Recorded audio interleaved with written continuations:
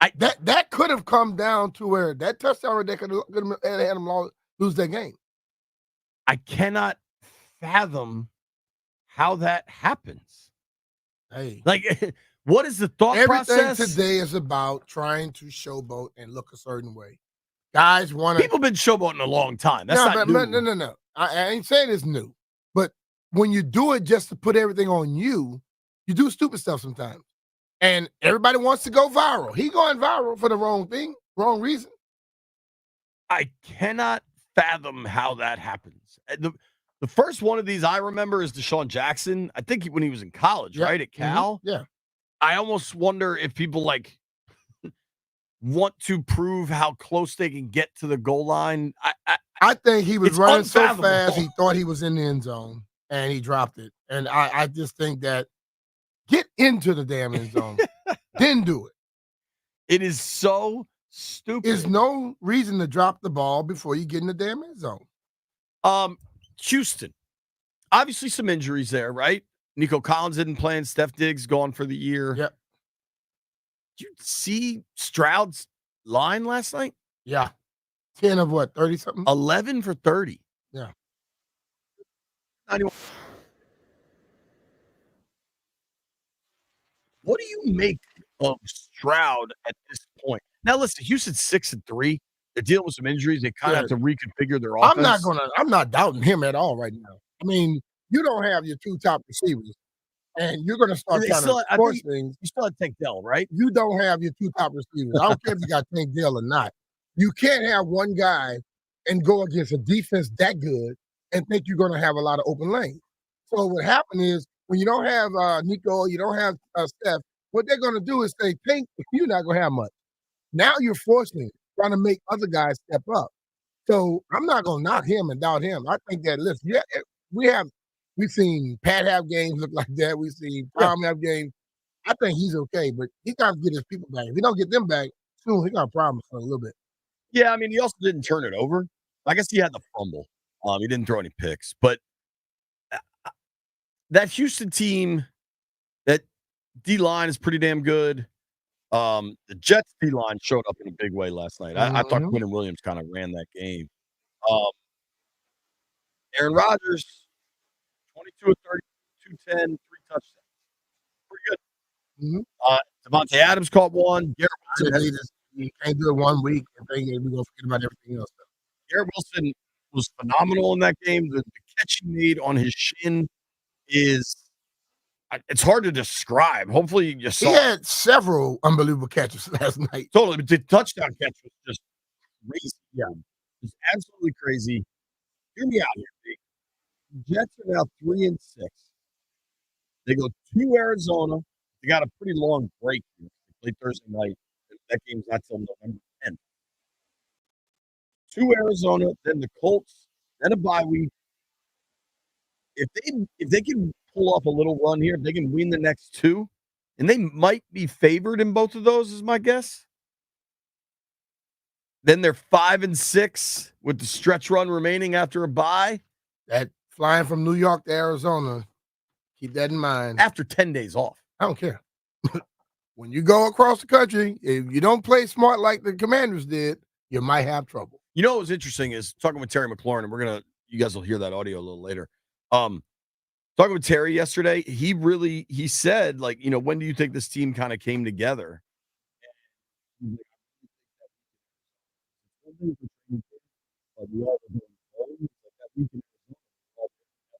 other words, going to training camp and being away from home might be something that may be beneficial, right? Just saying. Might be. Just saying. People have asked me about the week in Arizona. Let's be crystal clear what made that possible. 100% crystal clear. So the Commanders had the Monday night game in Cincinnati. Then they flew directly to Phoenix, stayed out there for the week before I guess that was the week 4 game against Arizona. They won both of those games. What made that possible was ownership willing to spend the money. Yeah. That is all that was. Yeah, nothing else. But what else could make it possible? That's the only thing that can make it possible.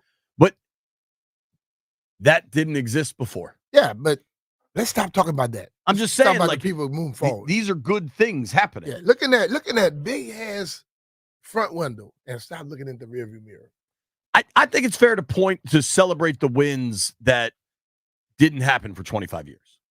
I think if you get something going, you keep doing it. You don't keep looking back. It's like if you're sitting up here, you're married now, you keep telling your wife, "Oh, when I had this other girlfriend," you see what happened with that. So that's basically what it is. Like, move past it, and it's over with. It's done. It's just go with the good stuff. All this good stuff happening. Let's celebrate that and stop worrying about the ignorance that never was possible.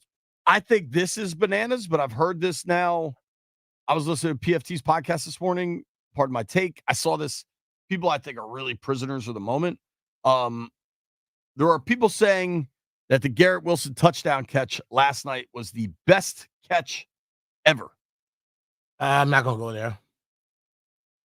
I don't know what is, but to me, listen, it is an absurd catch. I don't know how you get your shin down before like a knee or a foot or anything that else. That Beckham catch right there that they're showing back and forth, that's unbelievable when you are stretched out behind your head. Come on, dog.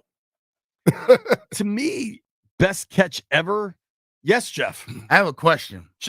Thanks for joining us. What's up, JP? It's obviously I was late, JP. God dang, how many times you gonna highlight that? But I got a question. So I got a question about this one-handed catch. Last weekend, George Pickens had a catch where it was similar, where I think it was like his left leg touched one time. His left leg touched twice. Yeah, let's say then it touched again. If we look at this Garrett Wilson play, it happens the same way. No, when you get a body part down. If you get a shin. Yeah. Even on the same leg? Yeah. If it's a shin or a knee or a butt. That takes over the 2 feet. Yeah. That is crazy. What's butt, Jeff? Not because it's like, dude, it's the same leg. So if one foot touched twice in bounds, but a foot and my shin touch on the same leg, that's not. It's just like complete the catch. Just like if you're running a ball and your forearm hit the ground, you're down. But if you were to have like this part of your hand hit it, you still can run. It's some weird stuff, you know. Yeah, man. Certain little things. But I'm just saying, the referee that's able to see that in real time, badass dude right there. Yeah.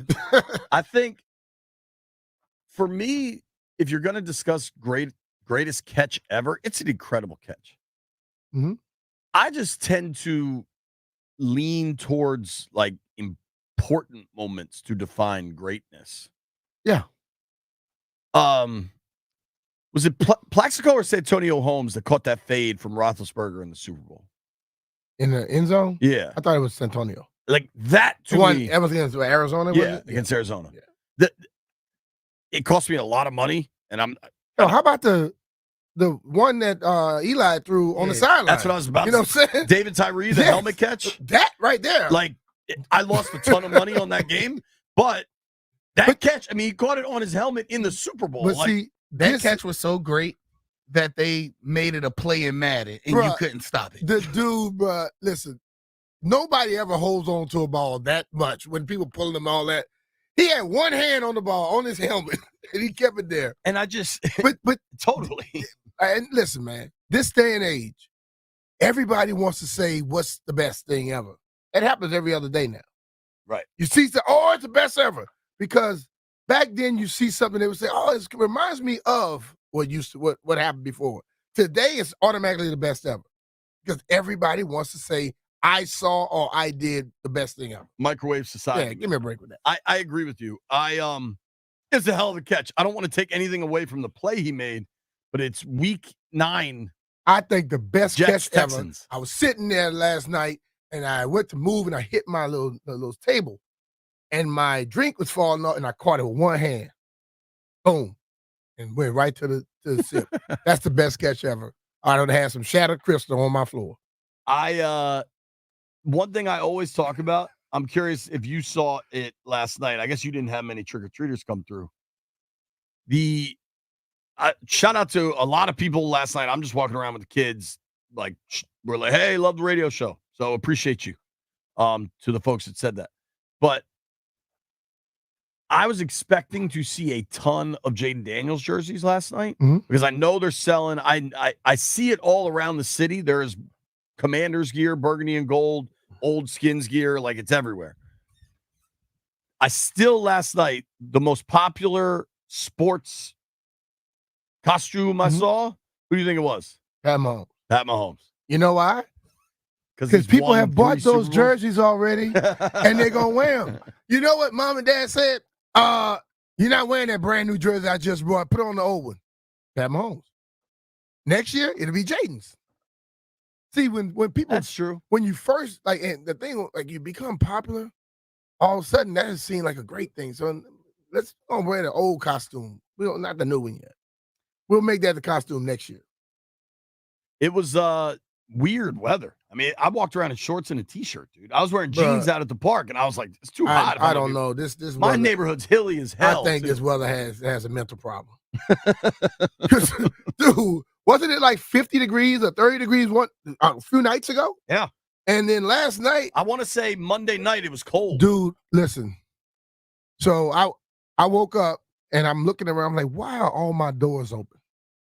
I realized Because it was 80. I gotten up to go to the bathroom and I turned the damn air up because I had the heat on at first. Turned the air up and opened all the doors like I was hot as hell. So the weather is killing me, man. I'm trying for it to move on. And this time of the year I don't like because it starts getting dark too quick. Yeah, I mean it's coming this weekend. Yeah, daylight savings is I'm Saturday rolling. night. I've been going home at 4:45, 4:50, and you looking, and it's already starting to get dark. And by the time I get home, I am tired. The flip side, though, B, it is really hard to motivate in the morning when it's dark out. Like it's dark at damn near 8:00. Like it's dark at like 7:45 a.m. You know what I mean? Like I went to the dentist yesterday. I had the early appointment. It looked like midnight, and it was 6:45 a.m. Yeah, but when it's 6:45 and it's light, and it's gonna be 20 and 30, you're not gonna be motivated then either. I promise you that. I hate the winter. Let's go back to Arizona. You won't be motivated the Commanders. We'll all go hang out with Bill. We got a packed show. It is Wide Receiver Friday. Amani Toomer, Governor Wes Moore, and Santana Moss join the program. Nobody go anywhere.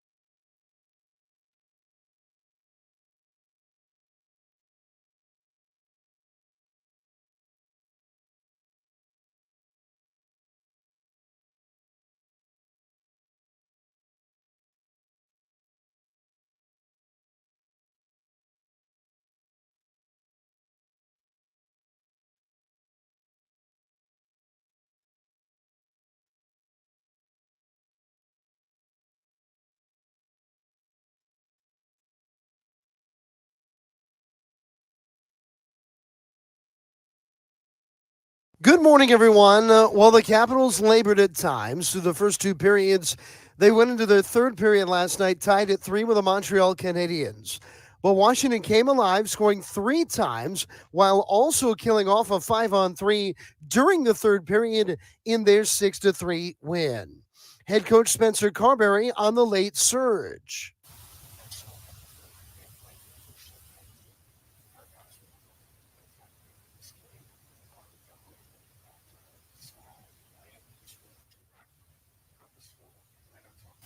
The Caps host Columbus tomorrow at 5 and then play in Raleigh against the Canes Sunday at 5. Listen to both games here on The Fan. The New York Jets beat the Houston Texans 21-13 on Thursday Night Football. And we're going to see if Commanders linebacker Frankie Louvu practices today. He missed the week's first 2 practices due to a shin injury. From the Crop Metcalf 5-Star Sports Desk, this is Adam Pohl on The Fan.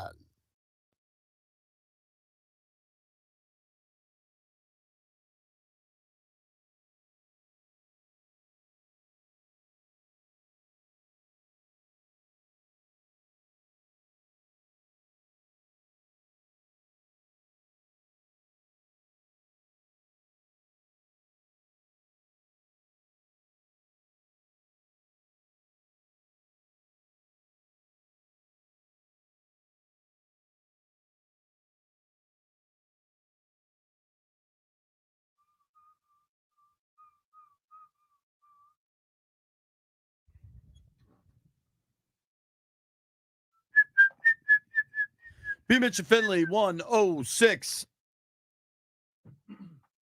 The Fan. A few things I want to give a shout out to. I think the stream should start soon, but Jeff's disappeared again. Jeff is here though. It should be up. It's not. It's His just camera looking at me, and I'm what Should have been up 20 minutes ago. I mean, I don't know what's going on here. I did. Jeff had never seen the Super Bowl Shuffle, so I just showed him that during the break. I told you, young people don't look past the year they were born. What was that like? You were in college when the Super Bowl Shuffle came out? That was the Chicago Bears? Yeah, what was that 85 Bears team like? Because they were a wagon. The 85 Bears team was basically, they would run the ball so effectively on you, then they got on defense and they put a stranglehold on you. Can you Well, that imagine? was your favorite player too, right? Didn't you love Walter Payton? Oh, I always love Walter. You can imagine the defense of Baltimore from 2000 Mm-hmm. and put the running game of Gerald Riggs and Ernest Bynum together. Basically who your football team was. They were first in points allowed, first in yards allowed, first in turnovers. I mean, That's why they put a stranglehold. stats. Now, the offense was just, they ran the ball a lot. They didn't have a lot else going on. No, yeah. But when They you had the can't top score, rushing attack in the league. Yeah. First and 10, first yard, first touchdowns. The passing game wasn't much to write home about. Yeah. Who beat them? Miami beat them on a Monday Night Football game. I remember because the 72. They said it was like the ghost of the 72 Dolphins, right? So they were 12-0 going to Miami for Monday Night Football. That's the only loss they took all year. They finished the year 18-1. Beat them, but Jesus, out of New England in the Super Bowl. I remember that quarterback was Tony Eason or something.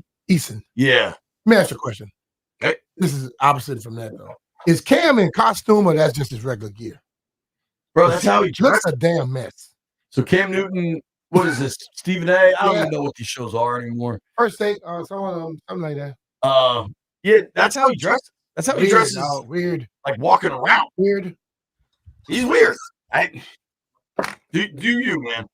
Walter Payton finished that year with 1,500 yards, 9 touchdowns. Fellow by the name of Matt Suhi rushed for 471 yards. That team is just an absolute That Suhi wagon. Walter Payton, man, dude. They call him sweetness. You didn't think that when he ran into you and ran over you. Running the ball is like making romance. That's the line he dropped in the Super Bowl Shuffle. Brian, big game this weekend for Washington. I think a chance to really assert themselves as the best team in the NFC East. Yeah. You got Philly 1 game behind, and I guess we'll find out together, kind of, if this resurgence for the Eagles I think Philly's won 3 in a row. They definitely won 2 in a row. But I hear people saying trap game. You know what's good for Washington? Having Philly right there. Yeah. Which means you got to always be having the pedal to the metal out there, always trying to do the right things. And I don't think that they have the mindset that, oh, we're going to just look past somebody. I don't think they have that mindset. They can't. They shouldn't. If they do, that's a flaw, and that would reflect to me on coaching and the locker room. And being in that locker room, I don't see that. No, I'm just saying. I think we need to be clear, though. I'm curious if you agree with me. I think this weekend could be a very tough game, and it has nothing to do with looking past the Giants. Yeah, I'm with that. I think the Giants have proven over the years that they come to play when Washington rolls in town. I don't give a damn what the record is or not. When you play it inside your conference, that's when things play tougher. But you also can take that step forward and say, okay, we're supposed to beat you, and we beat you handily. But whether they win by 1 point or 2 touchdowns, you won the damn game. I'm not going to be a person where we win by one point and people are like, oh, man, like Philadelphia be pissed off you win by 1 point. Win by 1 point, I'm happy as hell, no matter what. Because the object is to win the game, not, I got to blow them out of 30 points. You play to win the game. Right. Stream is up. YouTube.com/@1067 The Fan. If you want to hang out, you can look at us there. Mass Destruction, first person in the chat. What up, Mass? He just said good morning. Good morning. He said good morning. Bonjour. Now I can show the world. Now I can show the world my dope It's an old school t-shirt. breaking t-shirt. I love this. I And love I got this. this Kind of fly, right? Shout out to Washington Jesuit Academy. Hey, JP trying to get people to bid on this stuff. Jeff trying to catch up on the game. Nah, I like this vest. You don't like this vest? You don't like it? You don't like this vest? I'm really not too much of a vest guy, but Really? You know me. I'm always I like it. I'm not. You're not invested. I'm not a vest guy. Jeff coming in hot. Jeff, coming in hot. Jeff, Driving that Landfill joke is just bananas like you were late. That was That was good. No, I just didn't want to interrupt y'all. Y'all were talking, man. It was a good one. Don't lie. Nah. If you the only person, if you laugh at your joke before anybody else laughed, that means it wasn't that good. Brian, I got a question for you. Yeah. And it's about a fella named Brian. Jeff just flipped me off, dude. Yo, Jeff's on one this morning. Somebody said JP dressing like Lurch. From the Junkies? We both just dressed like 40-year-old white dudes? I think that's pretty normal. At least y'all don't got the New Balance. I'm going to talk to B. Mitch about football now. Vegas, I find this pretty interesting. If you looked at last week, the numbers flipped significantly once it became apparent Jaden was going to play, right? And you can say whatever you want about Vegas does. I know that Chris Russell insists Vegas doesn't know anything, which is just remarkable. Obviously, by a person that doesn't know anything. Of all Russell's takes, that's an all-timer. They just built that city being dumb.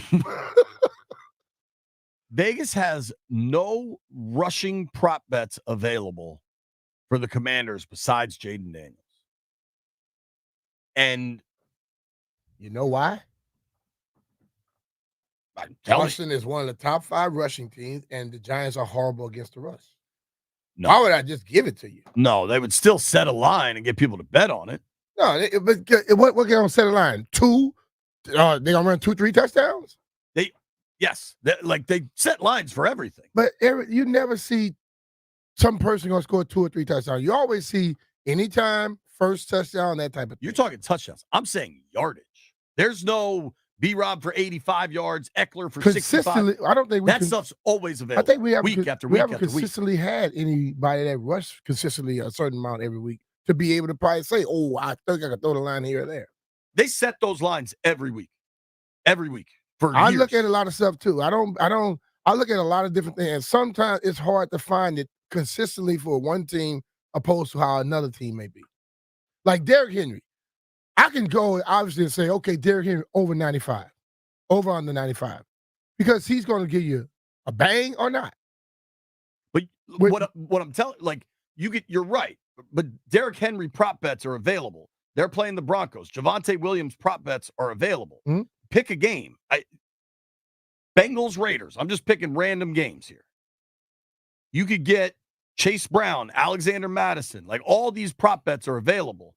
It's weird that there are no prop bets Friday morning for the Commanders running backs. And I wonder what the deal with B-Rob is, because he missed the game 3 weeks ago now. He's been on the injury report back and forth since. Now he's on the injury report with a hamstring, not the knee. They listed him as limited for 2 days. It is odd that, and I understand if they're unsure about Brian Robinson, then you can't set an Eckler line and you can't set a McNichols line. But that's the simple explanation right there. Correct. Is that odd to you? Like, where are we on the level of, do we need to pay attention to this? Because Vegas clearly is. Well, I'm not thinking it's odd. I mean, if the guy has been injured and he's limited in practice, naturally you might assume he may not be able to go, or he won't be able to go as he's accustomed to playing. And when you don't have that, then you start looking, well, how much will Eckler get and how much will McNichols get? So I can understand why they hadn't put anything out there. But for me, thinking about it, if he was limited in practice, he had a knee. Now he has a hamstring. It kind of work. They come after each other. And I don't think he's going to play in the game. Then you start wondering, okay, how is the game plan going to be? That's what I'm asking you. Just looking at these factors kind of floating around. Level of concern, how big of a deal is any of that? I think I have a level of concern because the last time B-Rob didn't play, they weren't effective in a run game. Right. Okay. So I don't think he's not going to play. No. I'm just saying the last time he didn't play. Right. So my concern only comes from that, because when he wasn't there, they seemed lost. Now, if he's not here for another game, or if he's there, whatever, and it may something happen in the game and he can't, I think they should be now equipped to be able to come up with something that can still have them effectively running the ball when he's not there. You get what I'm saying? That's the only thing I'm concerned about. If you look at Washington this season, that Ravens game, I'm guessing, I'm pulling it up right now. We all probably assume that was their lowest rushing total of the year, right? It was their lowest rushing total of the year by a wide margin. Washington comes into this game with the third best rushing attack by yards in the NFL. They've got, somebody can do the math for me.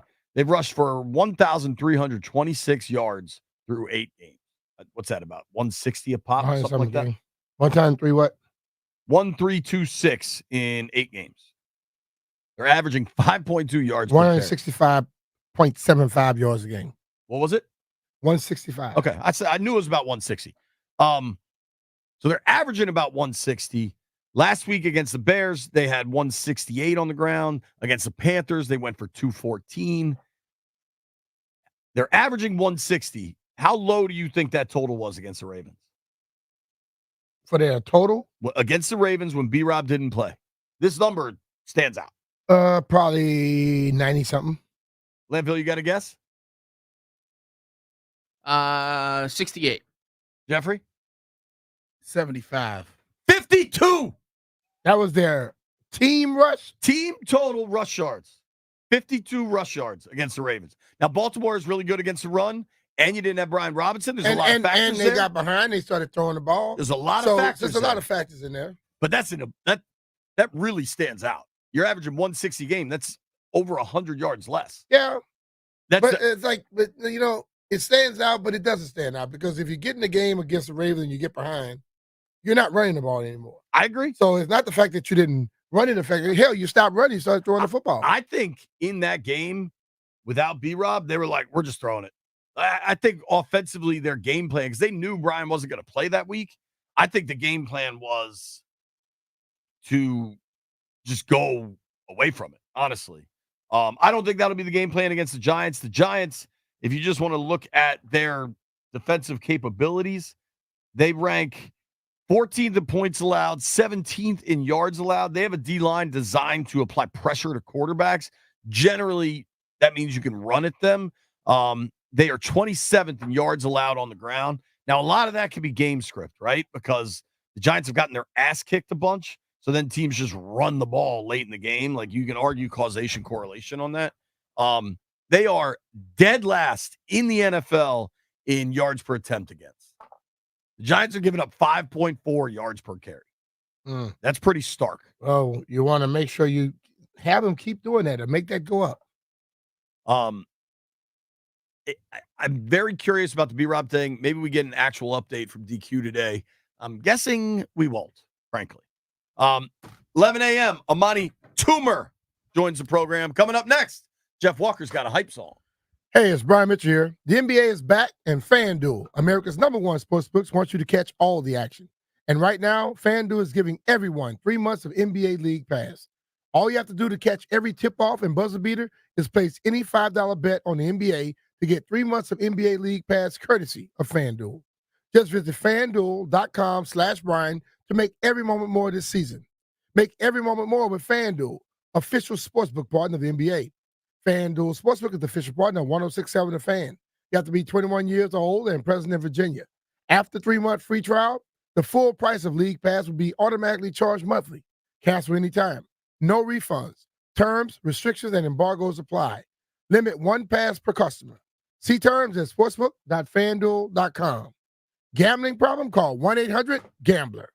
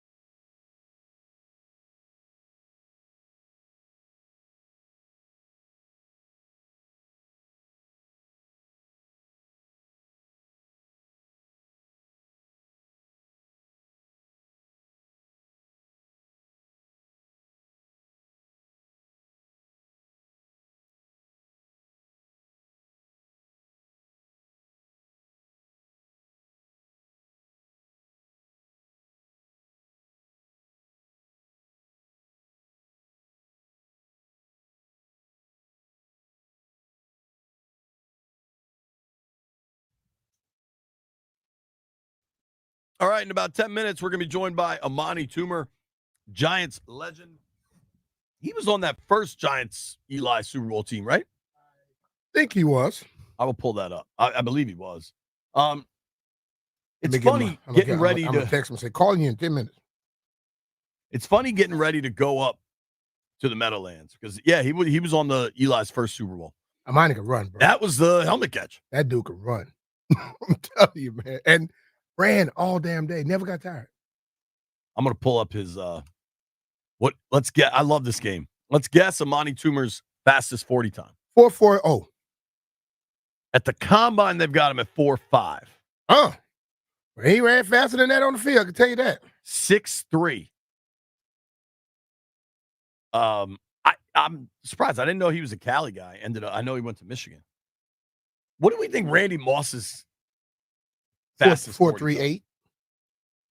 Did Randy go to the damn? What? Faster than that? Yeah. 4.33. 4.29. Faster? Yes. 4.25. Yes. Damn. Hey, man. Cat's been running like Randy 6'5"? Moss. I mean, what? Wasn't he like 6'5"? Absolute freak. Yeah. What was his vertical? 6'4". I'll pull it up. All right. Randy Moss combine. He was 75 inches tall, whatever that means. 34-inch arms. And then the hand. What was your hand size? Did you get to 10? 10 and 1/4. He was 9.6. Hey, bigger than his. These things right here, boy. So at his pro day, he ran a 4.38, got up to 19 miles an hour. Dude, his 10-yard split was 1.5. That is moving. Vertical was 33 inches. Woo. That's an athlete right there, man. Just an incredible, impressive athlete.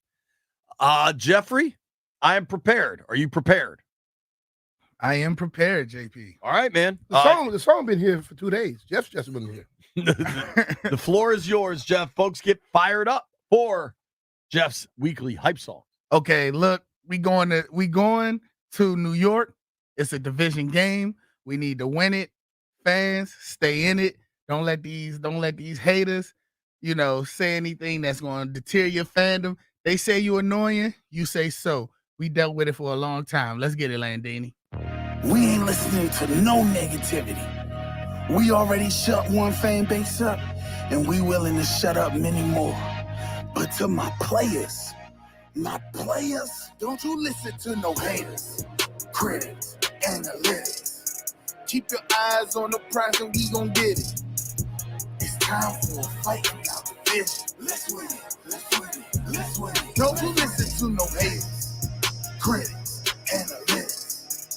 It's time to buckle up and go and get it. It's time for a fight without division. Let's win it.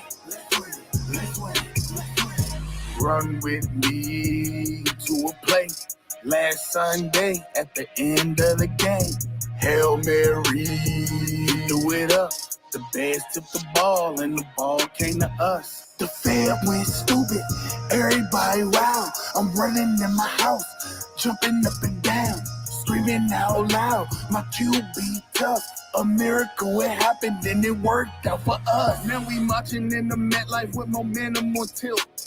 Yeah, they named the Giants, but that's not how they built. They both talking about my QB and his voice knew he guilt. That he couldn't draft Jaden to get him over that hill. Cliff got it to his science and it's about to get spooky. Drawing MVP plans for success of the rookie. Halloween weekend in New York is about to get scary.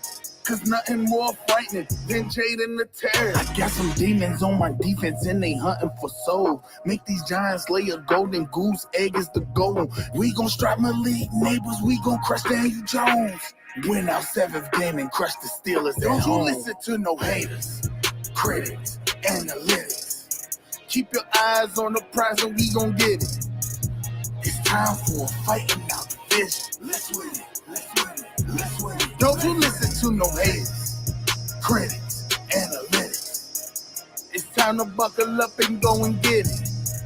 It's time for a fight without division. Let's win it. I liked it, Jeffrey. Jeffrey. Thank you. You're Thank going you. good, Thank but when you started off, boy, I was like, what the hell? I like how Jeff started by saying, yeah, if these people are annoying you, just ignore them. And I was like, that sounds like it really hits home for Jeff. Nah, because people always say we being annoying. And I'm like, dude, do you know how many years? It's cool when they do it. It's a problem when we do it. Yeah. Bleep them. Hate them. Because I like the line about this Jaden to Terry Yeah, combination. that was scary. hot. That was I hot. like that. That was It was good. We'll play it again, maybe 11:45, maybe 12:45. Actually, dude, at 11:45, this story is unbelievable. It's my buddy's little brother. I guess it's just my friend at this point. Hit a 5-leg parlay on a free play. I saw that last night. At first I saw it, I was like, God, that's that dude lucky. I said, whoa, JP know him? Dude, We gotta try to work on one like that. You've met my boy Blaine. It's Blaine's younger brother. Blaine, bring us some damn lunch today. Tell your younger brother, hook us up. It's Hans. Well, his father is a major horse. Hans, hook us up. All right, Jeff, who's making fun of my hat? What the hell's going on here? I think my kids messed up my hat. I think your hat was sticking out far in your ears, dog. I don't know exactly what happened to this hat. His hat was out far in the ears. This hat used to fit me well. I think my daughter's messed with it. It's way too big all of a sudden. I don't know. Is it better now? Let me see. Yeah, you look a little better. It's a little better. Yeah, way better. Shout out to Commandante Tequila. If you wonder why he's not in the chat, it's because he's here. He brought us us some coffee and donuts. The first donut I had was banging. What'd you get? I got a lemon thing. I had the one with some bacon on it. Damn.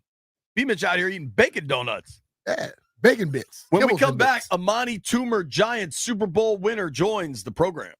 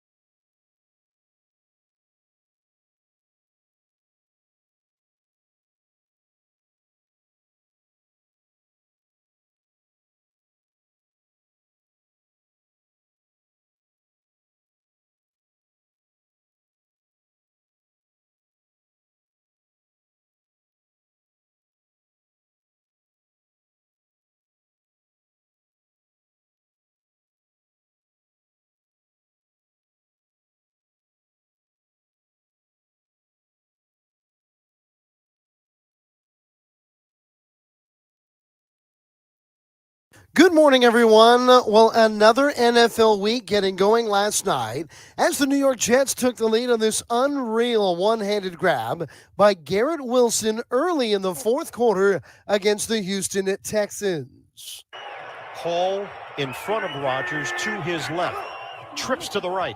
Rodgers in the pocket. He's going to throw. Left side. Looking. End zone. No way. What a grab! Garrett Wilson. Ian Eagle and Mike Mayock on the Westwood One call. Heard on the Team 980 as the Jets end a 5-game slide with a 21-13 win over the Texans. C.J. Stroud was just 11 for 30, throwing the football for 191 yards in the defeat. The Capitals persevere with a 3-goal third-period onslaught and a big 6-3 win over the Montreal Canadiens.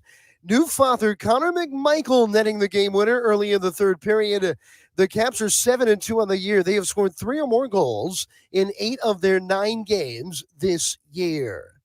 The Wizards are heading south of the border to Mexico City for a 9:30 Saturday night tip with the Miami Heat on the Team 980. Washington's won 2 in a row. And Commanders linebacker Frankie Louvu has not practiced yet this week with a shin injury.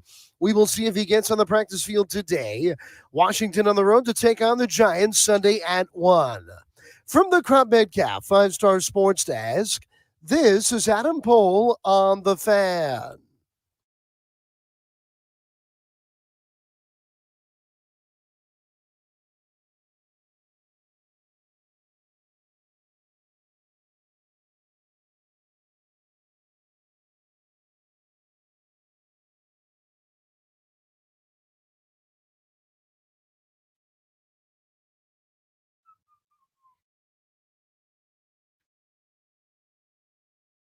When I walk in the club, all eyes on me. Party rock crew. All right, you hear the song. It's officially You lost Scotty's the Vodka rock. Red Bull Friday, powered by Scotty's Handcrafted Vodka. Scotty's Vodka is Maryland-made, amazingly smooth, and loved throughout the DMV. Yes, it is, baby. Very excited to get on the phone here and talk to our friend, Mr. Amani Toomer. Amani, what's up, man? How are you? Oh, I'm doing great. How about you guys? We good, man. What's been going on with you? Well, I've been doing well. My team. What do you think? We saw them on Hard Knocks and all that. We saw that seemed like Joe Shane and Mara wasn't on the same page. Seemed like Dayball has his own thing, and like everybody's not in tune. What do you think the problem has been thus far? Oh, wow. I think Sheehan has a vision of what he wants this team to look like, and I just feel like it doesn't necessarily meet the talent that he inherited. So he's in the process of trying to transform this team into something that he feels comfortable with, that he feels is the modern NFL.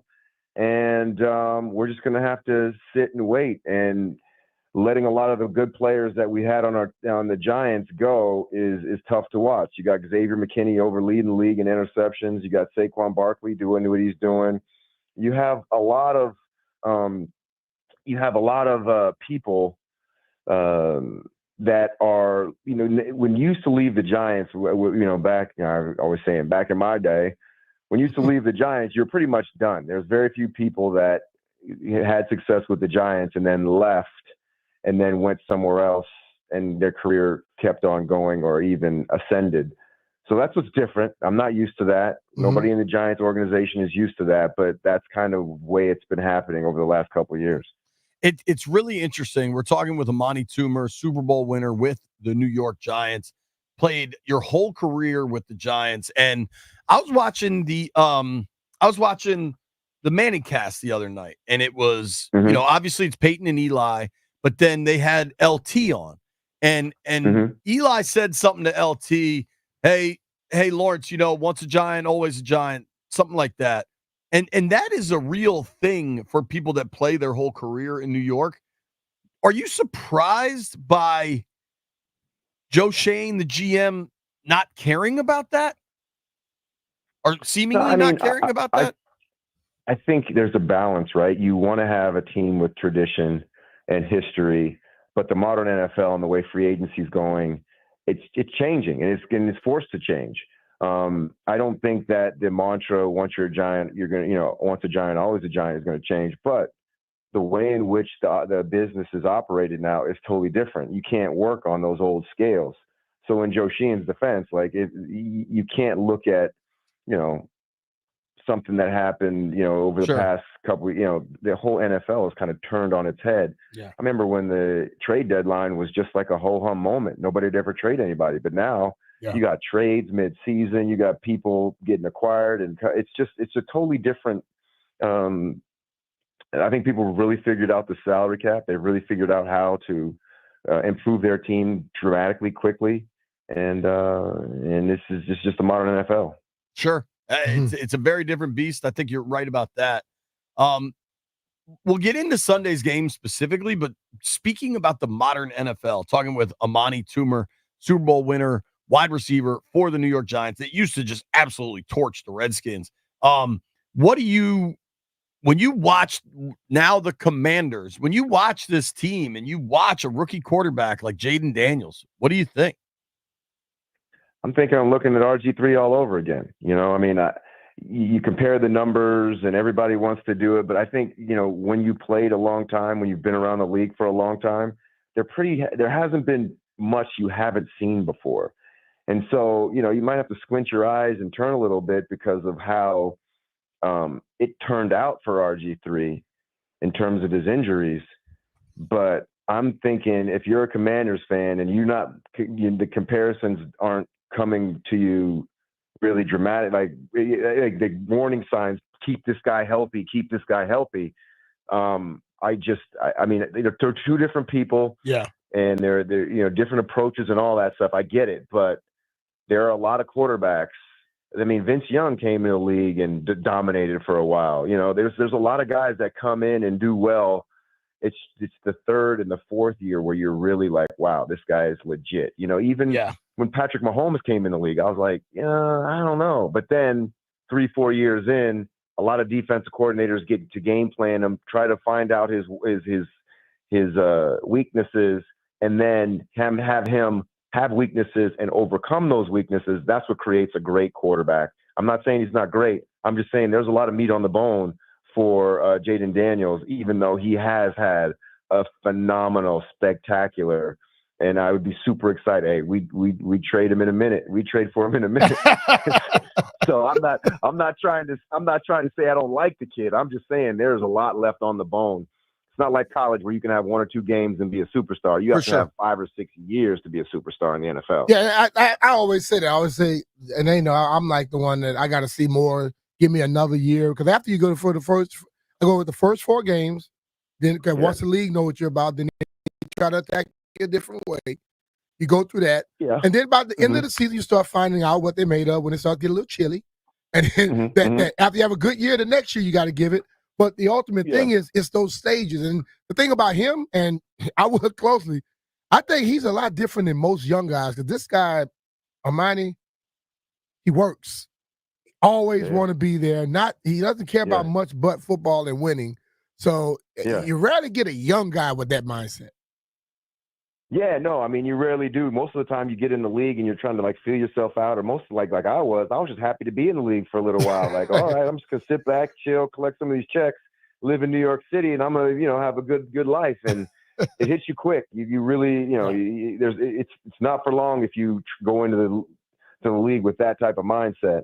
And I just, there's a lot of guys that, they're so into it. They're so gung-ho. And then after like 2 years, they're like, and then 3 years, you're like, I got to run again. Oh, I got to get up to the meeting. So it's the longevity of it. Like, he could be great now. He could be great for the next 3 years. But that 4th year, he's still going to have the same mindset. And is his work ethic sustainable? Yeah. And that's the one thing you worry about any player, not just the quarterback, but any player. There's a lot of flash in the pans in this league because this league is for grown people that are serious pros and go about their business and work without reward for a long period of time and are happy to get up the next day and do it again, all over again. Yeah. But one thing I point out too, and I can never speak to the work that Amani you put in and Brian you put in to play a decade plus in the NFL, right? Mhm. Like you have to figure out your body and what's required and the pain tolerance, all those things, right? But I know from working in NFL locker rooms for over a decade, like you could tell the people, and Dan Quinn had this really interesting quote where he talked about, a lot of life, a lot of football seasons about dealing with all the stuff that comes with it. Yep. Yeah. Way too many young players have cared about the stuff, Instagram, whatever else is out there, clout, all the stuff, right? Jaden doesn't care. And it's really, really impressive how locked in on football, being a good teammate, all of it he is. Like yesterday, now some of this the organization deserves credit for, but Jaden's locker is next to Jeremy Chin. And we were talking to Jeremy Chin, and he just kind of got out of the way so Chin could have his time. Most quarterbacks operate in their own little corner of the universe, and it's just it's a different situation with the kid.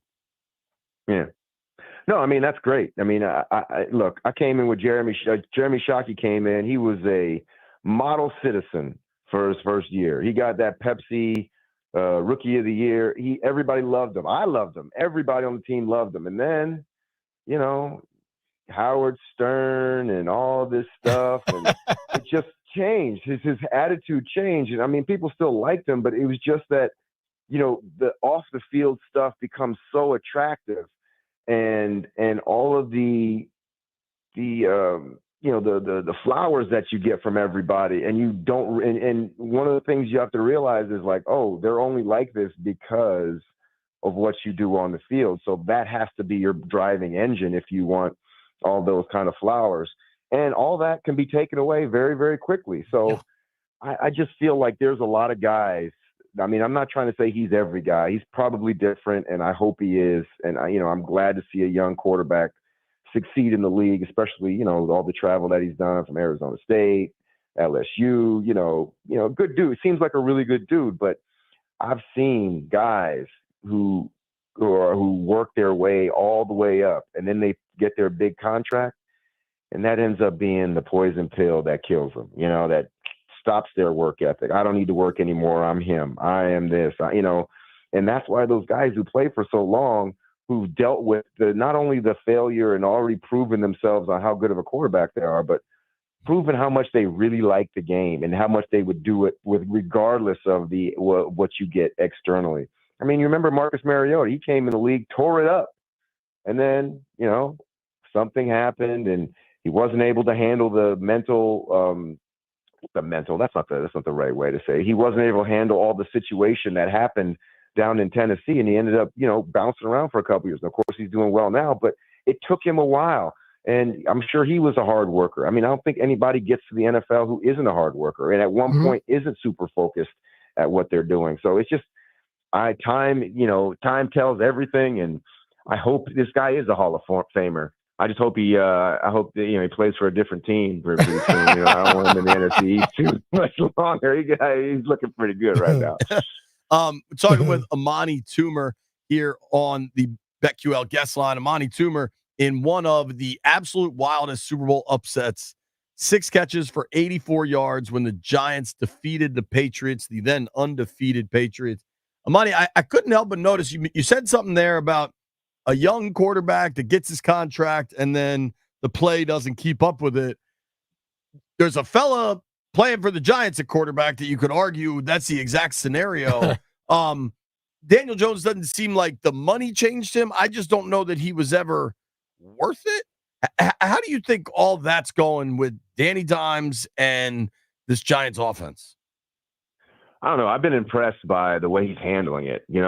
There's a lot of quarterbacks that would be in this situation and start pointing fingers. I mean, look at Aaron Rodgers. He into a little struggle. He started blaming his receivers. Hey, right. He wasn't on the red line. I mean, so he's not doing that. I feel like if you're going to play in the league for a long time, you're going to go through bad stretches. I don't think Daniel Jones was ever a guy that they thought was he's not been paid like a top quarterback. Like most quarterbacks are making $60 million a year. Daniel's making 40. So it's like he is, what I don't know why people are saying he made so much money $40 million is an average quarterback salary in the NFL. And so I just look at the market and then look at the actual market and then look at what you're getting. Like he's not playing horribly. He's in a situation where he's down his all-pro tackle in Thomas, and they're struggling to try and figure that tackle spot, the left tackle spot. So I don't know. I think people need to kind of like relax. And when you look at Daniel Jones, he's what he is. He's a guy that can win you games if you have a lot around him. But right now, currently, the Giants just don't have a lot around him. And, you look at Malik Neighbors and you look at Wan'Dale Robinson, those guys get the number 1 and 2 in targets in the league. And they're just not producing like somebody who gets all the targets that they get. I mean, they're young players, but, you give somebody the ball, you give somebody targets, that's possessions. If you're not producing at a high clip, I mean, Malik Neighbors producing, he's number 6 in the league last I checked in yards and stuff. But if you're the number 2 guy in the league in targets, you really have to be breaking games open. If you get 10 catches, that game should be won. Like if you get 10 catches in a game and you don't have over 130 or 40 yards, I don't know what to say. Like I got to have a couple touchdowns, 100 and some yards. I just feel like he's a great player. He's a young player. He's figuring it out much better than I was in my first year. I couldn't have handled the situation he's handling, but he's in the situation he's in. And I feel like he needs to be breaking games open, not just, I think he needs to be the difference maker that breaks the game open. That's why you pick a guy so high in the draft. If you look at this game coming up this weekend, what do you think the Giants have to be concerned about as you look at Washington? I think the offensive line. I mean, the offensive line is a problem. I think the only real bright spots are our defensive line, and I think that will bode well against Washington because we had a very disciplined rush last week, versus Russell Wilson. He never really got out of the pocket because they were very disciplined in their rush lanes. And I think that's going to be a key of what's going to go on this weekend. Our real shot, the Giants' real shot, is that defensive line, that defensive front taking over the game and making the Commanders one-dimensional and allowing that pass rush to take over. So we have to get off to a quick start and make some plays, keep the ball on the field, run the ball with Tyrone Tracy. And that's kind of the way, that's our blueprint. I mean, there's not much else out there. Our tight end is good, but he's young. Our receivers are young. There's nobody on our team that really scares you. I think Tyrone Tracy is the best thing we have going, that you can't let him take over because he can wreck our entire game. And Daniel Jones he's a distributor. Yes, he does. Talking with Amani Toomer here, Giants legend. What is the status of Tracy? Do you know? I know he had the concussion Monday night, but it seemed like he might be ahead of where people expected and able to play this weekend. Yeah, I didn't hear about the concussion. I know he was out for a little bit. I did see the concussion. I mean, I hope he's back. We got Motor, Singletary, but right. He's. Tracy's they got a bunch of really good players. They don't have difference makers. Mm-hmm. That's the problem with the Giants right now, except on defense. To your point about Neighbors, he had 13 targets in that game Monday night, only 7 catches, and there was a huge third down play where Danny Jones put the ball on the money. He just dropped it. He owned it afterwards. I mean, receivers are going to have drops, but it does seem like for the Giants, and specifically for their offense, that some games they've just been thrashed, right? But I watched that Steelers game the other night, and it seemed like the game plan was there and plays were there. And just in critical moments, Jones had the pick late in the game, had the fumble earlier in the game. Like in critical moments, they just can't get it done. Yeah, their red zone offense is really poor, and that's something they're going to have to work on. But going back to Malik Neighbors, I really like him. I really think he's good, and I really think he's going to be good. And I don't like the situation that he's in, but that's why you get picked so high. Like, you're in a position where there's no time to be a rookie. You are needed by this team to be that guy, to be him. And it's not great. It's not a great situation for a young player. It's hard, but he's top 10 pick. That's kind of what you get. Yeah, no apologies.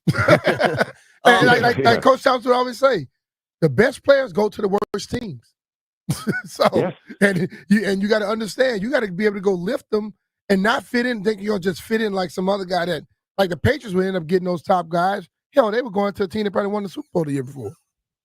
Yeah. And so it's much easier to play on a good team than a bad team. There you go. The good team, you just be a complimentary piece. On a bad team, you got to be him. Yep. And it's a lot easier to cover him too. We finding that out. Yeah, exactly. Yeah. Exactly. And plus, I mean, he's just learning how to be in the NFL, and he's, put in position to catch game-clinching touchdowns. He dropped one against the Commanders. Yeah. Dropped one last week. I mean, he's had a couple very timely drops that cost him games. So, I mean, and then he dropped one against the Cowboys, I think. So it's just, it's tough for him, and I feel for him, and I think he's going to be a great player if he can get through this mental rough spot and become him. He got to be him. Amani Toomer, 5 straight 1,000-yard seasons for the Giants, 13 years for Big Blue. Thank you for the time, man. Appreciate it. Appreciate you, man. Thank you. I was in the top 100 Giants of all time. I just wanted to throw that in there. I was number 16, but nobody's really counting. Hey. Nobody's really counting. I was number 16, but that doesn't matter. You know what I mean? Well, real quick then, because I know you're also a Michigan man. I don't know how much you've watched, but Washington has a rookie corner, Mikey Samerstill, who is just one of the most physical corners I've ever seen play. Are you familiar with his game? Kid. Oh yeah, number 0 for Michigan last year. Oh, he was phenomenal. I loved him last year. Well, he's doing it for us now. You're going to see him Sunday, man. He's doing the same thing. Thank you for the time, Amani. Yeah. So you got to cheer for us now, Amani. He's bound to have a bad game. You got to cheer for the Commanders now because you got the Michigan guy there. I don't know if I can go that far, but thank you, dude. All right, bro. Take care, man. Thanks. Appreciate you. All right. Amani Toomer, absolute stud for the Giants for many, many years. B-Mitch, we got a situation. Landfill has made Aaron Rodgers cayenne pepper drink. He can drink it. We'll let Landfill drink it live. Nobody go anywhere.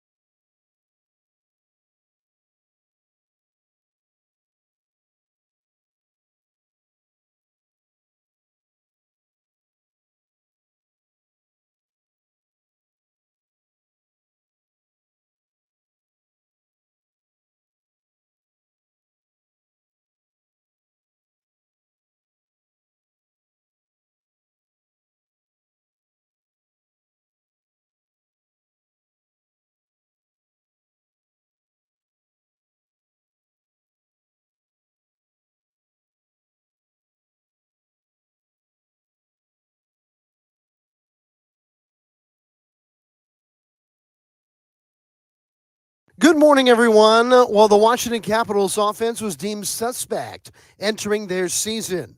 Now 9 games in, they seem suspect no more. The Habs dump it in, and that, friends, is going to do it.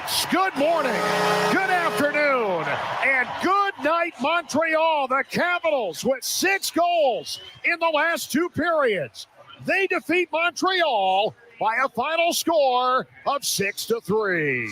John Walton on the call, heard here on the Fan, as another big offensive night leads the Caps over the Canadiens 6-3. Washington has scored 3 or more goals in 8 of their 9 games this year.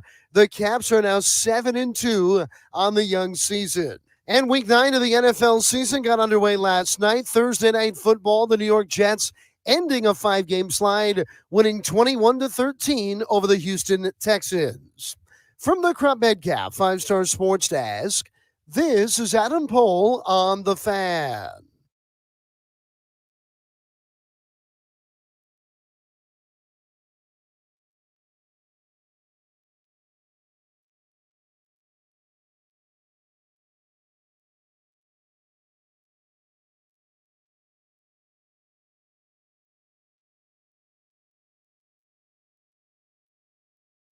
All right, we're going to start with a little bit of news before we get to cayenne pepper time. Frankie Louvu has not practiced yet this week, but he's out there today for the portion the media is able to watch. Was he not practicing because of injury, or was it shin? Shin. It wasn't rest. And generally, if you get rest, it's not 2 days, you get a day. And Thursday, so fans know, Thursday's kind of their longest day, but it's pretty cool, and players love it. Dan Quinn builds in about 80 minutes of recovery time for the players where they have to stay there. They have meetings later, but they get to do all their different recovery methods that the Commanders have made available. Mm-hmm. So Louvu trending the right way. I do not expect Lucas to play, although I saw him walking out of the locker room yesterday. No boot on his ankle. Clellan Ferrell went from limited to DNP. That's something to watch. We'll get an update a little later today. Some things are undeniable, and you got to give credit where it's due. Aaron Rodgers was good last night. We haven't said that after every game. Last night, Thursday Night Football. After most games. Rodgers was good last night. And I don't know that it's directly because he started drinking the cayenne pepper, but he went 22 of 32 for 211 with 3 touchdowns. Chef Landfill has concocted his own cayenne pepper water. Shout out to Metropolitan Moving. They gave us a ton of water bottles, and Landfill's decided to make cayenne pepper water. Yeah, Landfill's going to be in the bathroom. Landini, what is your recipe, sir? Yes, these are half-liter bottles, and I put a teaspoon of cayenne pepper in it. That looked like a lot more than a teaspoon. Yeah, did you just happen to have cayenne pepper? Yeah, I got some cayenne pepper. I mean, you don't have cayenne pepper. I mean, I would be surprised if you had cayenne pepper at the house. I don't know. That would probably be a Lauren question. I think we might in the spice drawer, but yeah, that would make sense. So you brought the cayenne pepper in and said, "What the hell? I'm going to drink this live on air." I mean, I feel like we should all drink it. It worked for Aaron. Maybe our show could find a fountain of youth. Nah, I'm surprised. I eat cayenne pepper every day. B, you need it. B, I'm surprised you're not just like, yeah, that's no big deal. I'll do it in my sleep. Who just drinks cayenne pepper in water? Aaron Rodgers. And that's the reason Maybe I won't that's be drinking why it. you won't do it. Yeah. Played great last night. Y'all can do it. Jeffrey, are you going to have some? I think this will mess me up in a major way. Well, I mean, Landfill is the one that decided he wanted to do it. Now, my wife has done these cleanses where and there's more stuff in there. What'd you say? There's like lemon and stuff. Cayenne pepper, lemon and all that stuff. It works out. A little apple cider vinegar. It helps cleanse you. I'll be honest. I could probably use it. If you get up and start moving real fast, I'm going to know what's happening. That cayenne pepper is working. I'm going to start throwing touchdowns. That's what's going to happen. If Landfill starts throwing touchdowns after he drinks this, Jeff, are you going to drink? That's not happening. Yo, my stomach is going to be tore up if I drink that. But let's do it.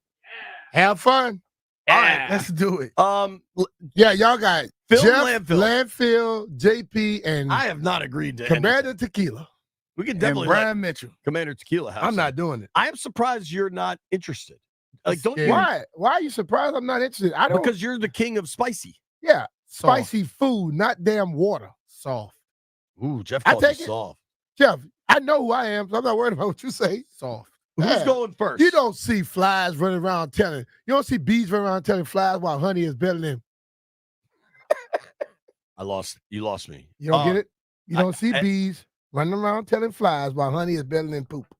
Okay, There you go. got it. But this is good for you. So I'm it's not. not, I'm it's talking not to the. I'm talking to the fly over there. Landfill. You leading this Commander, thing off? take care of my my cayenne pepper. I mean, we need to know how many people are going first. How much of this are we supposed to drink? Jeff, bring one of those in here. I'll put it on the stream. You made how many of these did you make?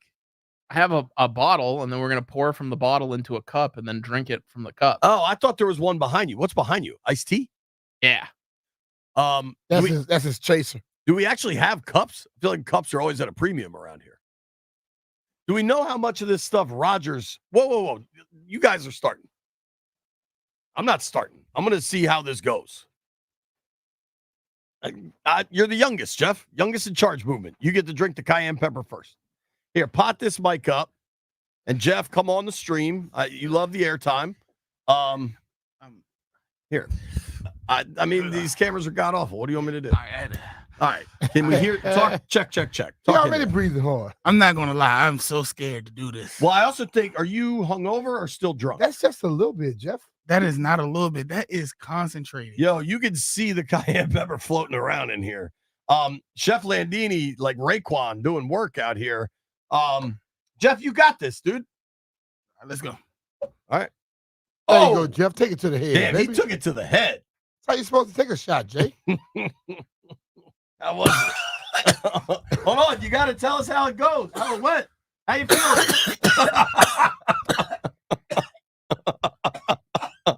So, in other words, so he tried to make me try to down me because he wanted to do something stupid. You know? Maybe you take a little sip next time. See, the Jeff. whole thing is that I'm probably the smartest on this whole show, and I'm supposed to fall for the dumb man. Come on, dog, please. Shout out to Jeff. All right, Landfill, you got to take some. I have not agreed to this, for the record. And Oh, you like to push it and try to This was Landfill's instigate. idea. You supposed to be taking it No. too, This was all Landfill's idea, creation. and that's all why of it. it's over there with landfill. I'm Also, not doing these it. Commanders Casamigos cups are dope. I don't know where these came from, but we should keep them. Landini, I'm gonna what do you the got? double strength. Jeff, why are you crying? How you holding up, Jeffrey? He's crying. Look, he's crying. I'm good. Why you got tears in your eyes?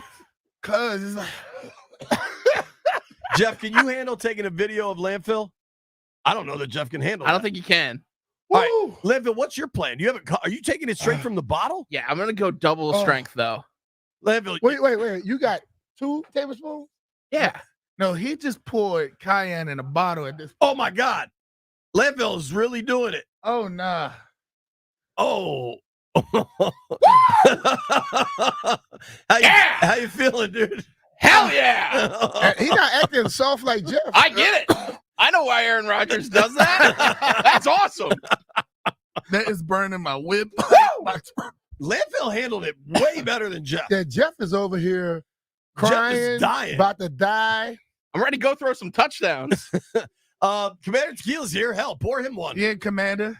Commander Tequila, take a shot of cayenne pepper juice. Yeah, you got this. You drink tequila for breakfast. Yeah, you drink tequila. Bring us all this. Do you want the damn- normal or the double strength? Give Give him him the double double strength. Double strength. Commandante Tequila. He doesn't do normal. Mm-mm. Are you bringing it? Where's he going? We have no idea. This is just such a normal afternoon on the Yeah. Beamish and Finley Yeah, program. we do a He's lot getting of his silly shot stuff. glass. Oh, he brought his own He shot has his own glass. shot Of course glass? he did. Oh my He lord! brought donuts and a shot glass. Commander, you just roll around with Oh, a shot he glass got on little you? shot cups. Look. I like those. All right, Commander Tequila, give him that microphone. Oh man! Tell the world who you are, sir. Tell the world who you are. Tell the world who you Just say who you are. sir. Commander Tequila. There he is. Take it to the head, baby. Fire away, dude. 5, 4. Oh, he 3, calmed down. 2, 1. Oh, right down the gullet. How's it? That's pretty good, JT, man. All right, That's pretty good. Based on landfill and now Commander's reaction, Jeff, you soft as might cotton. be soft. I already told you I don't like spicy stuff like that. I don't care. Bro, Yo, Jeff's forehead sweating. bro, you look like you just ran 100 meters. That's what it feels Well, like I did. we know you never ran 100 meters. but Landfill's okay. ready to run through a brick wall, dude. Yo, I don't care. What they gonna do? They about to run through. Hey, That was bad. you know how that felt my going vocal- down, Jeff? Jeff, it feels worse coming out. Oh, Yeah. So back when we used to do, if you messed up the weekend parlay, you had to take the shot of hot sauce. I learned that. And that was far worse than going down. And that's honestly why I'm out of all these contests, because these He look like he about to go. yo, Jeff looks like he's about to barf. Maybe we should take a break. Get the young man some water. I'm not. I don't call Uncle Earl. You better get some milk or something, dude. Landfill, what is that? That's the cayenne. That's the cayenne. I brought a lot. I brought more than I needed. Also, And I think you poured more in that bottle than you needed to. I feel like that type of baggie you're holding is typically not for cayenne pepper either. Well, Today it is. we know he has to have fun now. All right. Open invitation to anybody else is like Stallion coming in. Yo, let's get Rooster to drink some cayenne pepper. Yeah. That sounds like a good idea, right? I think if you do it, Rooster will do it. I'm not involved. Yeah, you need to be involved. I'm out. See, you like Check, JP please. like to be the instigator all the time and always sit on the sideline. That But is not true. I we do need the you- stuff. we I need just am you not in the messing up my arena. stomach. We need you in an arena. Why don't you do it then?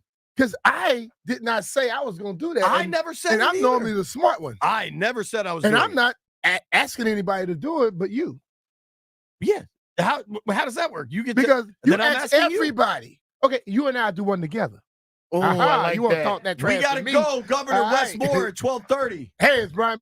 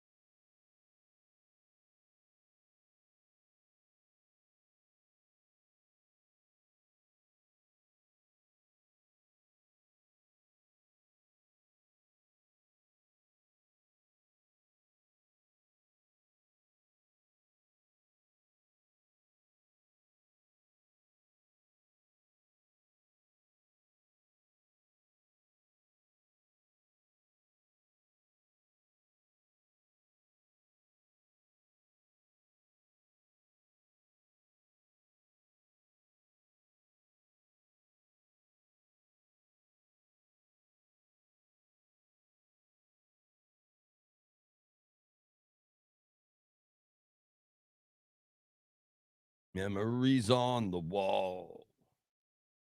B. Mitch and Finley, 1067, The Fan. It is a Scotty's Vodka Red Bull Friday, baby. Scotty's Vodka is Maryland made, amazingly smooth and loved throughout the DMV, much like Landfill. Shout out to Landfill. It's a very fun idea doing the cayenne pepper drink. It's working for Aaron Rodgers. It's working for Landfill. We're not sure how well it's working for Jeff. Jeff's still kind of struggling. Commander Tequila had no problem.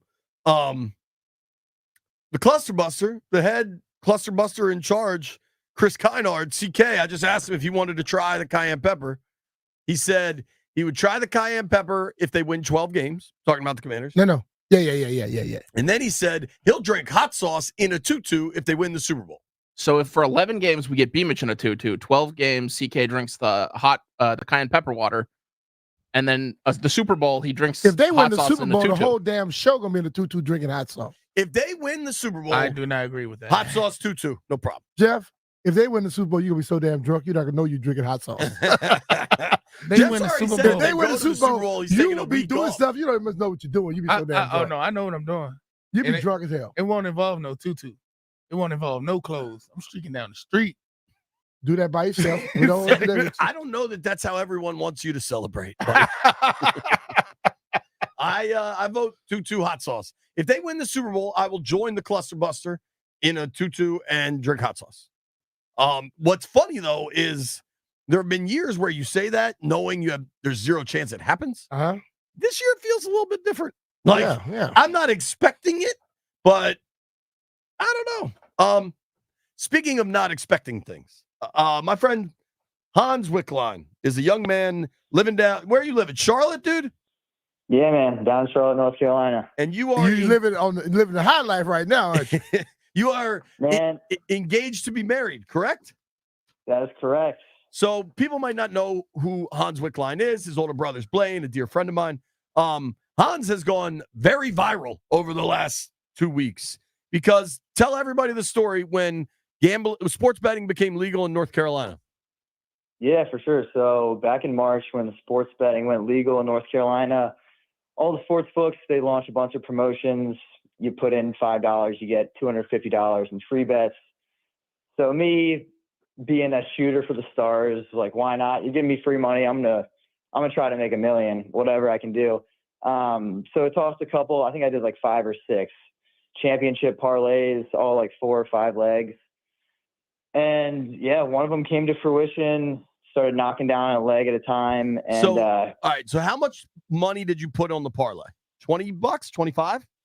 technically I didn't put anything on the parlay, but it was worth $25 because it was a free bet. Okay. So a free $25 bet. And you picked, what were the 5? Give me to them in chronological order if you can. Yep, I'll break it down. So it was 5 legs. It was $25 to win $97,000. Damn. The first leg was Scotty Scheffler to win the Players Championship. He won on a Wyndham Clark lip out. It went 360 around the hole. Absolutely insane way to start it off. After that, UConn to win the Natty in men's basketball, followed by Celtics to win the NBA Finals, Florida Panthers to win the Stanley Cup, which was absolutely insane. Because that went 7, right? They were up 3-0. Yep. Went up 3-0, choked it, went 7, and clutched it in the end. So hold on. Let me ask you. So Scheffler hits with Clark lips out. Then you had UConn, which was just a freaking wagon, and you felt good about that the whole time. The Celtics were pretty much a wagon. You felt good about that. The hockey had to have you super stressed. Super stressed. I mean, I don't know a ton about hockey. I knew they had a stud, like, veteran goalie. So, like, I'm just going to hope that they can stand on their head a little bit. And, yeah, they looked real good. And obviously the Dodgers cruised. I was feeling a little sketch for the Dodgers as they were going into that Padres series. They were honestly the team that I did not want to play at all. Going down 2-1 scared me, but the boys pulled together. The bats were hot and smacked that thing. So your free $25 play became how much money? $97,000. That's gonna be a hell of a wedding now, isn't it? Wedding, honeymoon, you name it, man. When are you getting married? Next July. Next July. You can spend it before then. You can do something. You got to at least get like a boys' golf trip or something. Hey, right now, don't mention the boys' golf trip to your fiance. Don't listen to JP. He wants you to start off wrong. Dude, so did they try to buy you out of it along the way?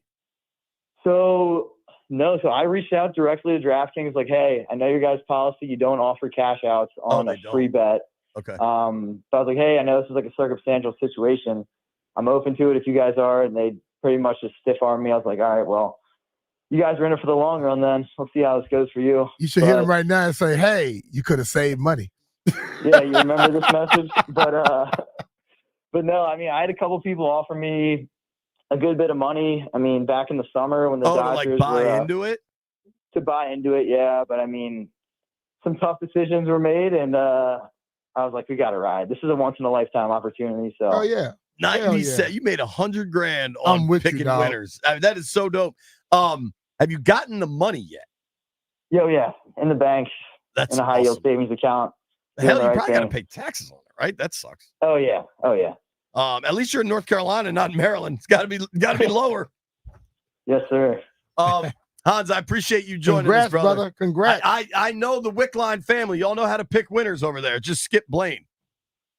Yeah, exactly. Blaine needs to take a lesson or two on that. But yeah, fired up and appreciate you guys having me on. And by the way, if the Commanders win the Super Bowl, I will backflip into a tub of cayenne pepper for anybody. Hell yeah. Oh, yo, you might not want to. That go up your nose, dog. Ooh, Lord, I almost think that's the segment. What's the wacky thing you'll do if the Commanders win the Super Bowl? Yeah, Hans, good segment. Yeah, there you go. Hans, thank you, bro. Good job, bro. Congrats. See you guys. All right, that's my boy Hans Wickline. Turned to A 25. free $25 bet turns into 97 G's, Jeff. Are you coming to work the next day? No. Jeff, would you retire if you won 97K? No. I will act like nothing happened. Act like nothing happened. And then, nothing happened, but you don't show up to work. No What chance else? you're coming to work the next day. No chance. I was about to say, You think like nothing happened? Coming late for work or not coming to work? That happens all the time. That's true. Wouldn't be nothing Just a new. regular day. Landini, if you won 97 grand, what are you doing? I'd get some more Aaron Rodgers elixir of youth. If I won 97K, I think I would come to work tomorrow, and you're just going to be paying for some more braces. Right. I would honestly put it towards college funds. Yeah. I would put like 80 of it towards college funds, and then maybe go on a dope trip with my family. If you actually do it in the right fund, you don't need to put 80 in there. You'll be all right. Two girls? I'm telling you, they're not going to school for a long time. That thing will grow. Yeah. Oh yeah. I hope so, because college is like $100 grand a year. College is banana land. Tell you, man, it'll work for you. Let's do this. We got a packed show today, so we're actually going to open the phone lines up now.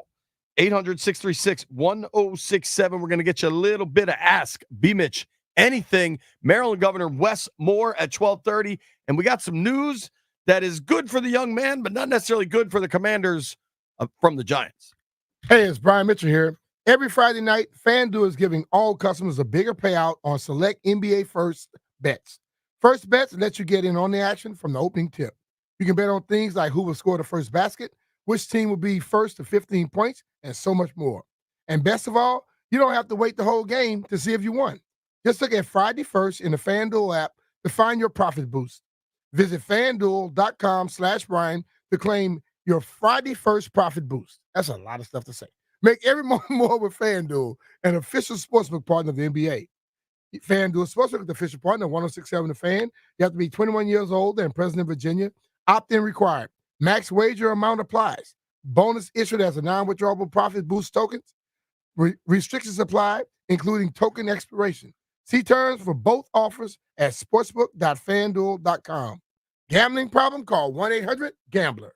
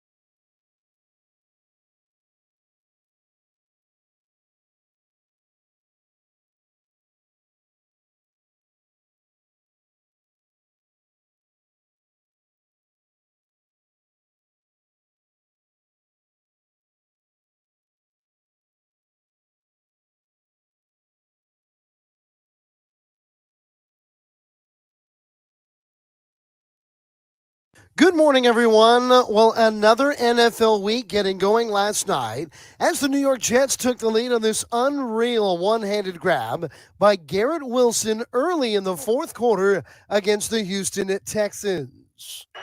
Hall in front of Rodgers to his left. Trips to the right. Rodgers in the pocket. He's going to throw. Left side. Looking. End zone.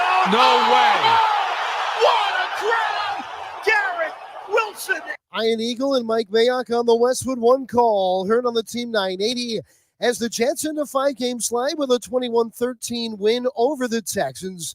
C.J. Stroud was just 11 for 30 throwing the football for 191 yards in the defeat. The Capitals persevere with a 3-goal third-period onslaught and a big 6-3 win over the Montreal Canadiens. New father Connor McMichael netting the game winner early in the third period. The Caps are 7-2 on the year. They have scored 3 or more goals in 8 of their 9 games this year. The Wizards are heading south of the border to Mexico City for a 9:30 Saturday night tip with the Miami Heat on the Team 980. Washington's won 2 in a row. And Commanders linebacker Frankie Louvu has not practiced yet this week with a shin injury. We will see if he gets on the practice field today. Washington on the road to take on the Giants Sunday at 1. From the Crop Bed Cap 5-Star Sports Desk, this is Adam Pohl on The Fan.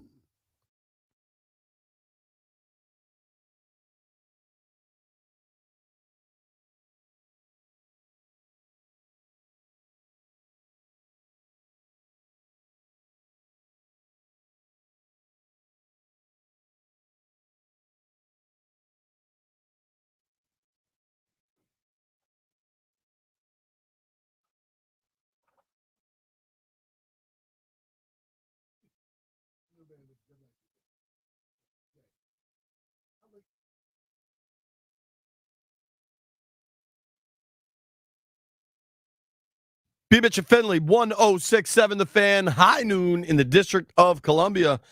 We moved Ask B. Mitch Anything up by an hour because we're convinced Jeff might have to leave after all the cayenne pepper consumption. And we're kicking things off in person on a Scotty's Vodka Red Bull Friday. Now, a lot of schools are off today. I believe it's Diwali. Happy Diwali. To all that celebrate. Yeah.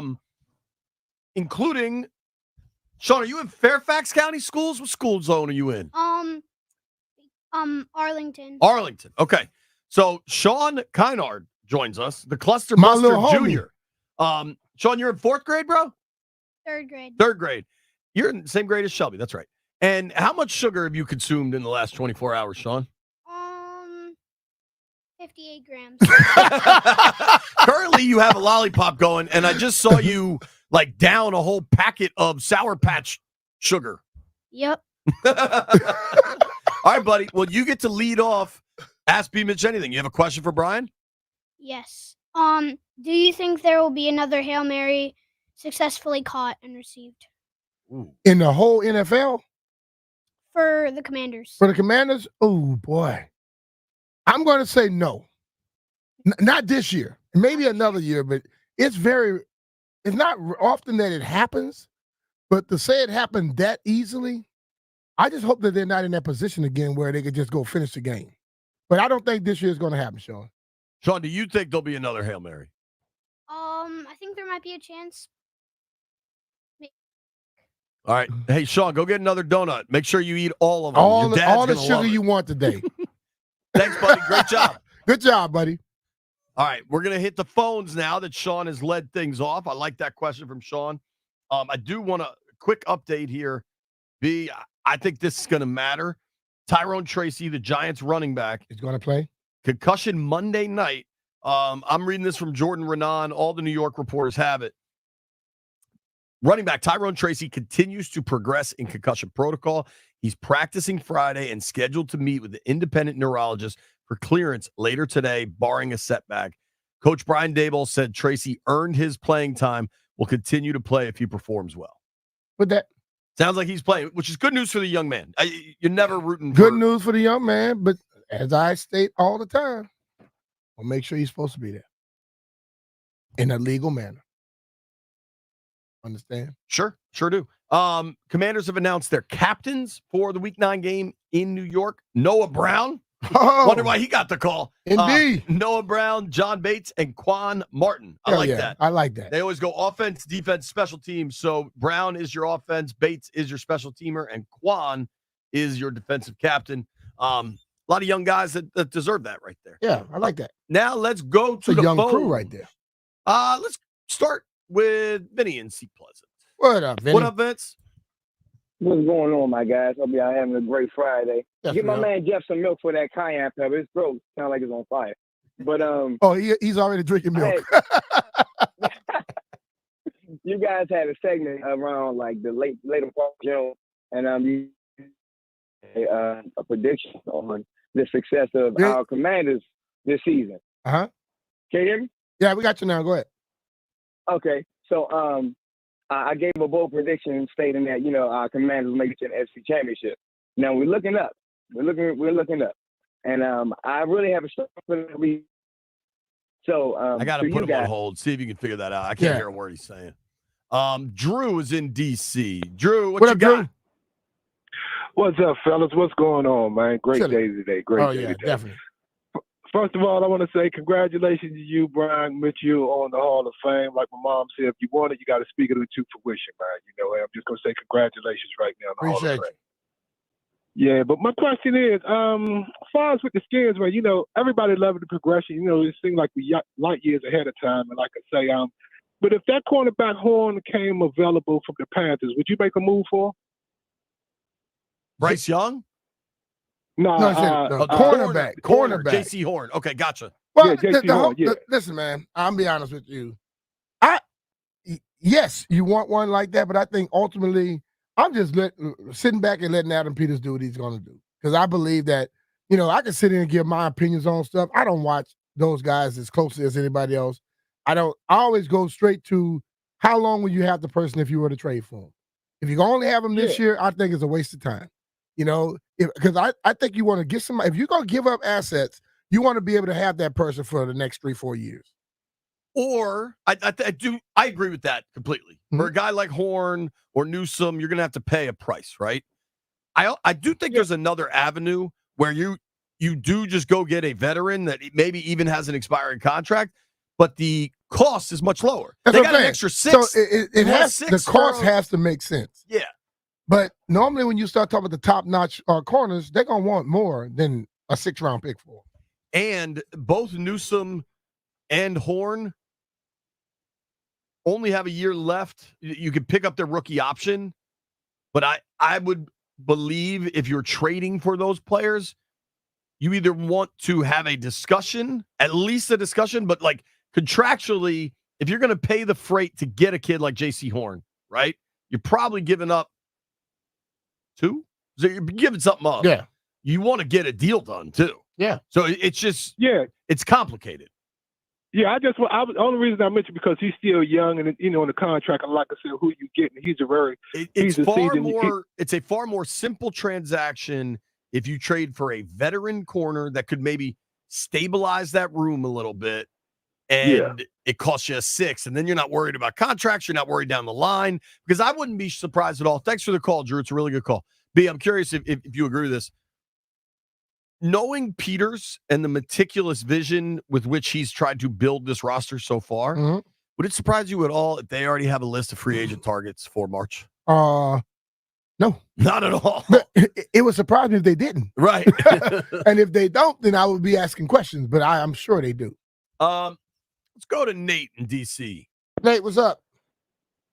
What up, B. Mitch? What up, JP? How y'all feeling? We're good, man. I got a question for you, and this goes for JP and Landfill, Jeff, everybody. If Jeff can catch his breath, but the question is, how are we going to just overlook not looking at who we feel might be the next 4 or 5 championship winners so we could construct our own ticket? Because what was that? $25 for 100K? Like, we gotta no flag on the play, false stop.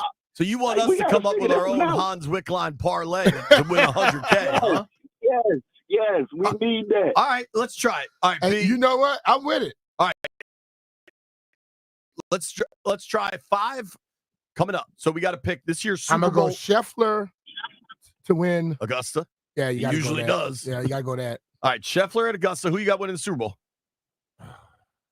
Kind of hard to go against those damn those Chiefs. I think I'm gonna go Lions. Okay, you go Lions. I'll You go like the Chiefs. Lions? Who you got winning NBA? I'm going Celtics. Fair. Hockey. Caps. Yeah.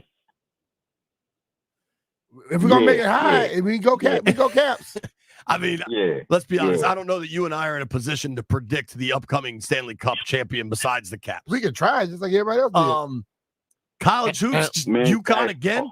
No, Duke has that kid now. I don't know. We'll think about it, Nate. Great idea, buddy. Good stuff. But like that, he was waiting a long time. Boy. That has to be. Yeah, well, we have to the put first couple. If it's $25, $25, Jay, we could put in like 5, 6 of them. Yeah. And if one of them hit, we worry about the money we spent. Especially at $25. Yeah. Trucker Dan is on the line. Hello, Trucker Dan. What up, Dan? What's going on, fellas? Good, man. How are you, buddy? I'm good. Hey, B. Mitch, I want to know about that, that stuff you were talking about a couple seconds earlier about the school thing, the college funds. I want to know how you can do that because you said if you can put it there and multiply. You got all these different college funds right now. You put in a certain amount of money, and by the time you get there, where do you it'll live? grow. Yeah, where do you live, Dan? I'm in Oxon Hill. Isn't that what's called a 529? The 529 plan is what you want. Yes. And depending how old your kids are, you could talk to a financial person or you could just Google it, do it yourself. Like they have you can put these in a plans big thing up available. front, or you can put it in monthly. Yeah, But it's the 529 for sure. Yeah. Yes. And dude, hold on. I'm gonna Google it for you. I'm gonna try to do some help. The governor's coming on. I'm gonna try to do some help for the state of Maryland. If you just go to Maryland529.com, you can check out all the options right there. And basically, like if you had a child that's if you have a baby right now, what is 18 years from now? 42? Yeah. You would select like the Target 2042 fund. And they're going to build a growth plan to deliver in 42. So like right now, it's going to be heavy stocks and like growth focused. And then by the time you get to 2040, 2041, they're going to kind of tamper that back into more cash. So it's ready to rock when the kid's going to college. Oh, okay. Hey, I got one last though. What's going on with number 13? Because I want to see him shine. I feel as though a lot of the fan base been like bashing him so hard. Well, he had an interception week before last, right, Jay? Yeah, he had the pick against the Panthers. Last week he played well. Listen, Emmanuel Forbes is a really nice young man. Yeah. I'm always impressed by him. We talk about the physicality, right? And you see a young man like Mikey Samerstill, you're never going to get that from Manny Forbes. It's not going to happen. It doesn't mean that they can't figure out a way to use him. He's been playing, like his snap counts are up. He's part of kind of that corner rotation, I would say right now. They had a lot of trouble with Malik Neighbors week 2, and he'll have an opportunity to prove that they've improved, I guess. Thanks for the call, Trucker Dan. Man. Yep. Hi, bro. We're trying Vincent C. Pleasant again? Yeah. All right. Here we go, Vinny. Vinny, you there? I'm back. I'm back. I'm good. Everything all right? Yeah, you good. You good. All right, cool. So, like I was saying, I had a segment like the later part of June, like, I think like OTAs or training camp. But I made a prediction on what the Commanders are going to look like this season. I predicted when I came on that we would make it to the NFC Championship. Yeah. Now, all of y'all laughed, including Landini, Jeff, B. Mitch, including you, JP. Yeah. So not me, wonder, dog. Yeah, you did. but I'm wondering, once we make it there, because I feel like we're going to do it. Once we make it there, if y'all can play my favorite sounder for each and every last one of you guys, and I want to know if I'm gonna just give it to you. My favorite sounder that you always play is "I'm a dumbass." I want you to play that for every last one of you guys. We can do that. So as but what if it doesn't happen? It's just then what we gonna play for making you? requests. Yeah, if it doesn't happen, B. Mitch, I'll get back on there. You can light me up with it. Oh no, I'm not gonna light you up. I'm just saying, things happen sometimes, and I'll be happy if it does happen. I think definitely. I think you threw it out there. I don't think you really believed it though when you said it.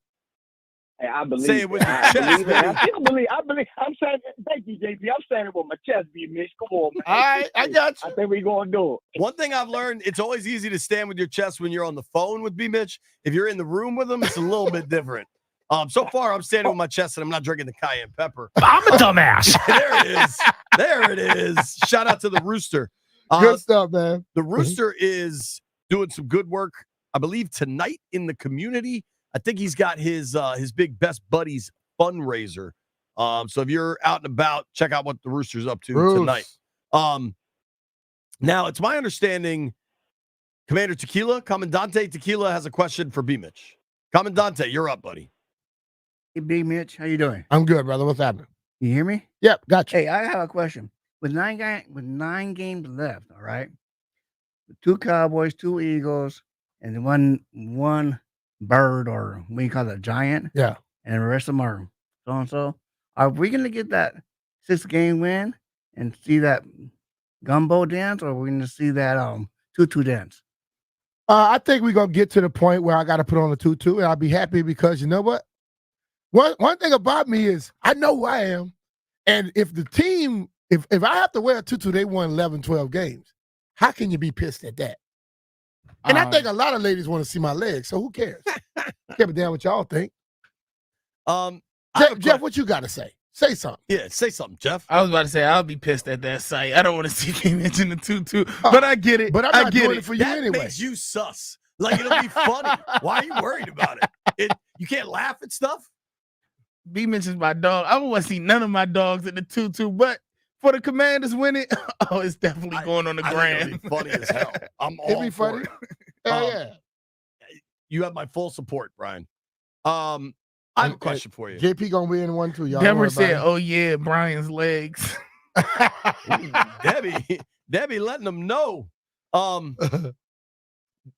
I listen to Will Compton's podcast sometimes, and years back he had Heineke on, right?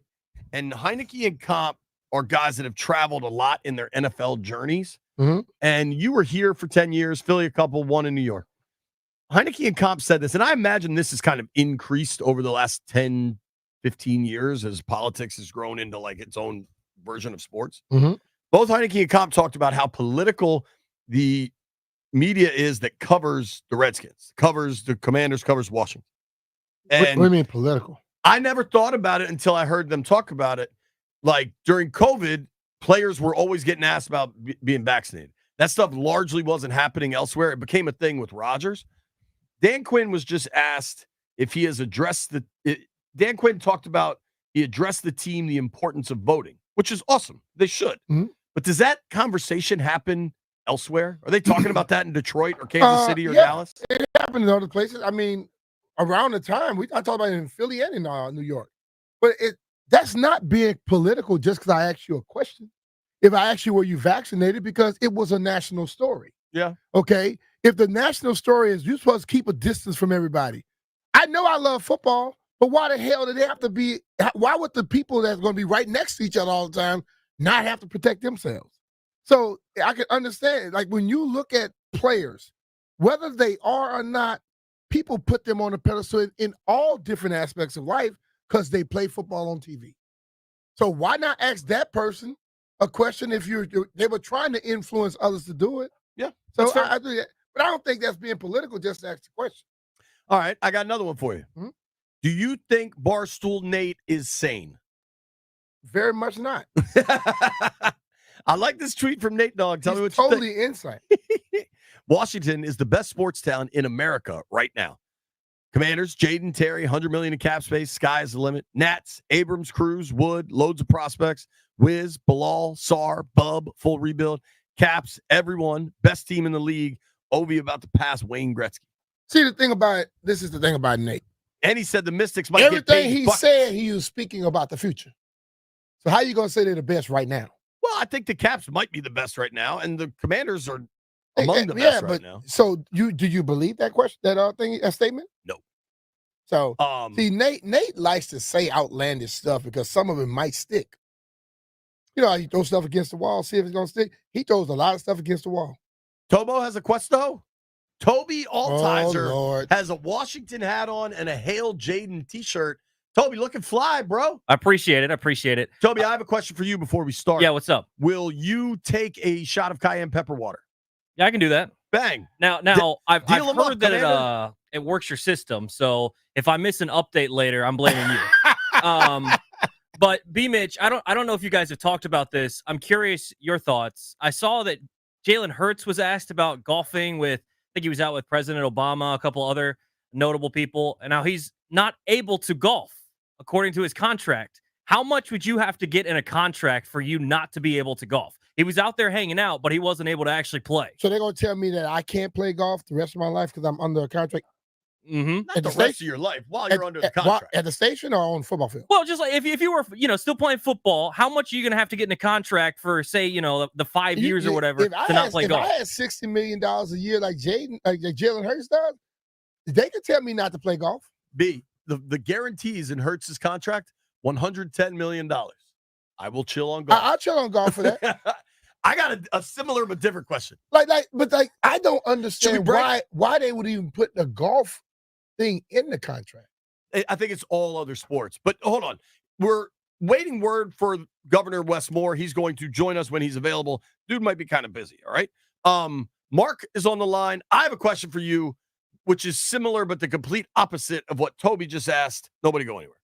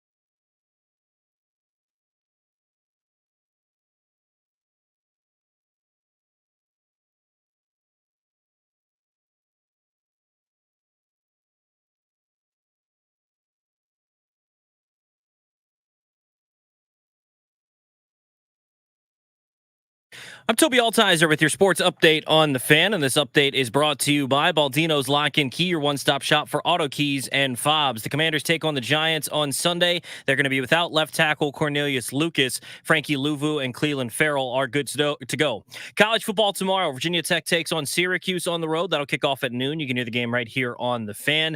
Navy takes on Rice on the road. That'll kick off at 4 o'clock. Last night in hockey, the Capitals beat the Canadiens 6-3. Alex Ovechkin scoring his 5th goal of the season. Goal number 858. He also had 2 assists on the night. And basketball, the Wizards take on the Heat tomorrow in Mexico City. 9:30 tip-off. You can hear the game over on the Team 980. Kyle Kuzma out for a second straight game with a groin strain. This update is presented by Baldino's Lock and Key. They make car key problems look obsolete. With 9 area locations throughout Virginia and Maryland, stop by one near you today. For more info, visit baldinos.com. From the Crop Metcalf 5-Star Sports Desk, I'm Toby Altizer on the Fan.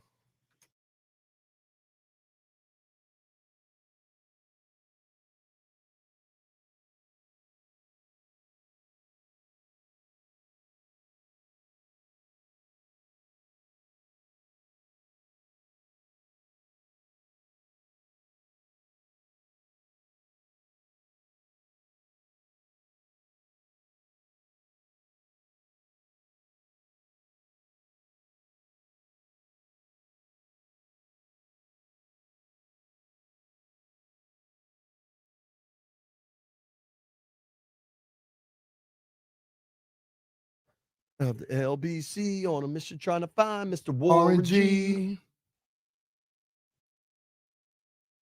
With 213. Hey, B. So everybody understands Maryland Governor Wes Moore is going to join us when he can. There's an election in 3 days. Dude's probably very busy. He's also 25-16 making picks this year. Yeah. So good. pretty damn good. Winning. If the governor's folks are listening and he just needs to text the picks in, we will count them for the week. Whatever you guys need to do. We're going to keep Ask B Mitch going. Mark is on Landover. Mark, what do you got? Top of the day to you, gentlemen. Same to you, brother. What's happening? Hey, Brian, real quick, buddy. I've been thinking about this since I asked you about King of the Swamp, but I wanted to ask you something that you're an expert in. Regardless of what anybody thinks about the Hall of Fame or anything else, I know you're an expert in it. Man, what do you think they could do to improve one of the worst things in professional sports? And that would be the kickoffs, buddy. You know all about that kind of stuff. And, man, I would like your opinion on it. And We said to improve the kickoff return, you mean? Not the kickoff? Yes, sir. Yes, sir. Because the whole deal, man, the way they have it set up and change it is really, really not good for the sport. And it really takes a lot of the excitement out of it, I feel. Well, I think if you want to have a kick return, you got to leave it how it is. Because if they try to change it, they're going to go with all – listen, now all they're talking about is the safety of the player thing. And I don't like it. I didn't like it the last 2 years where it wasn't happening at all. Now at least they're getting returns.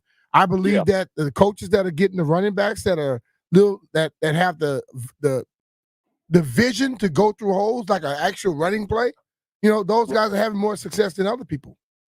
Hey, Brian, do you think it would help that they would penalize, like give them the ball at the 35 if they kick it out of the end zone like they're still doing? Do you think that would help, buddy? If they kick it out the end zone, they don't give it to them at the 35. They get to the 30.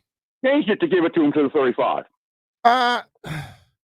Listen, the kickers that gonna knock it out the end zone, those teams you watch that are giving the ball to them on the 30, they have good defenses. So they feel they can stop you. So it's gonna come down to what your defense is. Yes, sir. I understand. Hey, one more thing. I hate how they've gotten rid of the onside anytime. But how often do people really run the onside? Right. Exactly. It's like like what the Skins pulled off last year. I've been watching them for 66 years, buddy, and that's the first one I've ever seen them get like that. All right. Thanks, buddy. Appreciate the call, Mark. Hey, real quick, Brian. Yeah. One more thing. Man, what I asked you about Tim Smith and Herb Mulcahy the last time I talked to you. What the heck is Jim Lachey, Rollo, Mark May, and those guys up to? You ever Jim run into Lachey them? works directly with Ohio State. Riley McKenzie is still here in town, and Mark May is still dealing with his horses. There you go. Thanks, Mark. Yeah. Let's go to John in Herndon. Johnny, go. Yeah, so if we win this week and trade deadline is next week, do you think the win and being where we are changes the the steady build out that Adam Peters is talking about? Are we going to make a trade? I don't think the win is going to make that much of a difference. I think they're already out there having conversations just in case something comes up that seems feasible to them. I don't. Oh, okay. I think we as fans are looking at the record and we just want to change everything up. I don't think Adam has the ability to work like that.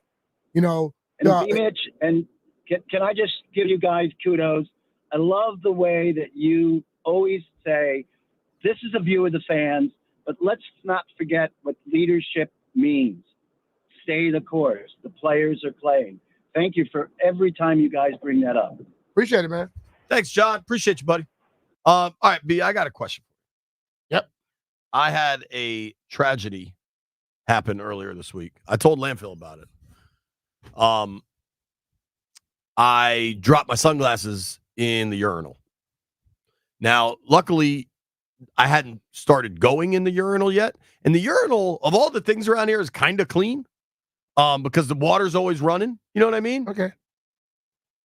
I threw them away. I need a new pair of sunglasses. You didn't have to throw them away. I think Wash I did. them off. I think I did. That may be check line one. That I believe I'm interested in that call. I threw them away. What is the dollar amount of sunglasses? So I used to buy expensive sunglasses. I've given up on that because I dropped them. I break them. I'm largely an idiot, and I'm not built to maintain high-end luxury things. Mm-hmm. What is the dollar amount for a pair of sunglasses that you will fetch them out of the toilet and keep wearing them? It's depending. Like you say, you hadn't even started yet, and the water was running. I just pull them out and keep wearing them. Really? You would have? I'm gonna clean them. I'm gonna clean them off and keep moving. Hell, I ask you a question. What happened to the 2 or 3 pair I purchased for you? One of them I still have. One, you sure? Yeah, it's in my golf bag. Oh, you haven't lost it yet.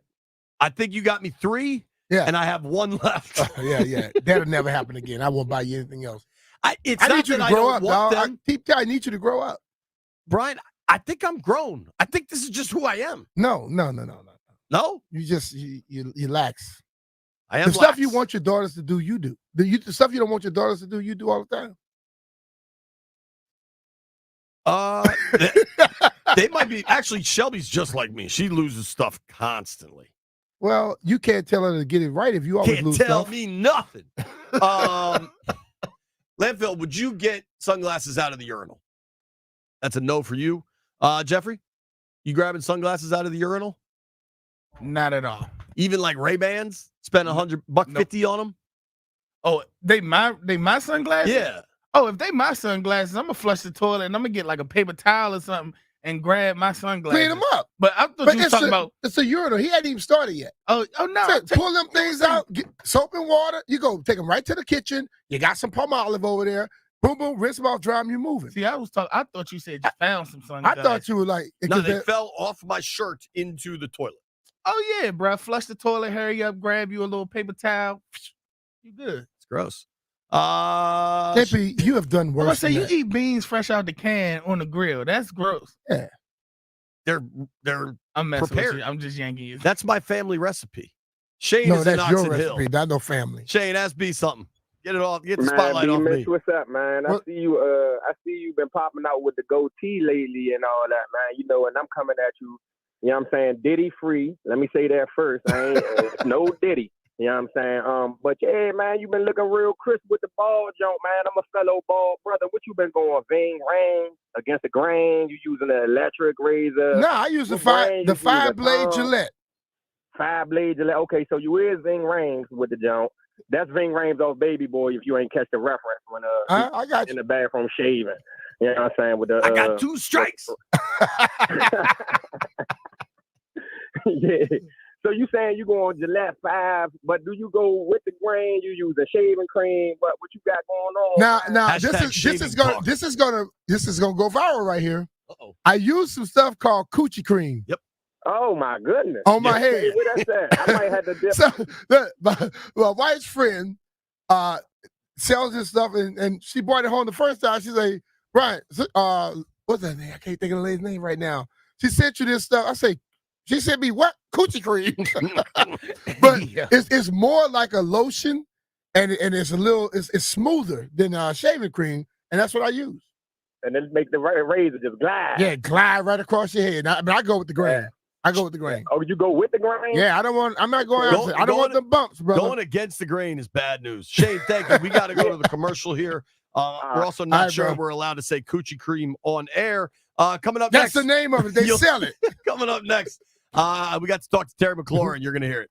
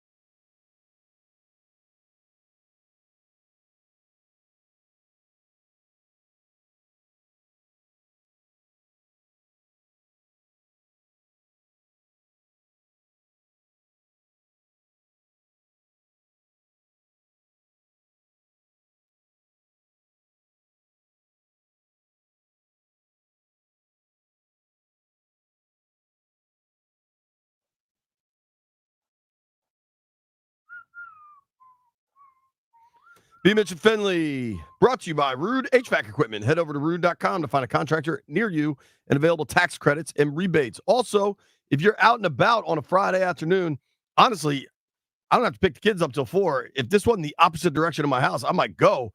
Grant and Danny are on their Friday field trip. They're in Fairfax at Craft House in Fairfax, 11861 Palace Way in Fairfax Corner. Go check the boys out Friday afternoon. Kind of fun. Right now, we're going to Terry McLaurin talks on Thursdays at Commanders Park. Terry McLaurin, always insightful. You're going to enjoy this one. Division game on the road. You guys have had a lot of success this year. How do you kind of maintain the high of a Hail Mary with going to the Meadowlands? Just moving on to the next game. And, last week is behind us, although how great it was. And I think going into this week, we played these guys already this year. And just for it to be a division game, like the records really kind of go out of the window, in my opinion. It comes down to who can win. Really always comes down to the fourth quarter. But looking where we're at now and compared to how we played the first time we played them, we got to be a lot better in the red zone. That kind of reared its head a little bit last week. And it's not as much as us having trouble moving the ball. The scheme is just mitigating the negative plays, false starts or legal procedures, or even sometimes we had a few, legal men downfield. Just not putting ourselves in a position where we're going backwards, and it allows us to have the whole playbook at hand so we can be on the attack mode. And we know that their defense presents issues, especially up front with Dexter Lawrence and their crew. So, we just got to be really good at staying ahead of the sticks and scoring in the red zone and scoring 7 points, because our defense is doing a good job of creating some turnovers and giving us the ball back. So we got to be able to capitalize in the red zone this week. You're on pace for the career high in receiving yards. I think you had 39 over the first 2 weeks. What's been the key to that and the relationship that you've been building with Jaden? Patience, just having some patience and trusting that the work that we've been putting in since the offseason is going to start showing, from the deep balls to the connection in the underneath game, one-on-one opportunities. So just patience has been the key. Obviously, Jaden has came in a lot more ready than most as a rookie, but at the same time, there's still, speaking of the devil, there's still obviously a learning curve, the speed of the game. But the work that he puts in has been really easy for us to continue to get better, for him to get better. And you can see the maturation process throughout our entire offense, not just our relationship, but, also with Cliff, I think he's really given me every opportunity to make plays down the field, over the middle, screen game. He's allowed me to really open up a part of my game that I always feel like has been there, which is, the deep balls down the field. And so able to add that to our offense now on my arsenal has been huge for me individually, but as a collective group, I think we've done a good job of just trying to make plays down the field, and he's going to give us ample opportunities to do that. So for myself, it's continue to get better, continue to stay consistent, and, trying to finish plays as much as possible with touchdowns. So I just want to continue to be the guy for our offense where we need to play, and they trust me to do that. And I try to hang my hat on the work that I put in during the week. But the conversation that Jaden and I have week to week is evolving, what we're seeing out there, and little intricacies throughout the quarterback receiver relationship that I really feel like are starting to come to light because of how fast things have progressed for him and I. And so it's been really fun playing with him and the rest of the receiver group that we had, because each week it seems like somebody else is making a play to help us win. So I know it doesn't all fall on me, which is another plus. Terry, how have you seen this group come together since week 2? Not so much X's and O's, but just closeness. Honestly, I think after that Cincinnati game, and I think we could probably credit a little bit, we spent that week out in Arizona together. So that emotional win on Monday Night Football, we came out in a critical game, and then we spent that whole week together where most times you're going home, you're getting back in your regular routine if you're here, but we were eating together, hanging out together. We were together pretty much throughout the whole entire day outside of practice. So I think that allowed us to build on the camaraderie we rebuilt in that game, and is moving forward because of just the closeness we have with one another, the trust that's being built, and the fun environment that DQ's created, where it's competitiveness, but we also have fun, really grinding and enjoying each other's company. You see guys in there in the locker room always hanging out, playing cards, playing ping pong, and it's just a really fun environment to be a part of. So when you could couple that with great practices and you go out on the field and you execute at a high level, you're going to have a lot of fun as a football team. I think we're reaping a lot of the rewards of the seeds that we were sowing in the early part of the season, but at the same time, we're only halfway. So we got to continue to figure out ways to get better. And offensively, it's being better in the red zone and not shooting ourselves in the foot. But I definitely think that Cincinnati game, we had camaraderie coming into the season. This has been a close team, but I think after that win, spending that week together in Arizona, it really catapulted us going forward. Terry, you guys have had late buys for like the last. Have you kind of picked up things along the way of things to kind of help yourself get through this long stretch? Yeah, I mean, I've really honed in on my routine since I've gotten into the league. So I have a lot of set out plans that I like to do, taking care of my body. So I'm ready to not only practice at a high level, but to play. And the turnarounds are quick, you know, when you have a late bye week. So there's not really a time to catch your breath. And I think I got to give a lot of credit to DQ. His plan for us as players has been unbelievable for us to not only practice at a high level, but be fresh going into game weeks. I think he does a great job of knowing when to take care of us during the week and also push it. And I think it's a big reason as to why we're coming out and having a lot of energy and being fresh. So you got to give a credit to him and the coaching staff for knowing that and implementing that for us. But then it's on us as players to take those opportunities where we may get more mental reps than physical reps and making sure we're taking care of our bodies. We have every Thursday where we have, time after practice set aside so we can take care of our bodies. And he puts the onus on us as players. And I think we've really taken a hold of that philosophy and it's worked well for us. So it's just about continuing to, put the time in each and every week. You play a game and then you learn from it and keep doing it. And you look up and now it's week, 9? So, we don't really, look as to when's our bye week, when's the break. It's just kind of all full go mode. But I think it's a combination of DQ taking care of us, and we have a lot of guys who know what it's going to have to take to be successful during a long season if we want to go where we want to go. Terry, we know that DBs like to chirp sometimes. I have shots from the last game of Banks, a guy I guess who likes to do back and forth with. How do you approach a game like that when you know a DB might chirp a little more and it's going to be running your mouth? It's fun for me, honestly. Like, I don't go into the game really talking to anybody at all. So if you see me talking, somebody probably said something to me. And I'm the type of guy where I'm just super competitive in the moments. I don't shy away from that. And playing for a guy like DQ, like, he loves that. He loves the dog competitors. And I hang my hat on being one of those kind of guys. But it's more so about my play than the talk. You know what I mean? I try to let my play do the talking, but I can talk too if it comes down to that. So it's just the man in the arena being competitive. You know what I mean? Whoever's I'm going against, I want to win my matchup and help my team win. So I try not to do anything that's going to hurt the team, you know what I mean, at the end of the day, but I'm not ducking smoke from anybody. So it's fun. It's just who I am. You know what I mean? I think other guys see that and they feed off that. And sometimes I could be a little quiet, but I don't know. It's like a switch flips or something. So it's fun. That's why I love football, because it's one of the most team games you can play. But the competitiveness in that arena at the highest levels is you live for those moments. So I want to continue to be that energy, not only for myself, but for the team. And whoever's out there, I'm just looking to compete. I got to say Jair Alexander, only for the simple fact, like, he's going to talk regardless. And I respect it. Like, some guys only talk when they make a play. I'm not going to name names, but some guys only talk when they make a play. Some guys only talk when they're up. Jair Alexander's going to talk when he's up, down, off the field, on the field. So I respect it. You know what I mean? It makes the game fun, and you want to go against the best players in this league. So I look forward to those challenges. Like I said, whoever I'm going against, but I don't really start it. I just try to finish it. Jair taunt the crowd maybe before final play. I don't think he's quite did that one. When I saw that video, I was taken back. So great for us. It worked out for us. Thank you.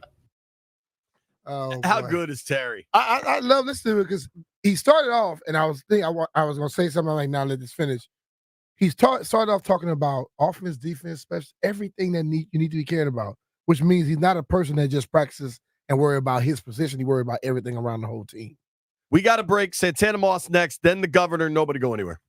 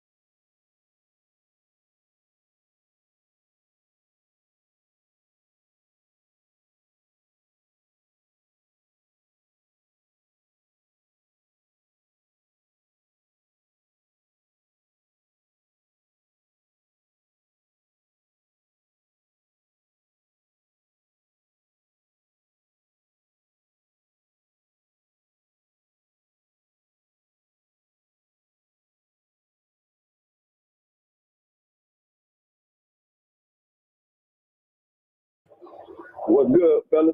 What's up, baby? How y'all doing? Man, we good, man. We still riding the high off of this game from last week, and now we're going up to the Meadowlands, and you know I could be up there. Your thoughts? Yeah, the G-Man. The G-Man. Oh, my God.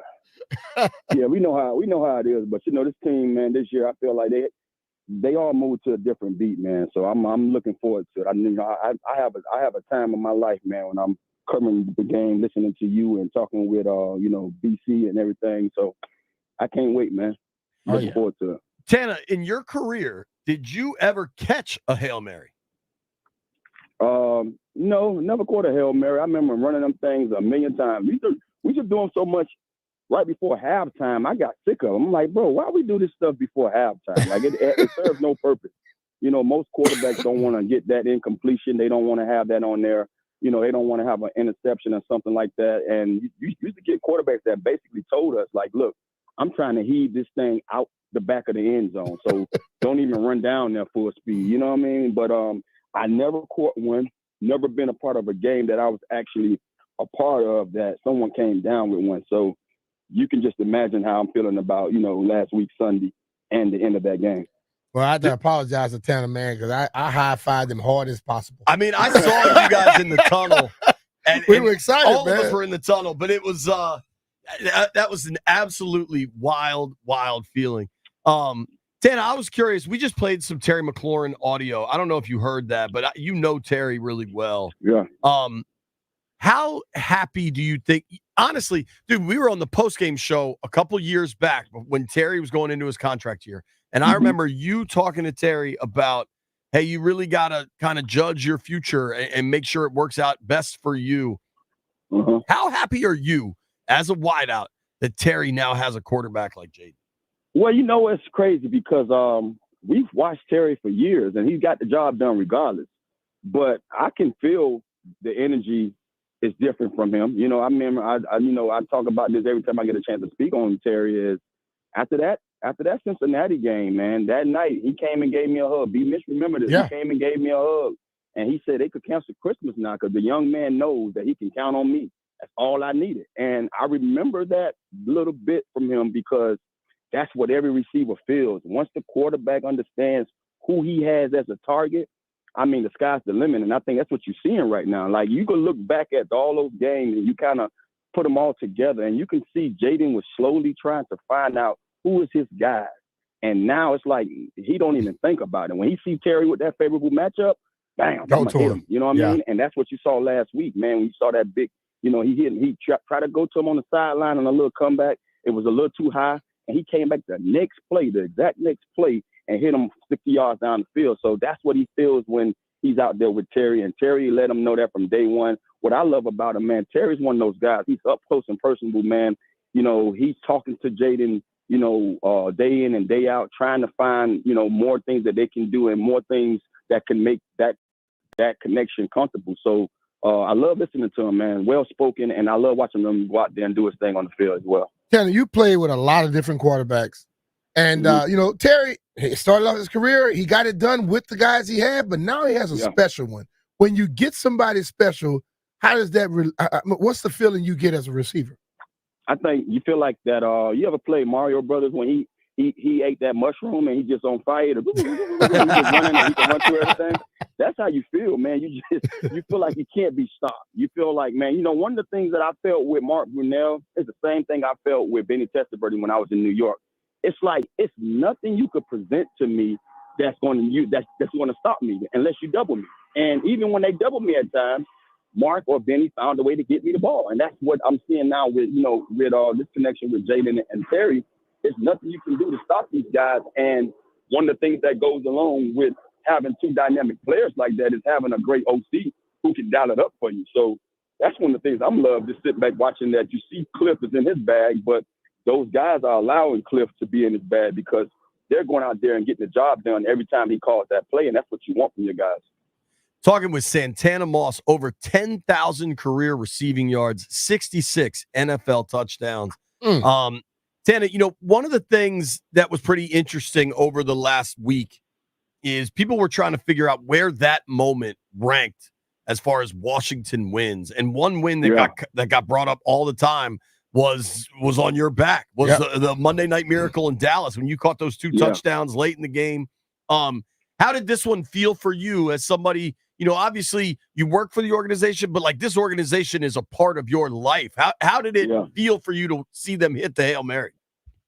Man, I was lost for words. I didn't know how to, actually sit there. I mean, we was getting a chance to talk about it, and, they asked me to share my, sentiments on it, and I couldn't share them. I didn't know what to say because I was still on the high, you know what I mean? But I think when you look back at different game winners, I kind of mentioned the one that I did with Jacksonville also, that overtime game at home in Jacksonville when, as a fan and as an alumni watching it, I remember the feeling of me catching that pass on the sideline, the left sideline, going into that same end zone against Jacksonville in overtime in 2006.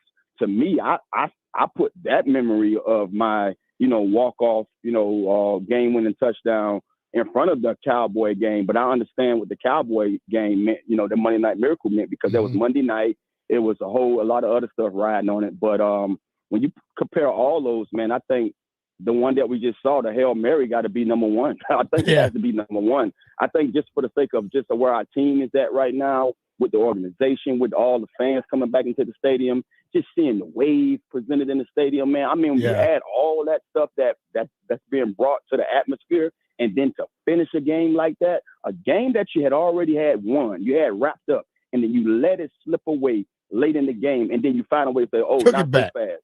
Here you go." You know what I mean? Here you go. And I mean, that's why I feel like it ranks number one, because it was just one of those things that you didn't expect us to have that moment, because that game was won. And then we had to go out there and dig deep and say, "Oh, you know what? We don't have quit in us. So here you go." Yeah. And I think that what keep resonating with me, we were leaving what was it? Cincinnati. Mm-hmm. And I forgot her name. The young lady said, "Y'all riding the car with me to the airport." And when she started talking about everything is different now, this is a family. Everybody is working for the same common cause. Every time I see another step, her voice keeps resonating in my ear about the togetherness and how things are right now. Yeah, I mean, you can feel it though, B. I mean, when we were around those guys, man, I like to look at folks' eyes. I'm one of those guys. Even though I'm not, the guy that's always, talking to everybody. I'm an observative, so I'm observing everything. I'm observing who is who and what is what. And man, I just like the energy I feel from just the staff alone. You know, everybody seems like they about their business, but when you speak to them, man, they all polite. You know what I mean? They welcoming. They don't give you that standoffish, like, I don't want to be spoke to, like, I don't want to be around you. They understand, man, we all one. We all a family. And, I'm one of those guys too also when it comes to being a guy that I played here. I don't walk around saying that I should be treated a certain way because of what I've done here. No, I understand, man. It's their time now. Yep. You know what I'm saying? I'm just happy to be a part of it. So the energy is everything. And I think energy sets the tone for all that you're able to do, especially positive things. And I think that's one of the things that all the guys talk about, how, this coaching staff kind of present that kind of energy when they come into the building. Like, look, this is supposed to be fun, and like one of the guys we just talked to, he talked about how, they have the music going on, in some of the meeting rooms before they sit down and watch, film and all that stuff. Like, that stuff get guys out of whatever they could be going through. I remember having moments, man, in my career where home wasn't just, it wasn't right. I had stuff going on, personally, that I needed to get away. And when I stepped in that building, that's where I went out there and escaped from the madness. You know what I'm saying? That's why I love playing the game, because I got on the field and I was able to, whatever I had going on mentally at home or off the field, I was able to, not think about it while I'm between those white lines. And I think that's what guys look forward to. So when you have a coaching staff that understands that, they bring that kind of energy out of you, man, it means the world. And that's why you see these guys going out there, landing on the line for this staff, landing on the line every play for their teammates and for their brothers. It is really remarkable, because even in my capacity, I can feel the difference. But Tan, I wanted to tell you this, and I know the folks in Ashburn pay attention. I went on NBC4, I don't know, 2 weeks ago when they were retiring Darryl Green's jersey, and that was much deserved. I think they got to get you in the Ring of Fame, man. And I heard you mention that, man. I meant to tell you, I appreciate that. I'm one of those guys, man. When it come, it come. If I'm worthy of it, then you're worthy of it. I can't wait to receive it. But I'm never going to be the person that say, hey, what about me? I think that's my job. The I'll do that for you. Yeah, most definitely. So I appreciate you. You'll be my spokesman. I'm gonna send some shirts and some hats for you since you want to go ahead and be the front leader for that. All good.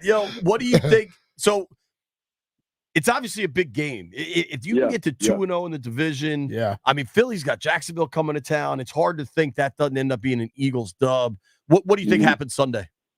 Giants are always a tough match, and I think with that being said, this team is going to work their behind off this week, knowing what the Giants presented to us last time around. This is the first game where we played the team before already this year. Now they know a little bit about us. So we got to go in this game with a different kind of game plan. This is where I'm going to be sitting there watching and say, what do Cliff do offensively that's going to show these guys something that they saw last time? And he either say, I'm going to change it, or I'm going to either say, hey, you know what? Yeah, I know you saw this last time, but stop it again. You know what I'm saying? So this is now one of those games where we're really going to see what this team is made of, because when you get a division play, that's one thing. But when you get a division play with a team that's riding high with a first-year quarterback, first-year offense, now you get the chance to play a team that you played and beat already. Let's see how they step up or match up this second time around. So the Giants is the first team that's going to face us twice already. And we know how tough it was last time. Let's see if it's that tough this time. But I do believe our team is a much better team from week 2. I think collectively, offensively, defensively, special teams-wise, special teams won us that game in week 2. I think right now going forward, we've seen our defense rise. We've seen our offense get better. And now just kind of go out there and play. I think this staff is going to have these guys prepared because they understand what it takes week in and week out to go out there and be dominant. And I'm just looking for a good game, man. But I also believe that we win the game. I don't think it's going to be one of those games where everybody else trying to put that juju on us, man. Oh, the Giants. Yeah, I know the Giants, but this is a different year and a different team. So let's not think about the past. Let's get touchdowns, baby. Different year, different team, same Santana. We love you, man. Thanks for making time for us. Man. I got a Always, dinner brother. reservation tomorrow night, Tana, depending where you're at. Holla at me. I'm down. All right. Santana Moss, the great. Follow him on Instagram at my road dog 82-9. Be getting everybody in trouble. When we come back, Maryland Governor Wes Moore joins us to make his weekly NFL picks. Nobody go anywhere. Hey, it's Brian Mitchell here. Big changes are happening in the DMV, and just like our brand new upgraded football team, now's the time to upgrade the comfort in your home with a Rude HVAC system. I did, and the difference is night and day. My family and I, we felt the change instantly. And if you don't have a Rude system yet, trust me, you're totally missing out. Plus, there are also tax-eligible options for you in the DMV. And if you're in Maryland, you might score some utility rebates. So head over to Rude.com, find your local pro partner, and get ready for winter. And always remember, if it ain't Rude, it ain't right.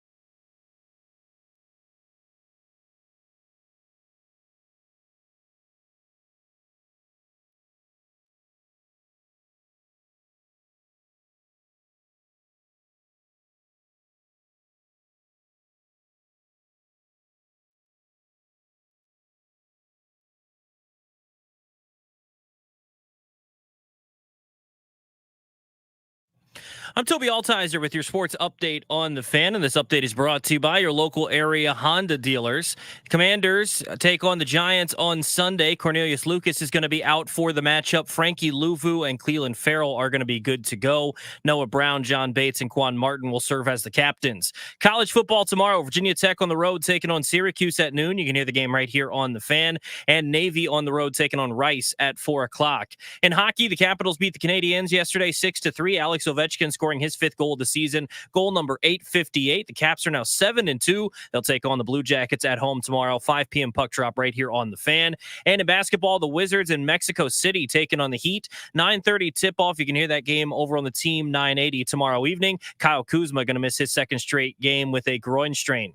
Meet the all-new 2025 CR-V with its versatile design, upgraded safety features, and spacious interior. It's ready for every adventure. Discover why the CR-V is a game changer. Visit your local Washington area Honda dealer today. From the Crop Metcalf 5-Star Sports Desk, I'm Toby Altizer on the Fan.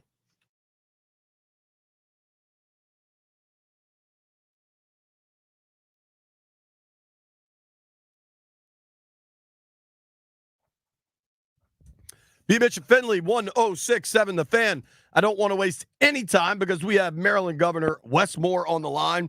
He is a busy man. I don't think the governor's only focused on the trade deadline on Tuesday. I'm going to call that a hunch. How you doing, Gov? That's definitely on my mind, though. It's definitely on my mind. Especially after last week. Governor, how are you, sir? Thank you for making time for us. Oh, man, it's always good to be with you guys, man. Always good to be with you. But, yeah, last week was a hard week for me, though. I'm sure. It was, but some salvation through a Hail Mary. How about that? Woo! I tell you, the fact that had it not been for Jaden Daniels, I would have gone over last week. Makes me love this kid even more, man. I mean, and I got to tell you, I wasn't at the stadium, and I know y'all were. I mean, what was it like at that stadium that day? I'm gonna tell you, go back a few years ago when you won the governorship in Maryland. How you felt? That's how we felt.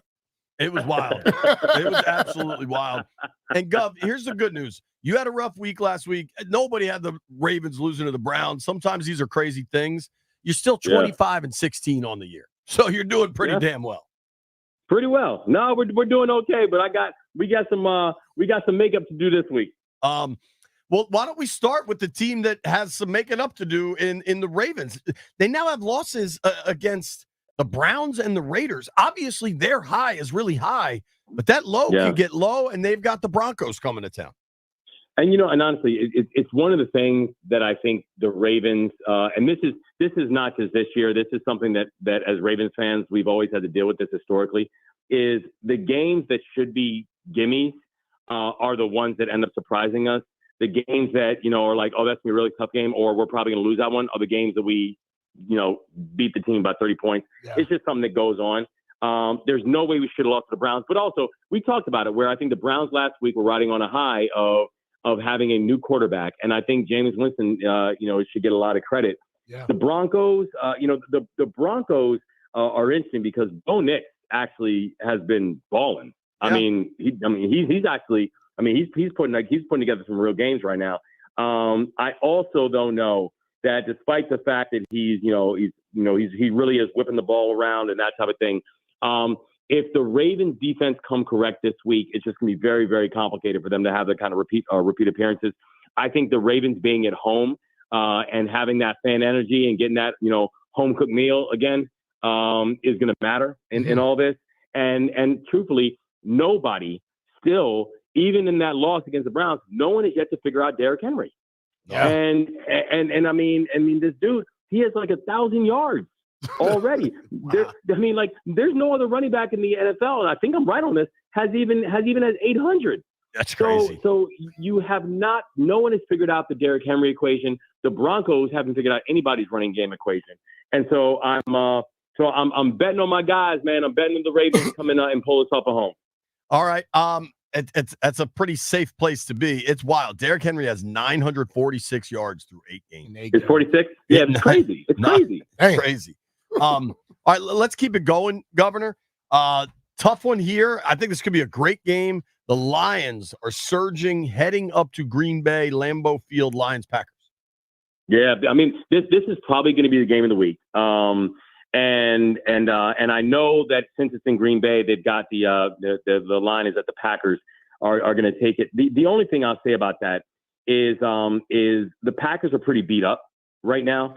And I look at things like, what's the health report for the teams?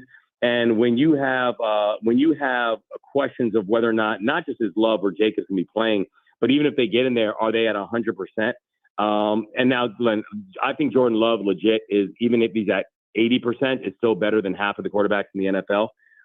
The only problem with that, though, is that that's good enough to beat half of the teams in the NFL. That's not good enough to beat the Lions. Yeah. The Lions are hot, and the Lions are still playing, they're still playing good football right now. And so I think that the Lions are able to go on the road and able to surprise the folks and get this win.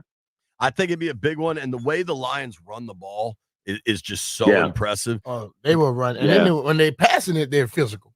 That's right. That's right. They're just a physical team. Yes. I had to pull this up just because you mentioned it. Derrick Henry leads the NFL in rushing attempts, rushing yards, rushing touchdowns, the longest rush of the year. The average rush per attempt, his YPC is 6.5, and he leads the NFL in rushing yards per game at 118. That's a quarterback in college. That is crazy. That's right. No, listen, what the Ravens are doing right now is kind of like playing on Madden. I mean, it's video game stuff. But one thing I will give, Derrick Henry is great. Don't get me wrong. But part of the reason that he is putting up these kind of numbers is not just because of the offensive line. You've also got to give credit to Zay and Lamar, and they keep the defense honest, because you can't just stack the box. Yeah. If you stack the box against us, I mean, like Lamar will within 4 passes will have an 80-yard drive. I mean, so you can't play that game with the Ravens. So Derrick Henry's a monster, and he really is like an alien. I mean, the dude is just ridiculously big and fast and strong. Yet at the same time, part of the reason he's having such a great year so far is the other offensive weapons. And we just added another weapon last week. Yeah. We keep defenses honest. And I think that's what's giving him a lot of flexibility. Yeah, I mean, we saw it against the Commanders, right? In the first half, they sold out to stop Henry. Zay Flowers carved him up. Second half, they changed things up, and then Henry was able to get loose. We are talking with Maryland Governor Wes Moore. 25-16 on the year is the Gov in his NFL picks. He's cooking. So far, he's got the Ravens beating the Broncos, the Lions going on the road to beat the Packers at Lambeau. I don't think there's much contest on this. Cowboys in Atlanta against the Falcons. Yeah, the Falcons win this one. I'm done. Listen, I never root for the Cowboys, but there was a little trend that I was having for a while where I was like, but I think they might win, and they just keep losing. So I'm done. Not only am I rooting against them, I now think they're going to lose too. So so the Falcons win this one. Gotcha. Okay. Easy one there. This one I think is a little tricky because their offense might be back with Tua back. Dolphins going to Buffalo. This one is tricky. And I'm going with the Dolphins on it because I think that the Dolphins have just shown they are just a different team with Tua under center. Most importantly, Tyreek Hill is a different player when Tua is in there. When Tua is in there, Tyreek Hill is maybe one of the scariest, not even maybe, he is one of the scariest players in the NFL. That's true. And when Tua is not in there, he is I mean, average is a kind way of putting it. And I think we saw that for these games that Tua has been out. So I think Tua knocked off a lot of rust from last week. I think he comes back with a chip on his shoulder. I think he comes back to show that he's back and he's ready. And I think the Dolphins understand what a big game that this one is.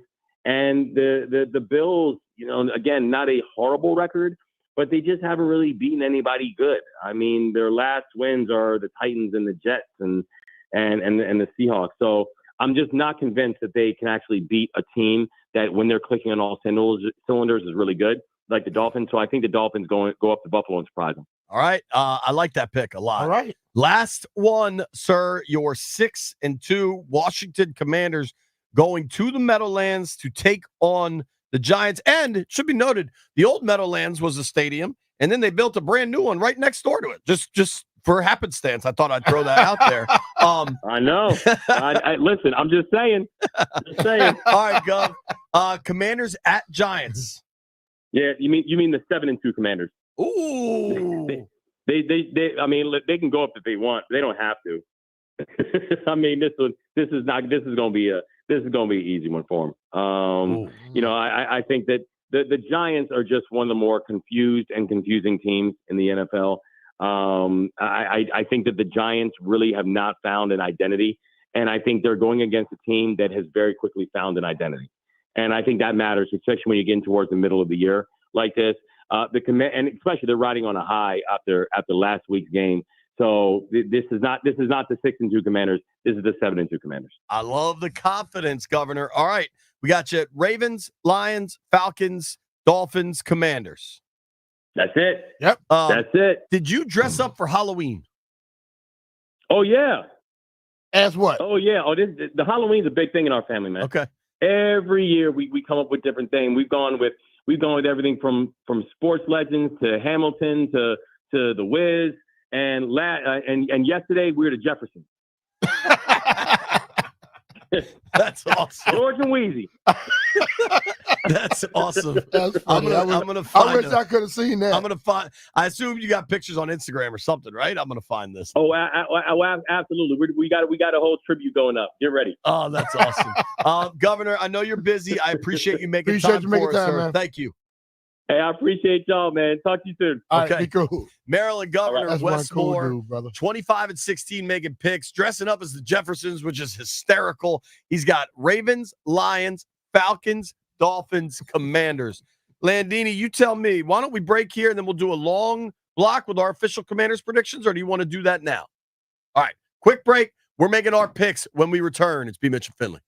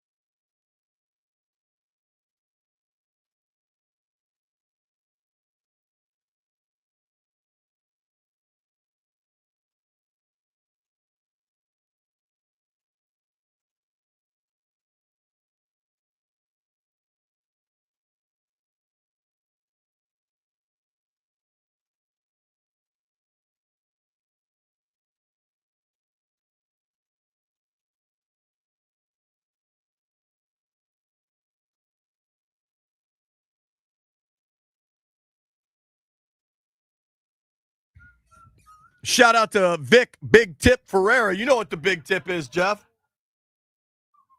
Pause, dog. Maybe. We're going to start calling Vic Ferreira Tip Ferreira now. That's the plan. All right. We might have to shoot some text messages real quick. I bet Toby will actually know this. Get Toby in there, Jeffrey.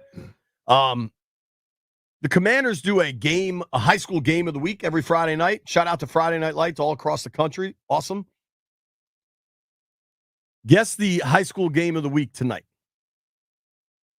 High school game of the week. The math against who? No, we're going to Loudon. Loudon County?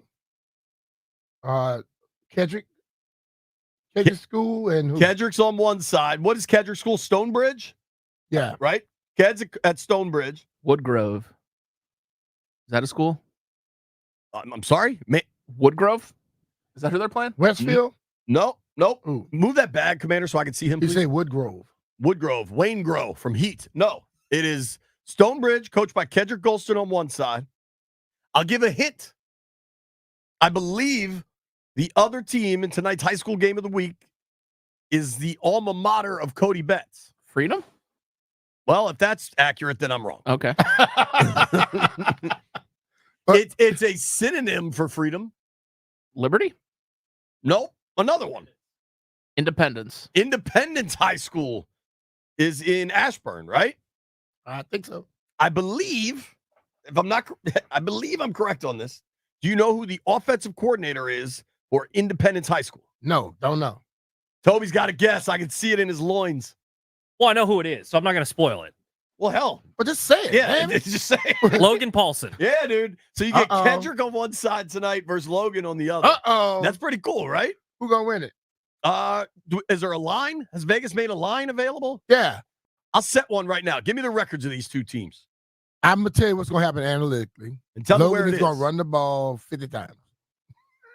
Logan's going to run the ball I'm 50 joking, times. dog. He's going to find the tight end for a touchdown. I don't know. Fred Smoot's involved. The Commanders just posted this video. I don't really know how to figure this out. Stonebridge versus Independence. If any, I don't know, coaches, players, students are around. Independence is 6-3. Okay. I have no idea what Stonebridge is. I'm looking. All right. 6-3 Independence. Can we confirm if that's Cody Betts' alma mater? Toby, text Cody. And what is Stonebridge?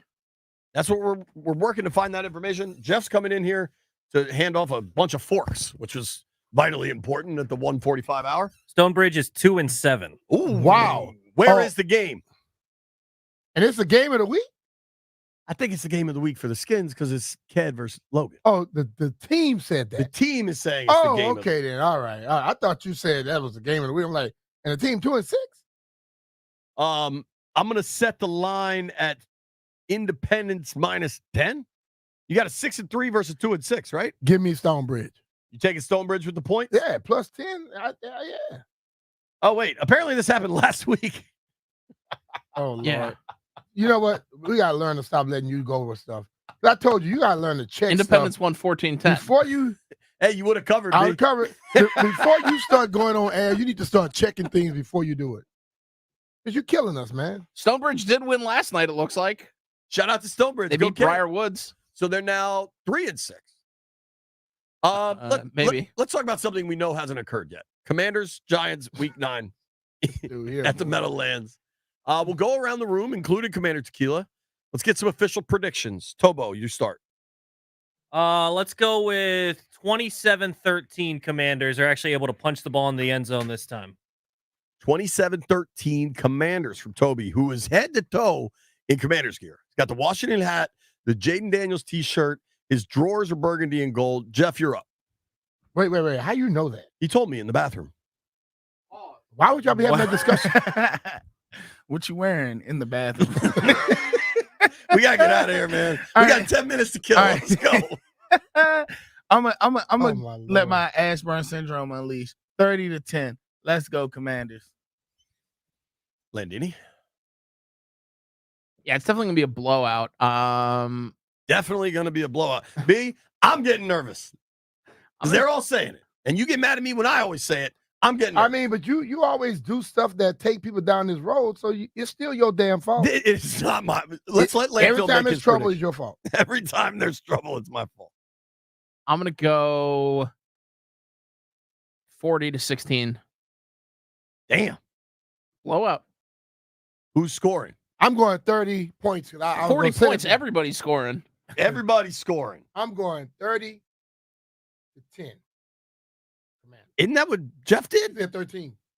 No, I said 30 to 10. 13 then. It's all right, bro. Jump on the They gonna bandwagon. kick it. But I was already saying I'm going with 30 points because I like to throw my own number out there sometimes. And I wanted them to only have like a 1 in front of their things. So I go 13. Commander? Commandante? I'm going 27-24. Okay. This is not a Why sentence. so damn close, Commander? I just feel it. I just feel it. I did not wake up this morning thinking I was going to say the following sentence. I'm with Commander Tequila. I think this thing's going to be a little tighter than expected. Now, New York's been very bad at home. They're 0-4 at the Meadowlands, which is kind of crazy. 0-? They're 0-4. They're 0-Walker at the Meadowlands. These games are typically close. The first one was the result. I mean, dude, I pulled up the box score from that first game. It is nuts if you look at this. Okay. The 7 field goals to 3 touchdowns. Like, it's just bizarre. In a game, Washington finishes 7 of 7 from 3 for 21 points. The Giants score 3 times, but their kicker gets hurt. Honestly, to me, that's a fireable offense that Daboll had an empty roster spot and a hurt kicker and didn't just have a second one ready. I like Serrato, And, between that and then that 2-point conversion call in Pittsburgh, I don't get it, but good luck to all those involved. Washington put up 425 yards of offense in that game, but could not get in the end zone. Dexter Lawrence, though, did not have a major impact. And in his career going against Tyler Biadasz, because remember, Biadasz was in Dallas prior to Washington, the center for the Commanders. He has really slowed Dex down. Lawrence is a hell of a player. That D-line will be a factor. I think the Commanders get this thing, but I do think it might be a closer game than folks are expecting. Commander, you said 27-24. I think Washington covers, but I think it's more like 26-21. Like it's a close cover. It matters till the end. I don't see the laugher coming, but it'd be a lot cooler if it happened. The Commander's doing a Hulk Hogan impression. I don't know what he's doing. I think he's practicing his field goal kicking. Okay, good to know. Oh my Lord. What in the hell? As far as weird shows go, today's way up there. Having Commander in studio for 4 hours will add. Hold on, Commander. Let Landfill get a video of you of the kicking. This is very important here. Landfill, you got to tweet this out when you get done. All right, there it is. Commander Tequila's field goal kick. Oh boy. I think he might have a hamstring injury right there. I'm a little worried about him, honestly. I guess we got to settle up bets for the week. I did take Independence to beat Stonebridge. That's one of my picks. Let's do it. Heard it here first.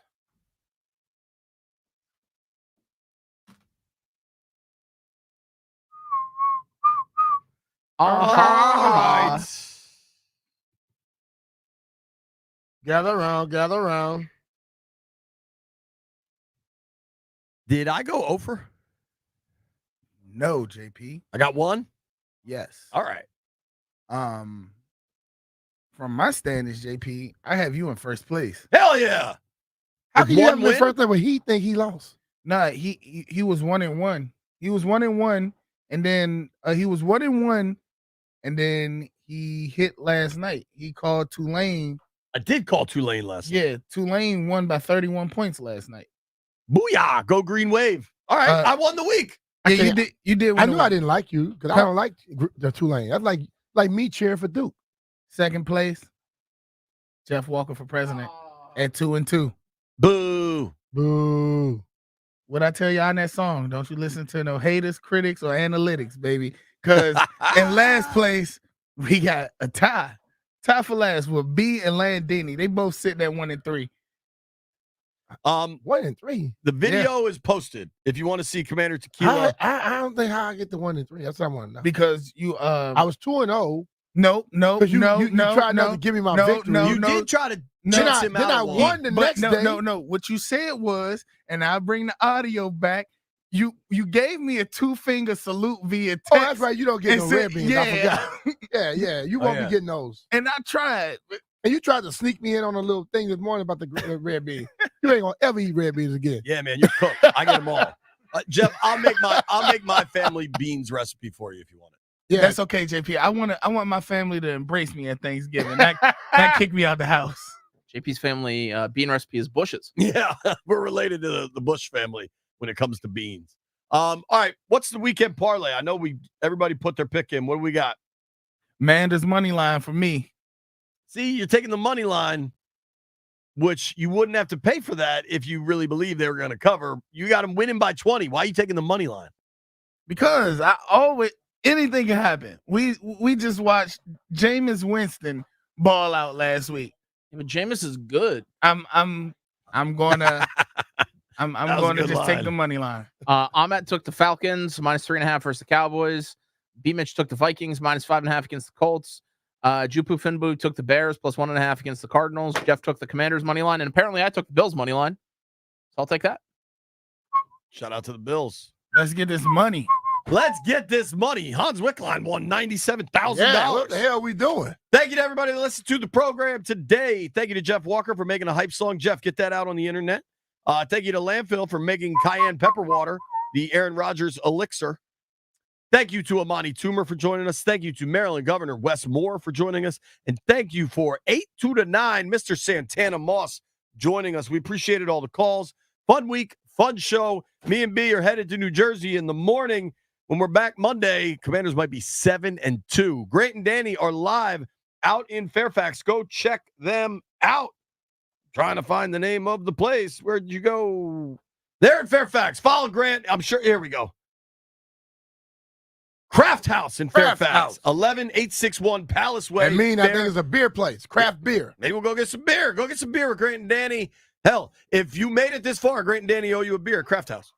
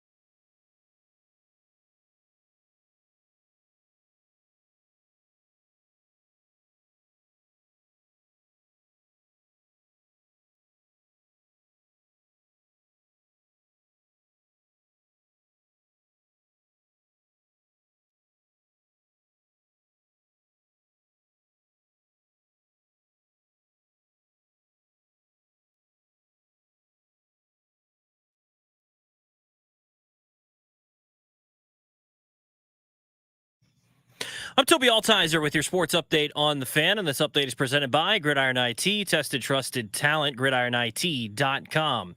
In the NFL, the Commanders take on the Giants on Sunday. Cornelius Lucas is going to be out. Frankie Louvu, although he was only able to get in one practice this week, that was today. He's good to go, as well as Cleveland Farrell. The captains for Sunday's matchup, wide receiver Noah Brown, tight end John Bates, and safety Quan Martin. Also for the Commanders, Jeremy Reeves has been nominated for the Commanders for their Salute to Service Award in the NFL as their award nominee. Thursday Night Football last night, the Jets beat the Texans 21-13. College football tomorrow, Virginia Tech on the road taking on Syracuse. That'll kick off at noon. You can hear the game right here on the Fan. And Navy going on the road to take on Rice at 4 o'clock. In hockey, the Capitals beat the Canadiens last night 6-3. Alex Ovechkin with his 5th goal of the season, goal number 858. Also 2 assists on the night. The Capitals are now 7-2. They'll look to keep the winning ways going tomorrow back at Capital One Arena taking on the Blue Jackets at 5 o'clock. You can hear that game right here on the Fan. Basketball, the Wizards take on the Heat tomorrow in Mexico City, 9:30 tip-off. You can hear the game over on the Team 980. Kyle Kuzma out for a second straight game with a groin strain. Federal Integrators, you looking to beef up that roster? Gridiron IT, the leading provider of IT talent across the country, can help. You know the game. They know the players. Choose Gridiron IT as your trusted partner and build your winning team together. Tested, trusted talent. GridironIT.com. From the Crowd Metcalf 5-Star Sports Desk, I'm Toby Altizer on the Fan.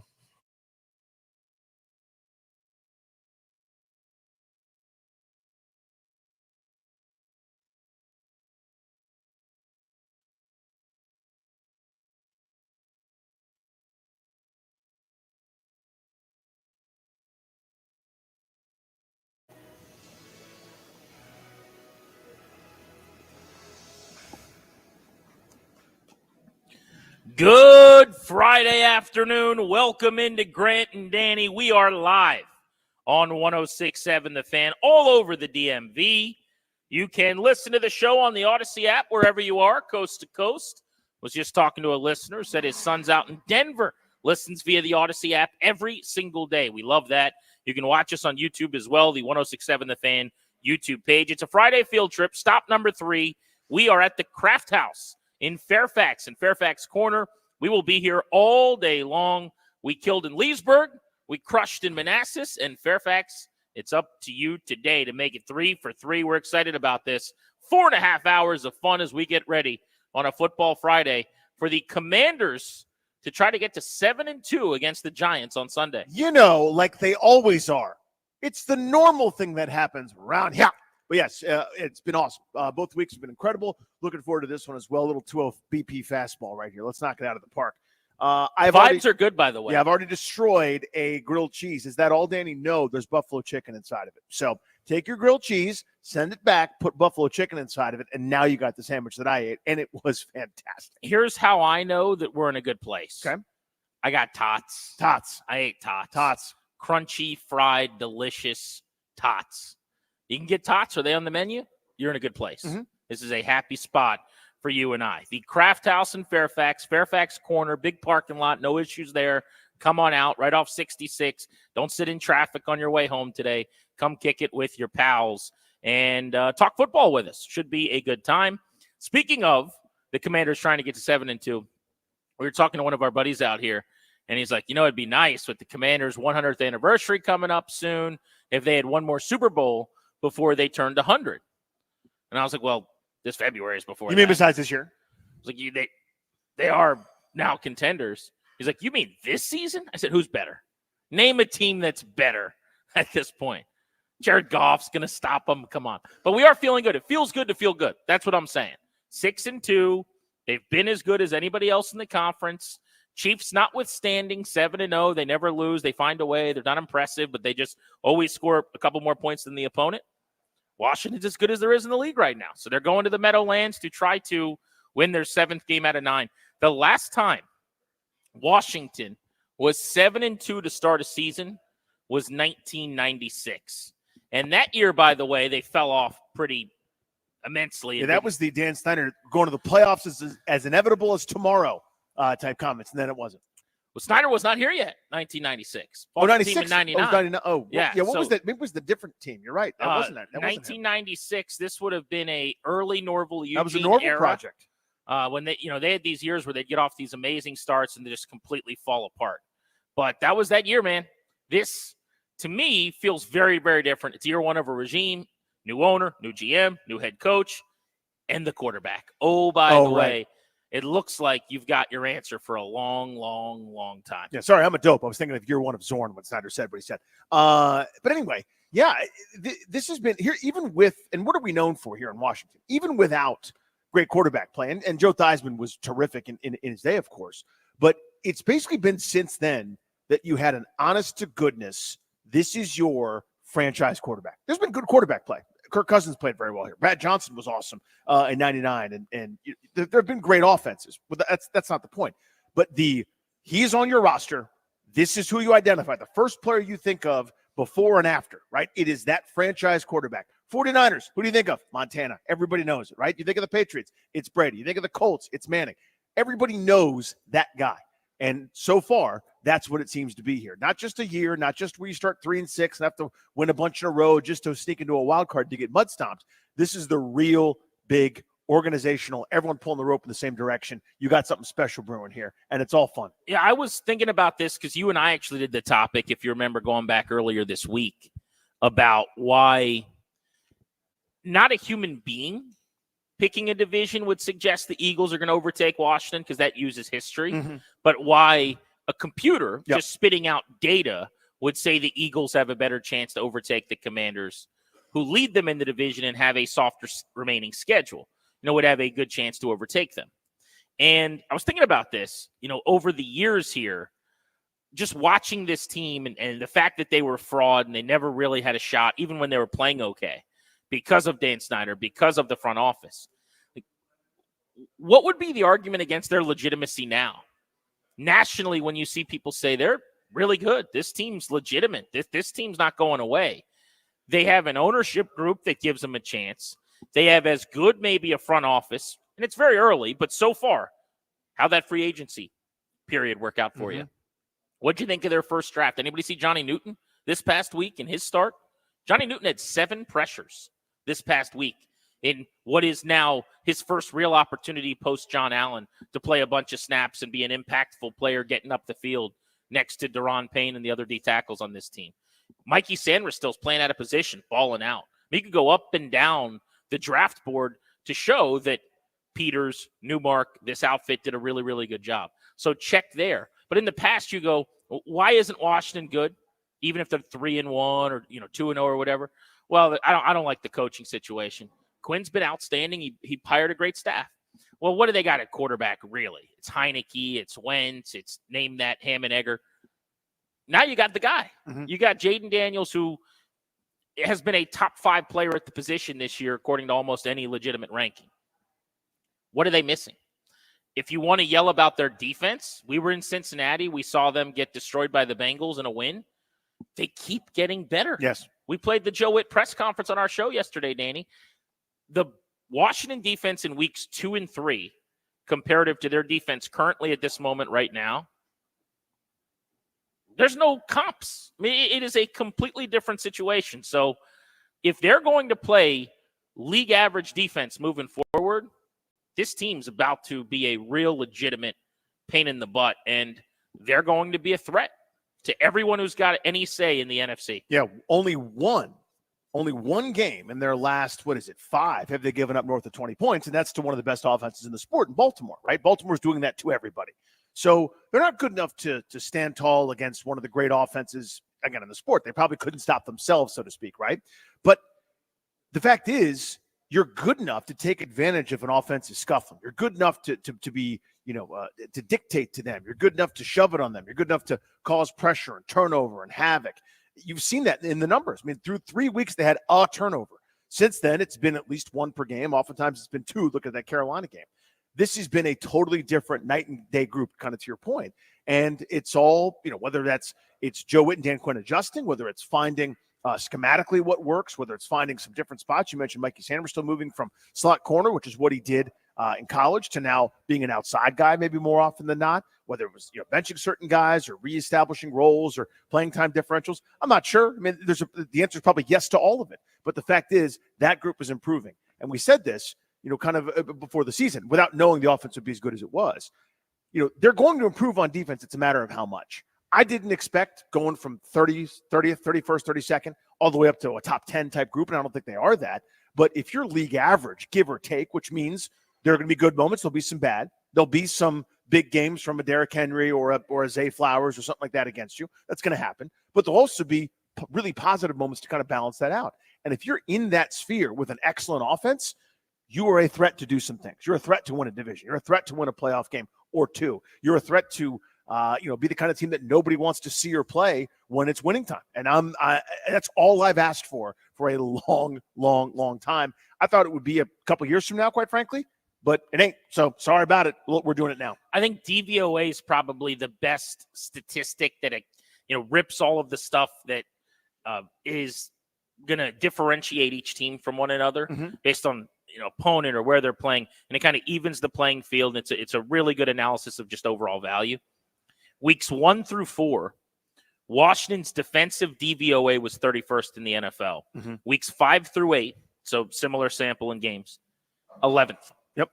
They are just outside of the top 10 this year right now in defense over their last 4 games. And you could say some of that is the opponent. I agree. But it's 11th. It's not like they're 23rd. Right. I mean, they're playing at a really, really high level. They got a great chance playing the Giants to get to 7-2 on Sunday. By the way, we should point out, if the Commanders do get to 7-2 this weekend, they will be the second team in town to get to 7-2. Danny, we got 2 teams cooking in DC right now. Yes, sir. The Capitals are good. Guess what? This Capitals team that everybody thought was going to be going into this elongated rebuild that was hanging on too long with the Ovechkin chase for the goals record, they had a bunch of money to spend this offseason. And Brian McLaurin and his front office brought in new pieces on every line, on every defense pair, in the net, a bevy of acquisitions. And all the experts and the pundits that cover the NHL, yeah, it's a lot of faces, it's a lot of new pieces, but nobody that impactful. This team's not going to be that good. They're one of the better teams in the league right now. It's very early, but they're 7-2. They won again last night. And we simultaneously have 2 things happening with the Capitals. Number 1, they're the best team in the Metro at this point of the season, right now, this moment. And number 2, Alex Ovechkin is outperforming expectations, again, as a goal scorer at his age. Every guest we had on leading up to the season said, he's not going to break the record this year, but don't worry, he'll get it next year in his final year. He's on pace to break the record. 5 goals now through 9 games. He scored again last night. This is how it sounded right here on your flagship home for the Capitals, 106.7 The Fan. Here's a turnover in front. Ovechkin with a chance. He scores! Alex Ovechkin waiting out. Caden Primo. He scores on a pass from the top of the blue paint. It's 6-3, Washington. Number 858 for Ovechkin, who is currently 36 goals behind Wayne Gretzky for the all-time mark. He is on pace for 45 goals this season. A 41-goal season will get him across the finish line. Ovechkin and the Capitals both outperforming what was expected for them, and man, have they been fun to watch. 6 more goals last night. Just nuts. And they've played a lot fewer games than several teams. I think it's like 4 or 5 less than New Jersey, for example. They are top 10 in goals for and goals allowed. Ta-da! There you go. That's a good club. If you look at their goals for average, I think they've scored over 3 goals in all but 1 game this season. Maybe it's 2. Over 4 a game. That's a dramatic departure from last year where we're going, where's the offense coming from? It's certainly not the power play. Maybe 5-on-5, they could get some more traffic in front, question mark? Different story right now. They had to split atoms last year to score goals. Just thumb wars against nuclear weapons. I mean, they had no chance. And it's not as if it's at the expense of, everybody rushing forward and not being accountable in the defensive zone. They're top 10, tied for, I think, 10th in terms of goals allowed per game. So something good's happening here. Yep.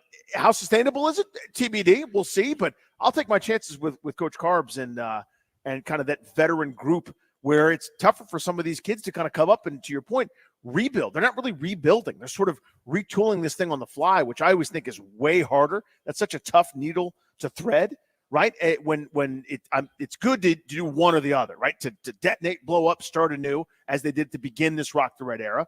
It's much harder to go, let's sort of keep going with a scalpel. It helps when you don't need to be flipping about or callous, but 2 legends who are past their prime in terms of injury and ability to continue to kind of dominate, and Backstrom and Oshie are, kind of move on and matriculate. Well, that was next the big thing key. you know, you've got pieces in there that are contributing. That was the big key, is that the money freed up without having to pay those guys against the cap what you were supposed to allowed you to financially go out and bring in new pieces and rework this roster in whatever image you wanted to. They have added speed. They have added skill. They've still got snarl. Yeah, the answer is yes. You're seeing they got everything. Tom Wilson got into a fight last night. Dylan McElrath a couple of games ago. They're big. They're physical. They can skate with teams like Dallas and Vegas and Jersey, as they have proven. So it's been a really exciting start to their season. As you said, can they play at this level? Is this sustainable? I'm not so sure. But you're 10% of the season over now. I mean, you've done this. It's an 82-game sprint, and you are 9 games in playing at a level right now that nobody else in the division has been able to. Most importantly, I would say, in addition to just the fact that they're going to be a playoff caliber team, hopefully, Ovechkin has 5 goals, whereas I think a lot of the people that were projecting him to be in the mid-20s or something would have had him at 2 goals right now. He's doing his thing. Yeah, remember that slow start last year, right? Where we were doing the what's wrong, and we took this for granted for so many years. Still the greatest goal scorer ever to live, as far as I'm concerned. But, then all the stories about the stick that he had to change and everything was different. That second half last year where he, really made a dent getting closer to that record, and now he's kind of picked up where he's left off. He's a different player than he was 5-10 years ago. That's normal when you're 40. It just is, right? I just bring them up, though, at 7-2, not only because Washington's football team is chasing them down, but because it was not that long ago when we were talking on this show about going into a darker era. Yeah. And it didn't seem like the football team was anywhere near being able to compete for a postseason as they were getting ready to fire Rivera. And they were going into an offseason. The Caps got it together at the end of last year and kind of caught fire with the kids.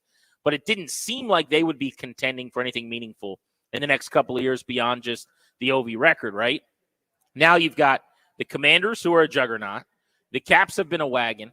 The Nats with their prospects, depending on whether or not the learners spend a little money this offseason, could actually be very much back into the wild card contention very, very soon.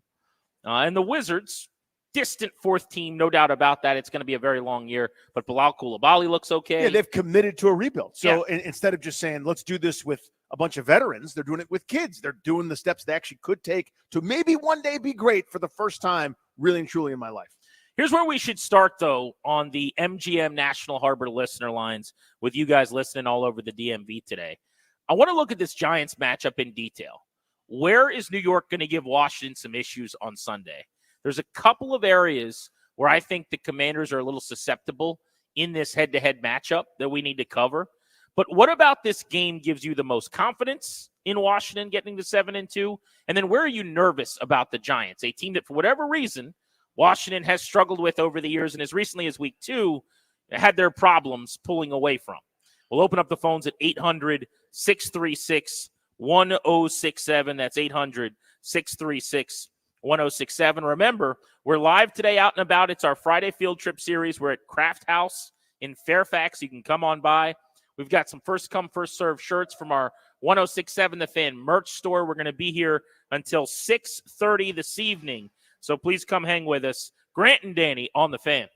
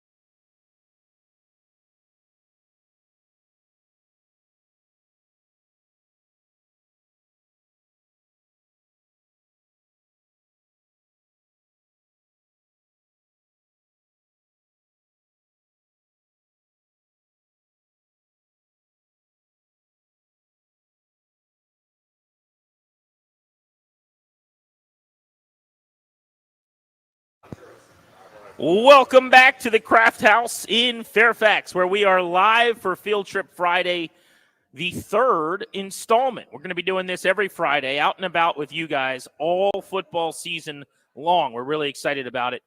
We're here till 6:30 today, so come on out and kick it with us. This place rules. The space is awesome, plenty of packing, and the food is delicious. I just got jealous. Our guy Christian, who's not Nolan's Christian, who's flying us all about the country, but our guy Christian from the station had just ordered some churros. God, I'm like, every time I see someone else with those, I get so jelly.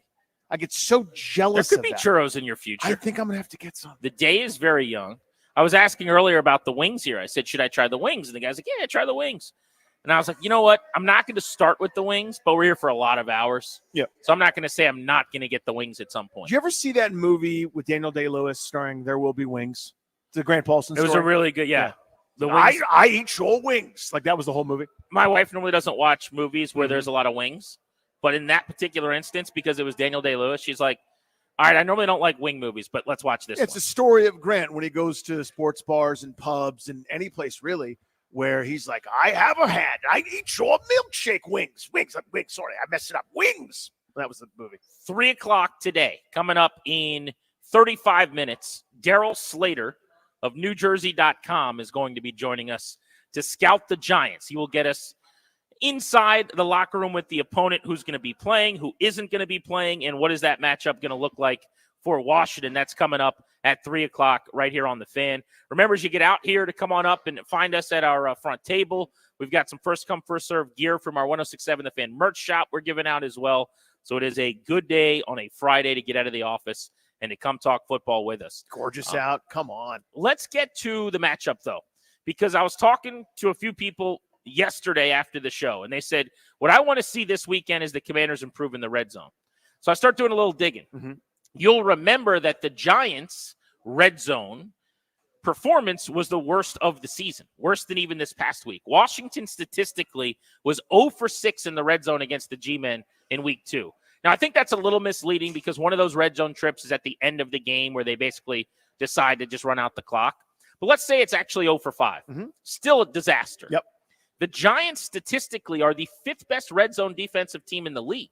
They are 3rd in goal to go when you get inside the 10-yard line. That's where they have really bowed up and been very formidable this season. I think a big part of that is their pass rush. Going back and watching the last couple games, their D coordinator, Shane Bowen, dials up perfectly timed blitzes. When you get into what Kyle Shanahan calls that strike zone, 30 and in the red zone, 20 and in, second down and obvious pass, clearly 3rd and long. He's dialing it up. They've sacked quarterbacks, forced field goals. This might not be the week where they really get going in the red zone, but the flip side of that is it's not really like defenses have gotten the better of them. It's that they've beaten themselves with penalties. It's been the mistakes, whether it's procedural or formation-wise, or the operation all of a sudden becomes cluttered or disorganized. They got themselves to blame in those Giant situations. And then this past week as well, not converting when they were down there. I mean, you're 2nd and 1 at the goal line. Then I can't remember if it was the delay of game or the false start, backs them up, changes everything, and then they settle for a field goal. And the rest is how the game went. But to me, that's obviously a huge deal, is being even okay in the red zone because you're getting there a lot. That's the beauty. You're moving the football as good or better than anybody in the sports. You're going to have opportunities. Can you convert a couple times? I think a couple times will be enough, honestly, against the Giants. For me, the concern is that disastrous offensive thing hasn't happened. And I don't mean a bunch of punts. I mean the thing that happens all the time in this league. Great pass rushing teams like the Giants, and they are. That's the one thing they can hang their hat on. The sack, fumble, strip sack, etc. Jaden Daniels has 3 fumbles. I think one of them is that first pass of the year that's credited as that weird backwards thing that didn't go real well. Is he still listed at 3 fumbles? It's 3 fumbles. All 3 of those were in the Tampa game in week 1. Yeah. Do you know that? He had 3 fumbles in week 1. That means he has not fumbled since. I didn't realize it was all 3. That's amazing. So there you go. And my point is, that's not oh my God, Jaden Daniels is due for a bad play. It's the sport, man. It happens to everybody. And so the fact that there's going to be pressure, and the Giants got to Jaden Daniels in that first game, especially in the first half. In the second half, one of the plays that went down as a sack, he's in the backfield, in the grasp of somebody, somehow wiggles out of it and turns it into a lesser sack. Instead of a 12-yard loss, it was a 2-yard loss by the sideline. But amazing stuff just to get out of danger. Well, sometimes those dangerous plays end up hitting, right, in a bad way. So that's my big concern here is the Giants offense not doing as much. I don't think they can, but it's that defense with those hunters that they have in terms of the pass rush, making one of those big plays that, it happens in this league all the time. Rushing yards per play, the Giants are dead last. What I feel best about in this game is that the Commanders are going to be able to just line up and run the football however they want to. I think Brian Robinson downhill will be a win in this game. I think hitting on some of the jet action stuff around the edge, if they want to give it to Zacchaeus or McLaurin, I think they'll be able to hit a play or two there, get the Giants moving horizontally. The teeth of the defense, the interior is pretty strong for New York. But I think if they, gun runs off the edge with Eckler, some of that stretch stuff we used to call the Chris Thompson looks, right? Yep. Outside zone, out of shotgun, all those things. I think they'll have whatever they want in the running game. The key is going to be turning that into then getting some big chunks in the passing game down the field. But where I feel best about this game is actually Washington's ability to run the football. And that means Jaden Daniels too, frankly. Yeah. I think they're going to be able to move the ball on the ground against the team that has been the worst defensively at stopping the run. 5.43 yards per attempt given up by the Giants. But you mentioned their pass rush. This is my concern. And that's the question. We'll get to the calls in a second. 800-636-1067. What do you feel best about? What do you feel worst about this weekend? What I feel most nervous about, they have done such a good job protecting Jaden Daniels. Yep. Now you're going up against the team that has the most sacks in the NFL. They sack the quarterback on 15% of plays right now. And it starts in the middle with Dexter Lawrence, who's the new Aaron Donald. That's a bad dude, man. He is the best defensive tackle right now in the National Football League. Now, they might be okay with Cosme at right guard, Allegretti at left guard, and Biotish at center. But that means two of them are working on him. What does that mean? It means you're going one-on-one elsewhere. First game where Brandon Coleman is going to start and play every single snap because Cornelius Lucas has already been ruled out. He's going up against Brian Burns. 4 sacks, last 4 weeks, won every single game. He's got a sack in 5 of his last 6. This is my issue, is it becomes a math problem. You always talk about it like plugging a dam or kind of putting your finger in the hole and now the water comes out somewhere else. Okay, so let's make sure Lawrence doesn't beat us. Well, now you got one-on-one with Burns with Coleman in his biggest challenge yet in terms of snaps and workload. Something's going to give, and I worry about the pass rush of New York against this offensive line, which has been very, very good. This is the story of the game to me. If Washington handles that and limits those negative plays, stays ahead of the sticks as they have for the majority of the season, that's good first down plays. Not necessarily just runs on first down. You don't have to go 1985 football style, but as long as you are positive stuff, whether it's flipping it to Eckler, getting Ertz involved on first down, just moving the football and being ahead of the sticks, I think it limits that pass rush because that pass rush is good. We haven't mentioned Azeez Ojulari yet. He's got 6 sacks. That would lead to a lot of teams, and that's their third pass rush option. That is a really good pass rushing team. So that's my number one concern. You handle that group, eliminate the negative. If you just line up and not screw up against them, you win the football game, right? It doesn't have to be style points every week. It doesn't always have to be a 30-point blowout. It's nice when it is, and it's fun when it is, and you feel good about it. But you might have to escape with this one in that weird stadium with bad turf where they don't seem to play well. Just have one of those grown-up, gritty wins right here. You can line up and push them. As long as you don't beat yourself, I think you win the football game. I hate the turf in the Meadowlands, by the way. I'm glad you brought that up. They're actually showing here at the Kraft House in Fairfax Corner on some of the screens last night's Thursday night football game. The Jets and the Texans is being replayed, it looks like, on network. Yep. And there was a moment in that game where C.J. Stroud went down pretty much non-contact, was grabbing at his leg. And for a moment I thought, oh, no. Please, no. Right. I mean, this is one of the great stars, young stars in the league. One of my favorite quarterbacks to watch, but one of the best young QBs in the sport. He ended up being fine and coming back in. But that's what happens on this turf. Anytime anybody goes down with any issue, you're just fearing the worst. And I don't know how or why they haven't changed it more than they have. They've made some tweaks to it. But ask a player. Yeah. Look at any of the NFLPA data. I mean, the guys hate playing on that surface. That is something, I guess, if you want to talk about biggest concerns and most nerves going into the weekend, I guess should be on the list. But let's hit the phones. MGM National Harbor listener lines. We want to know from you guys, what are you most nervous about? Is Washington is a road favorite trying to get to 2-0 in the division, 7-2 overall. We'll go out to College Park and talk to Alex on line 3. Alex, you're on Grant and Danny. What's up? Hey, guys. Happy Friday, and thank you for taking my call. You got it, bro. So I have two worries really going into this week. My first one, really just secondary in general, but particularly anytime Benjamin St. Juste is on the field. That game last week was really exciting, but just like 1 minute before I was screaming at the TV for that PI at the end. So that's like probably my biggest concern. But then also another big concern I have is just if Daniel Jones has one of those Daniel Jones gems against Washington that he does. His career totals against Washington are just so much better than any other team. It's ridiculous. But yeah, those are my two biggest concerns going to this week, definitely. You take the Daniel Jones point, Danny. I'll talk about the idea of St. Juste. Yeah, Daniel Jones, in his career against Washington, has been a Pro Bowl quarterback. Against everybody else, with the exception, I think, one time they played Detroit when they were 1 in a million, he's been pedestrian or worse. The numbers are staggering. They're jaw-dropping compared to the rest of the time. It's double-digit touchdowns, a couple more on the ground. I think it's 12 TDs, 3 picks, another nearly 400 rushing yards, almost twice as many as he has against any other opponent. That includes the Eagles, Cowboys, etc. It hasn't mattered. He's been outstanding against Washington. Career, 69% completion percentage, 1,688 yards, 12 touchdowns, 3 picks, 360 yards rushing, another touchdown in that regard. He has been dynamite against Washington for whatever reason. What's always hilarious to me, too, is it really doesn't matter what he's doing before or after that game. Mm-hmm. So last time they played Washington, remember, the calls were out of New York to bench Daniel Jones coming off of an ACL injury because he was so bad in week 1 that it just looked like they were broken on offense.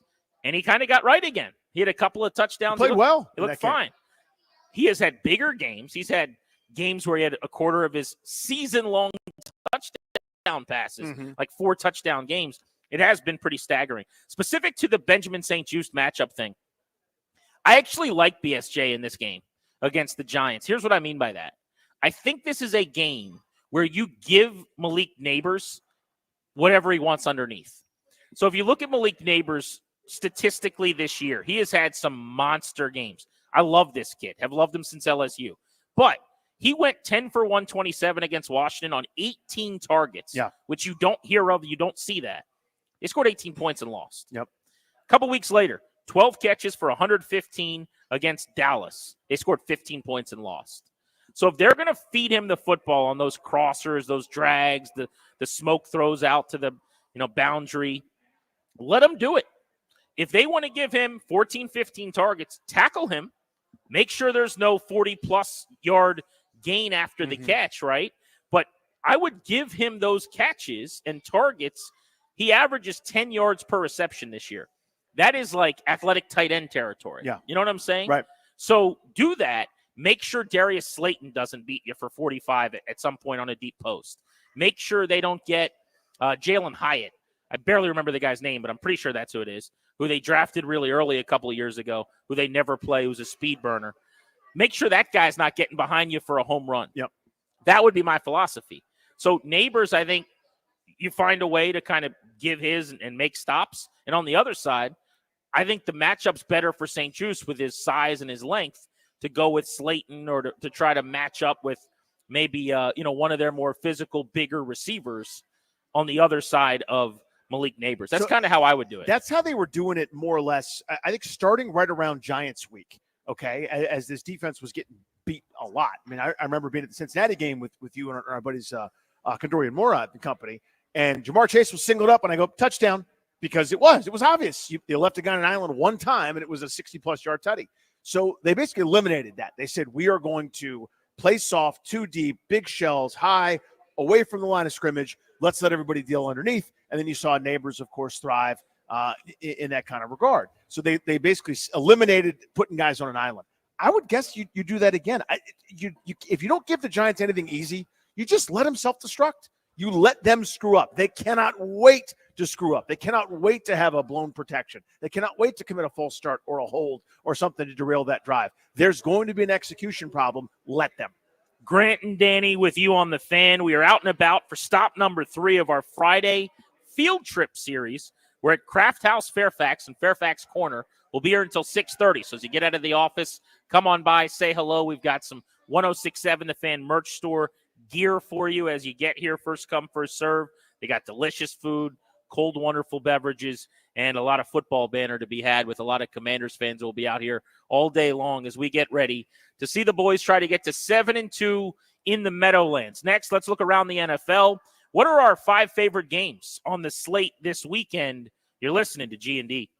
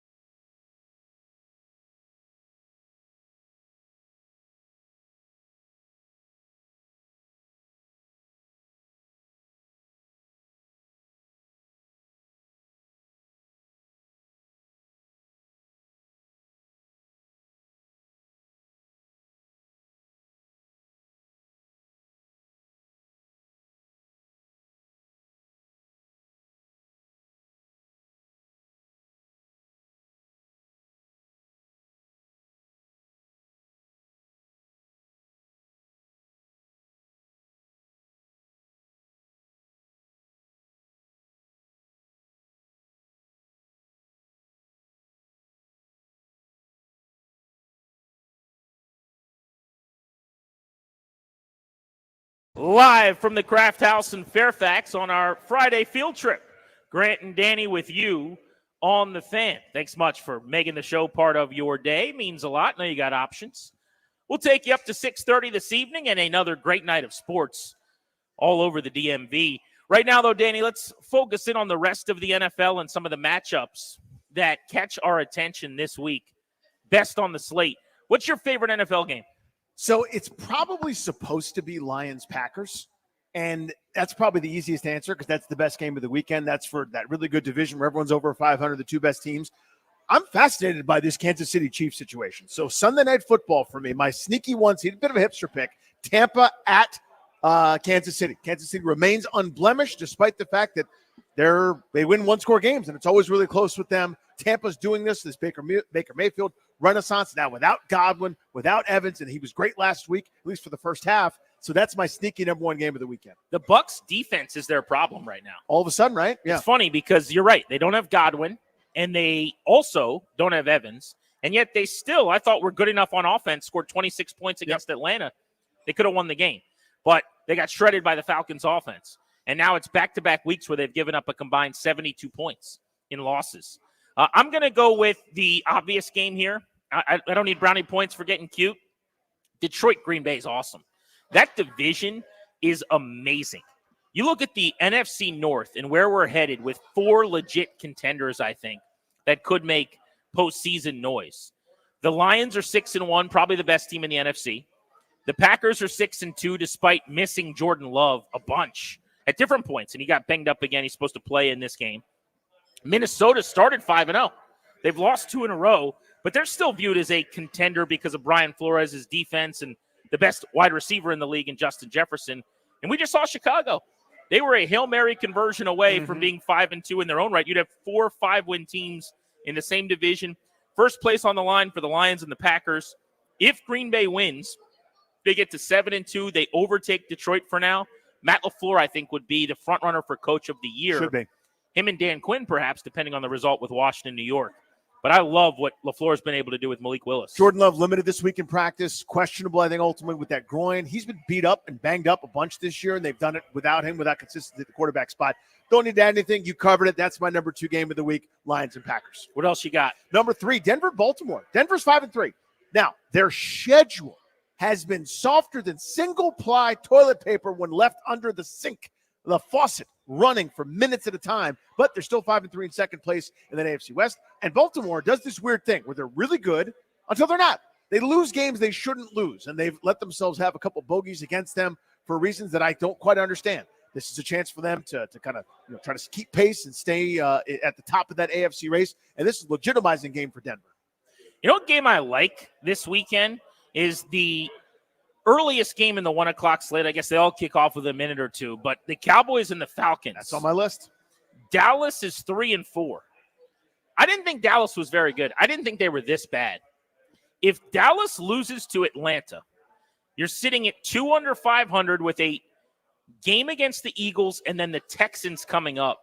They could potentially host Washington at 3-7. At that point, they will have sold off maybe. Their season is obviously in shambles. It's more likely they're going to be 4-6 going into that game, but they're still not that good. This is a winnable game against Atlanta. This is a bad Falcons defense. This is a team you can turn over a little bit. I like Atlanta because the matchup is Robinson, Algier, running game against a Dallas defense that's porous against the run. Cousins makes a couple plays through the air, and you probably do enough. Also, the Cowboys offense is supposed to be their bread and butter. Dak has to be perfect. They can't run the ball. It's CeeDee Lamb and what else in the passing game? They're just not a good team. They were poorly put together, and Jerry's feeling the heat a little bit. He is indeed, and maybe he'll make a change. Anyway, another game I want to add on to. I think you covered that one very well. The Patriots and the Titans is not on my list. That's a terrible game. I wish they weren't playing it. They shouldn't televise that to anybody, anywhere, at any time. Same with the Saints and the Panthers. I'm going to go to the Dolphins and the Bills, my friend. This game is intriguing to me. The Dolphins' record's terrible. They're almost out of it. This is a last chance to kind of save their season. Buffalo is very good, but that's what I'm fascinated by, right? The Dolphins, when they're right, have had in the years past this juggernaut of an offense that cannot be stopped until the weather gets cold. We're not there yet. This should be their time. with Tua. I'm fascinated to see what happens with him. And Tyreek Hill and Jalen Waddle, who they haven't got on track yet. There's been a lot of things that have gone wrong in Miami this year. This is kind of their last gasp against a really good opponent. Couldn't come at a worse time for them where they're playing Buffalo, who's a bona fide to me. I like this NFC West game between the Rams and the Seahawks. LA's 3-4, Seattle's 4-4 in a division where 4-4 is the leader at this point. But the Rams look like they got something right out of their bye week. They're getting healthier. Yep. They got Puka Nacua back, Cooper Kupp back. Sean McVay has said they're not going to be trading those guys. They beat the Raiders, which if you just play the Raiders, you get to do. But then they played the Vikings in a game that nobody thought they'd win in primetime a week ago on Thursday night. They hung 30. They won by 10. If they could get by Seattle, they'd be 4-4. They would be on the precipice of a playoff spot Where in the nobody's NFC. great in that division. Then they get Miami, New England, a couple of very winnable games after that. Sean McVay doing some of his best coaching. They're 3-1 at home. They got to get a signature road win this weekend, though. You mentioned this in passing, or this team in passing, but I want to deep dive into it. Colts-Vikings, again, similar situation, right? So that game, by the way, was flexed to Sunday primetime. night. Yeah. It was originally a Sunday day game. They flipped that Eagles-Jaguars game, I think it was, out of Sunday Night Football to get Colts-Vikings in primetime. Yeah, so Vikings having dropped a couple now, and the Colts making a change to Joe Flacco. Again, what year is it? What are we doing? What is happening? It's the right call, though. When he's at the helm, their skill guys get better. Josh Downs' production tends to go up. You hope that Pittman's healthy, but they've got some good ingredients in Indy, and they're not out of it in the AFC. Nobody's really taken off other than Kansas City. They're still within a couple of games. They played Houston tough. They're done with them, but they could be around. I think they're a game or two outside of the playoff picture, so there's still some season to have for them. And Minnesota, you've already said it. I mean, this is the Justin Jefferson show. They need some other guys to step up consistently, and I think it's a good week for them to kind of get back on that winning way. We've got tickets to the Caps and the Penguins next Friday night, a week from now. By the way, that game, they're giving out 50th anniversary sweaters when you walk in the door, which is pretty cool. We've got those tickets. Everyone's trying to get their hands on. We're giving those away in 1 hour at 4 o'clock right here on The Fan. We are live. Speaking of getting your hands on gear, we got some 106.7 The Fan merch store gear that we're passing out. The Football Friday has turned into a Friday field trip series for us on Grant and Danny, and we are at Kraft House in Fairfax Corner. We'll be here until 6:30. Next, let's scout the opponent with a member of the Giants Media Corps right here on Grant and Danny.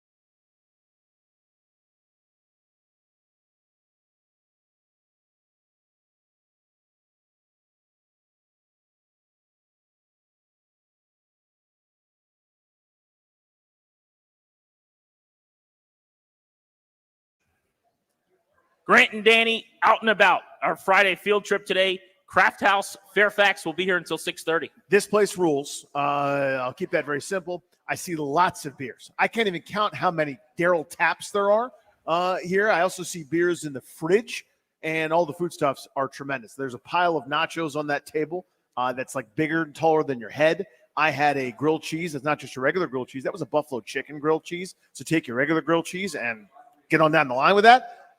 Awesome. I love the spot. Is that a Daryl Tapp player or Daryl Tapp coach? He's done both for the Commanders. Well, on the left bank of Taps is Daryl Tapp, the player. Okay. The right bank over there, that's Daryl Tapp, the coach. A little more authoritative and professional. Yeah, because Right. there's fewer taps. It's not frivolous. That Got it. right set of taps divided by the brick wall. Commanders have a bright future. We're talking about their chance to get 7-2 today. It's time for you to plan your future as well. The exclusive sponsor of our show is the law firm Condori and Murrah. They will help you update your last will and testament or set up a trust for you and your family. Schedule a free consultation with their estate planning attorneys today by visiting kmlawyers.com. Tell them we sent you. That's kmlawyers.com. Love our guys, Condori and Murad. We're hitting the road with them again. Hopefully they protect us in Philly at Lincoln Financial Field. I was told there's a ton of private security traveling with us, like we're foreign dignitaries. Can you confirm that? I hope that's true. Yeah. That's the only way I'm going to feel confident. So I clap my hands one time on a Jaden Daniels first down pass. I don't get. Are you going to rock some burgundy and gold that day? Maybe underneath. Maybe like in a lower layer. I'm just going to sit there quietly with my hands folded. Just happy to be there. Let's scout the opponent. Let's learn about the New York Giants.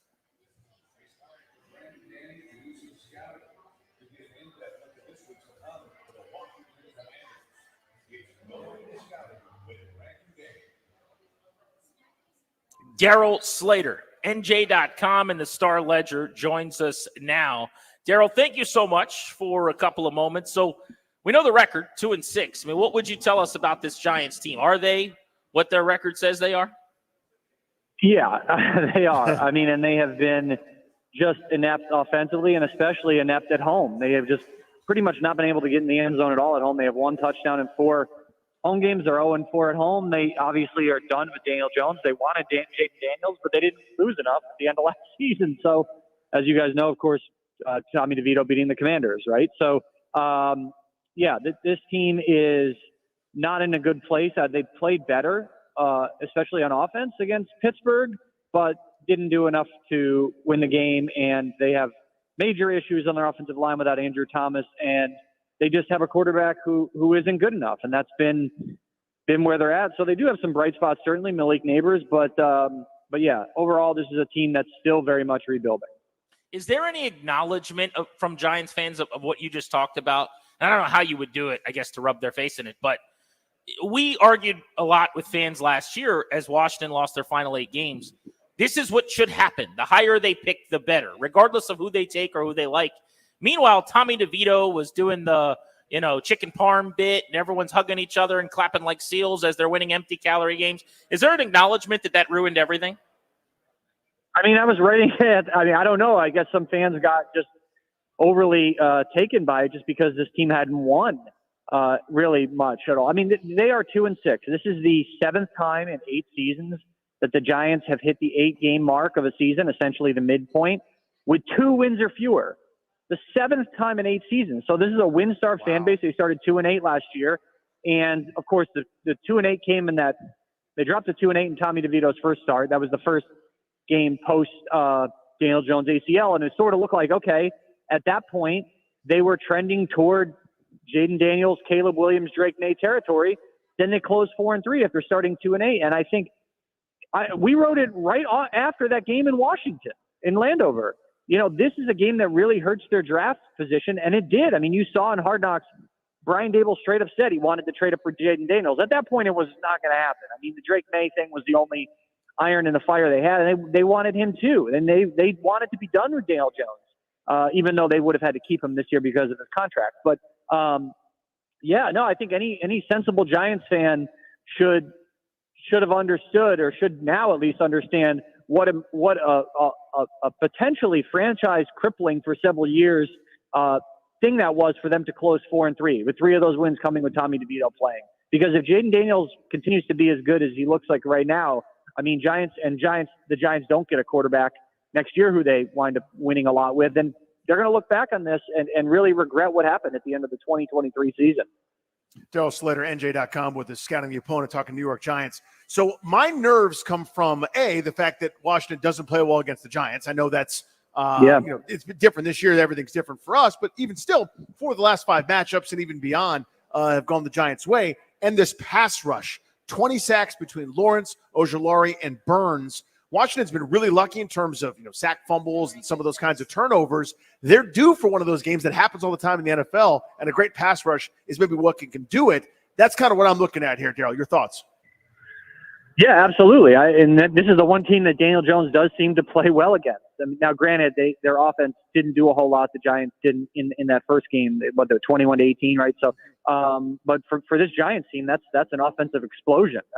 But defensively, they need to get home with what you said. They need to have Dexter Lawrence be the guy who looks like one of the best interior defensive tackles or defensive linemen rather in the league, a guy who's in the conversation certainly for defensive player of the year. And Brian Burns, I don't know, he's never going to live up to the contract and the trade. It was a huge investment, but he's been really, really good. To his credit, he has been very good and playing hurt too, playing through a groin injury, now playing through a sore Achilles. He has been excellent, and they haven't missed Kayvon Thibodeau one bit. And by the way, he is not a particularly great pass rusher, certainly hasn't shown to be one. So Azeez Ojulari has been a more than capable replacement for Kayvon Thibodeau, a guy in Ojulari who's struggled with durability issues throughout his career. So yeah, I think that's a way, and that's what the Giants were going to have to do to win in Pittsburgh. They were going to have to get a big defensive play, and as we know, they did. They got the fumble that turned the ball over to their offense, and then the TJ Watt strip sack. Everyone knows, they saw it. I mean, they got what they needed, and so they need that to happen again. But this time, of course, they need their offense to actually take advantage of that. And so, yeah, I think that there's certainly a matchup, a potential matchup advantage there for the Giants. Will this team, talking about the Giants, sell at the trade deadline? Yeah, I mean, you got to look at who are they going to sell. Like Darius Slayton, I guess, could be a guy that could be moved. Like, I guess maybe Ojulari, if you think Kayvon Thibodeau is coming back, because Ojulari's in the final year of his contract, of his rookie deal. I don't know what you're getting for guys like that, but they don't really have a lot of tradable pieces that they would trade. You know what I mean? Like, teams would love to have Dexter Lawrence, but they're not trading Dexter Lawrence. So the mid-level type players, I think Slayton's the guy to watch in that regard. Why have they been so bad stopping the run? It feels to me like Washington's going to be able to run the ball. They're dead last statistically. Has it actually been that bad?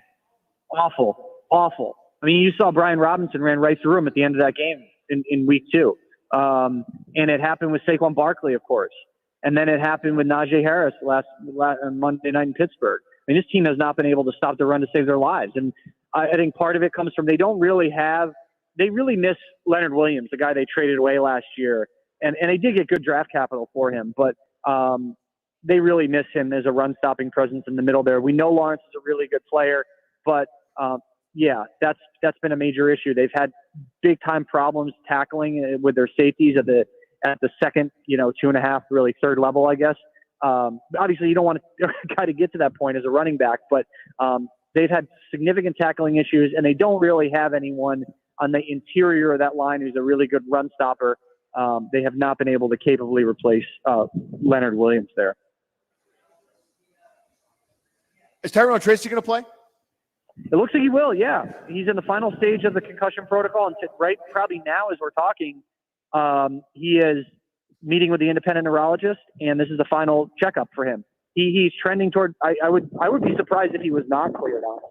And he is a guy who, that's the perfect example of why you don't draft a running back second overall and don't pay the guy an insane amount of money and don't franchise tag him and do all the things they did with Saquon Barkley, absent paying him like a long-term contract.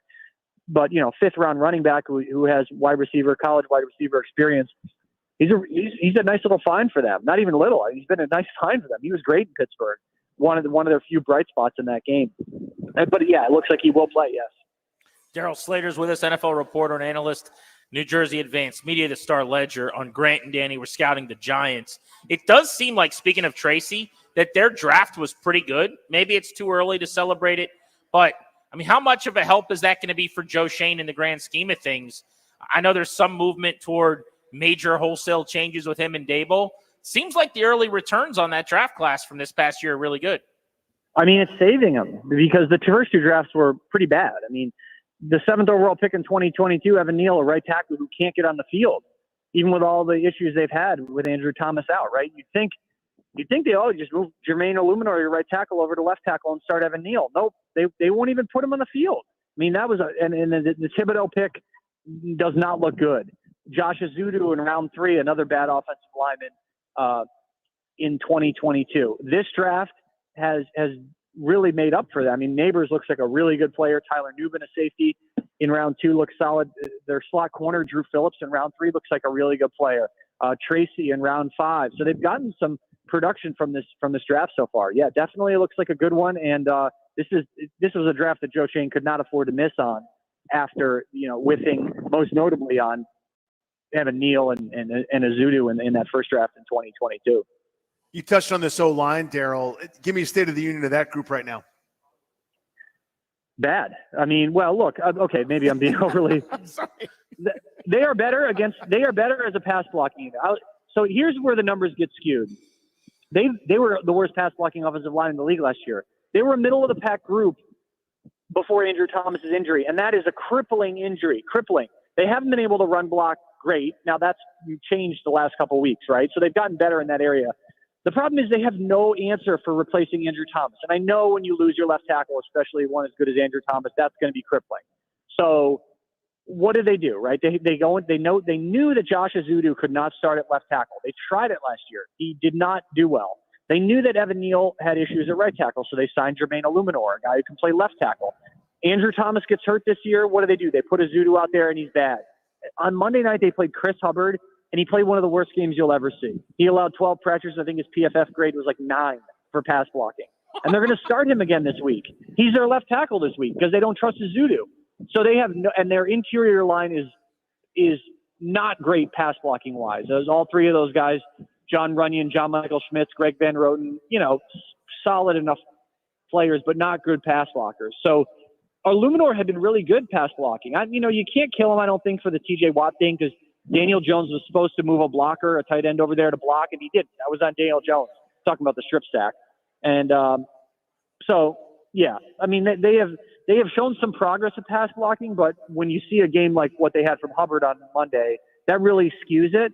So you have to look at what they are right now. What they are right now is a team that has basically a ghost at left tackle. They have nobody to block at left tackle, and that is a huge problem, obviously.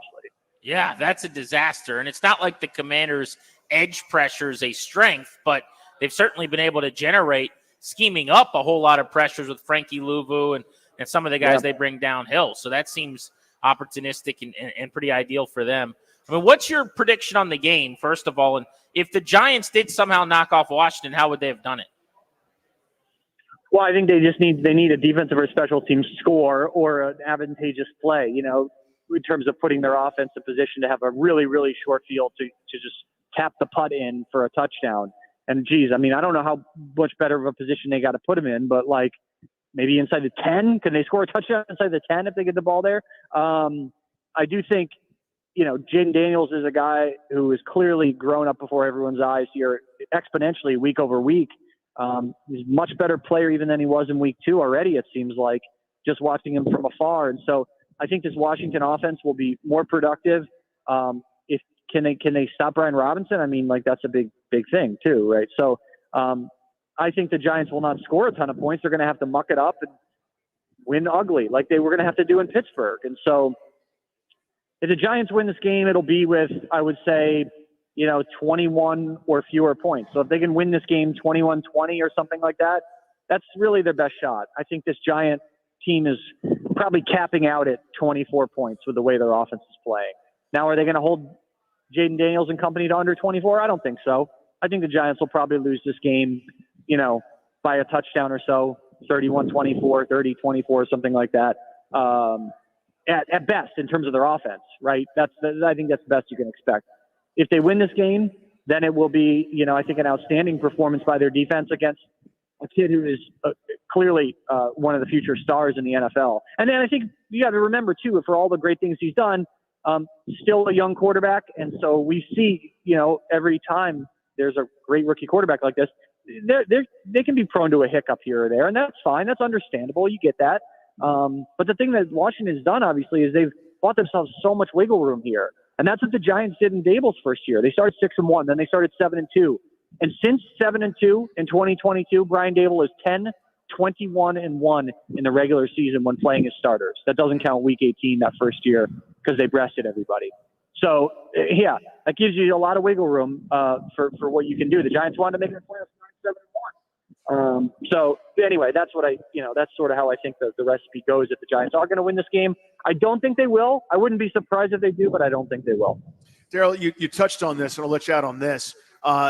Maybe the defensive plan strategy here, right? Because this pass rush is so good, you want to set up times where they can get home. Do you expect them to be aggressive, blitzing downhill, keep everything in front? Maybe a Brian Robinson game. Kind of how would you describe that defensive approach game plan for the Giants? Yeah, I don't think they're going to blitz a ton. That's not really what Shane Bowen does compared to Wink Martindale, his predecessor. So they play a lot more zone coverage, and I think that's kind of what you'll see in this game. Great information. We appreciate the insight on the Giants. Thank you, Daryl. Thanks, guys. Be good. That's how you scout the Giants. Good insider there. By the way, there's not a lot about that team he likes. I mean, it's nice. How's your offensive line? Bad. Every answer started with, how's this part of the team? Terrible, bad, awful. Couldn't be us. Yeah. It's been a long time since I felt that way. Wait, I'm being told last year. Here's the thing. I've done that hit. So have you. Yeah. I've gone on another market. It's god awful, you guys. How much time do you have? Oh, it's so bad. Not us. But think about how different a year is, or even now a month is, where the people that are coming on to talk to us from Carolina, from New York, it's like they're talking to the show in the town with the great team. Where they're like, oh, you guys have nothing to worry about. I still just don't really know how to do those conversations. I've never done them. I don't know what I'm supposed to say, or do you feel bad for them? Do you take pity? Do you pat them on the head? It's weird to be great. Yep. It's awkward. Like I was there. I was where you were, Daryl Slater, not that long ago. I'm not there now, but I remember it. We're going to use the FanDuel player props to play a little over or under next on Grant and Danny. In 40 minutes, your chance to win tickets to the Caps-Penguins game next Friday night. Everybody wants to go to. They're giving out 50th anniversary sweaters when you walk in the door. You're listening to The Fan.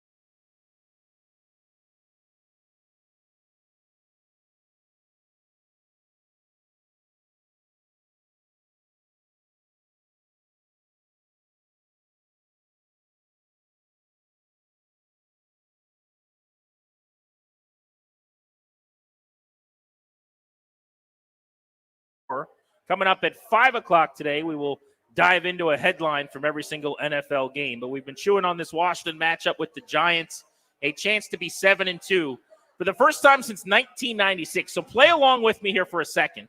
Those of you that are on site or anybody that's not hanging out with us in their car, what were you doing in 1996? 1996. That is the last time this team was 7-2. So I will tell you that I was 8 years old. Maybe I was still 7. I don't know. I guess for the football season, I probably would have been 7 years old. Mm-hmm. And your boy was in Mrs. Whitwam's class. Not Mrs. Whitwam's class. I think I was in Mrs. Whitwam's class. And I believe the highlight that year was for Valentine's Day, Faye McCardle, who was my girlfriend. Whoa. Yeah. Like, we never held hands or anything or, like, really I was talked to going to each say, other. you're a married man, Grant. What are you talking I don't about? even think we ever talked to each other, but she was my girlfriend. Right, officially. She was a swimmer, and she got Joe Jacoby's autograph for me at a swim meet. Oh. So she was swimming against Joe Jacoby's daughter. That was the highlight of my year. What a gift that is. That's right around 1996, Danny Ruiz. How about that? What was Danny doing in 1996? Right around now, this weekend, homecoming.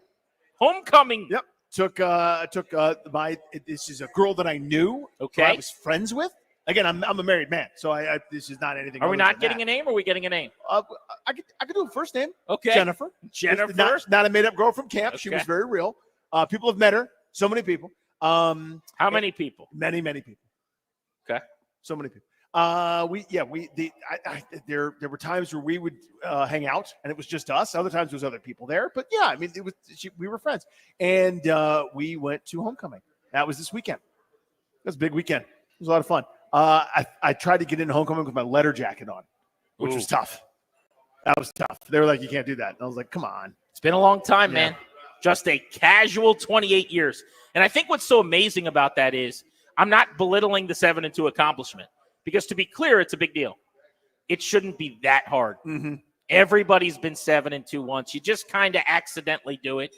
You just kind of stub your toe into it. Yeah. You get a good bounce of the football. You get a nice start to the season. The schedule's fortuitous. It shouldn't be a once every quarter century, twice in my lifetime kind of deal, which is what they've turned it into around here. Dan Snyder never did it. No, he didn't. Josh Harris has a chance to do it right off the bat. Think about it that way. I was looking for a dichotomy. Is there any good point of comparison? Let's bring in our producer, Darius Dameron, who is going to feed us some over-under props. This is the FanDuel props that I'm a FanDuel guy. You know this about me. Yes, I do know that. Yeah. They assign individually to players based on their projections for the game. We're going to pick over or under. This is a nice little behind the scenes on how we view this game going. All right, let's start with the passing And let's props. get Darius cranked up if you could do that for us. Yes, indeed. Let's start with the passing props. We got quarterback Jaden Daniels set at 228.5 passing yards, over or under. Boys. I got a slight under on this one. I think there's underage. I think their whole goal, talking about the New York Football Giants, is to not let big plays happen in the passing game. I don't see that happening. There'll be some completed passes. They will complete a 4 pass in this game. That's my hot take. I'm willing to go on record and say that. But I don't think there's going to be anything that's going to lead you to big chunk yardage unless it's a busted tackle or something like that. So I got a slight under here, right around 220. Daniels hit the Hail Mary to go over 3 bills. That was his first 300-yard game in his career. This past week, he went for 326. He's comfortably been over this number, though, in each of his last 2 performances where he played the entire game. Threw for 270 against the Ravens and then the 325 this past week. I am going to go under. This is not about Daniels. This is about the fact that I think Washington's going to win the game, maybe handily, and I think they're going to be able to run the ball. I think Brian Robinson goes for 100. I could see Eckler and McNichols combining for 40 or 50. I think Daniels could run for 50 or 60 yards. I think as a team, there'll be a 200 rushing yard performance. They're going to be scoring in the mid-20s. I just don't think they're going to have to throw the football all that much to win. So I'll say under. I think he goes for like 210, 220, something like that. Will Daniel Jones do the Daniel Jones thing against the Washington Commanders as he usually does and go over his prop of 204.5 passing yards? Jones will go over because they'll be chasing the football game. They're going to be throwing in the second half. He'll go for 230, 240. The question with him, though, is touchdowns, not really yards. They have moved the ball. I mean, if you look up the numbers 20-20, they're not a terrible offense. They're middling. There's nothing exciting about them. But they just don't punch it across the goal line, especially at home where they have 2 touchdowns, I think, all season. I think they will go over that number in passing, though. Daniel Jones, for some reason, he sees Washington.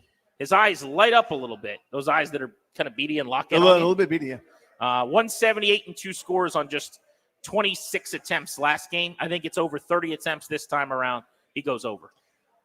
He went under the first game, which is a stunning upset in the history of stunning upsets. I think he goes over this game slightly. I do think they'll be trailing, but I also think he'll have some success. I think Washington's whole point here is we don't think you can beat us consistently, so they'll let him try a couple different times. Moving on to the rushing props. Let's start with running back number 1, Brian Robinson. They've got it set at 63.5. Over on that. I think he has a feast. I think this is Thanksgiving. Wear your sweatpants, not the tight ones. It's not formal Thanksgiving. It's the one where there's no judgment, no family hold back. I'm going to eat as much as I possibly can. I think he goes for 100 yards and a tutty. Yeah, I got a big Brian Robinson day. He has run for 100 yards just twice this year. 101 against Arizona, 133 against the Giants on 17 attempts. This is the statistical 32nd ranked, dead last, worst team in the league stopping the run. He has not even gone for 75 since that Arizona game. He missed Baltimore, but he ran for 18 against Cleveland, 71 against Carolina, 65 against Chicago. It is a get-right, big-time game for B-Rob. He goes way over. You know who else runs the ball pretty well for the Washington Commanders? Who's that? That'd be Jaden Daniels. They have his prop set at 46.5. I will go over that. You're going to go over? He's gone over each of the last 2 weeks. I have predicted Jaden Daniels to go over as a rusher in every single game he has played this season. In fact, remember, he had a 46-yard run. He got hurt on it 2 weeks ago, and I've been predicting there's still like a 65 or 70-yarder coming, that Robert Griffin against the Vikings kind of performance. So right now, this moment, I'm going to tell you that Jaden Daniels' big home run is still coming. I'm not going to call that 46-yarder the home run. There's a long, long touchdown in his future, and until he hits it, I'm going to keep predicting it. I'm going over. Easy. 46 and a half? 46 and 46. And he's been over that in all but one game over the last 6 games. Yeah, 3 of his last 4 games, he's gone well over that total, with the one exception against the Ravens at 22. I just think the Giants are going to play so soft here that he's going to get carries. He'll get forward progress. He'll get some rushing yards. I just don't see that big one happening because I think they're going to back off, play zone, swarm, tackle. I see it as kind of a 40-yard day for him, so I'll go a slight under.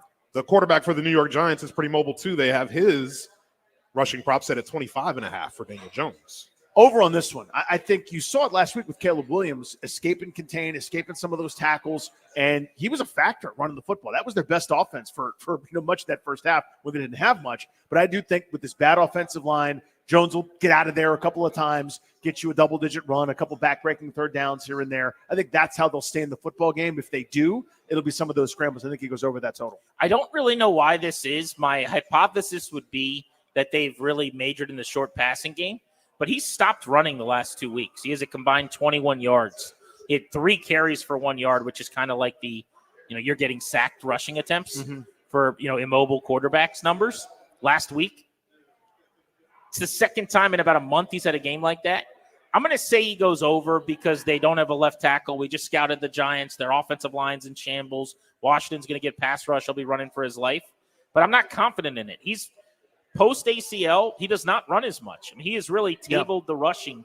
He's had 2 games this year where he's had more than 6 runs. So I don't feel great about it. On to the receiving props. He's number 17 on the field, but he's number 1 in our hearts. Terry McLaurin.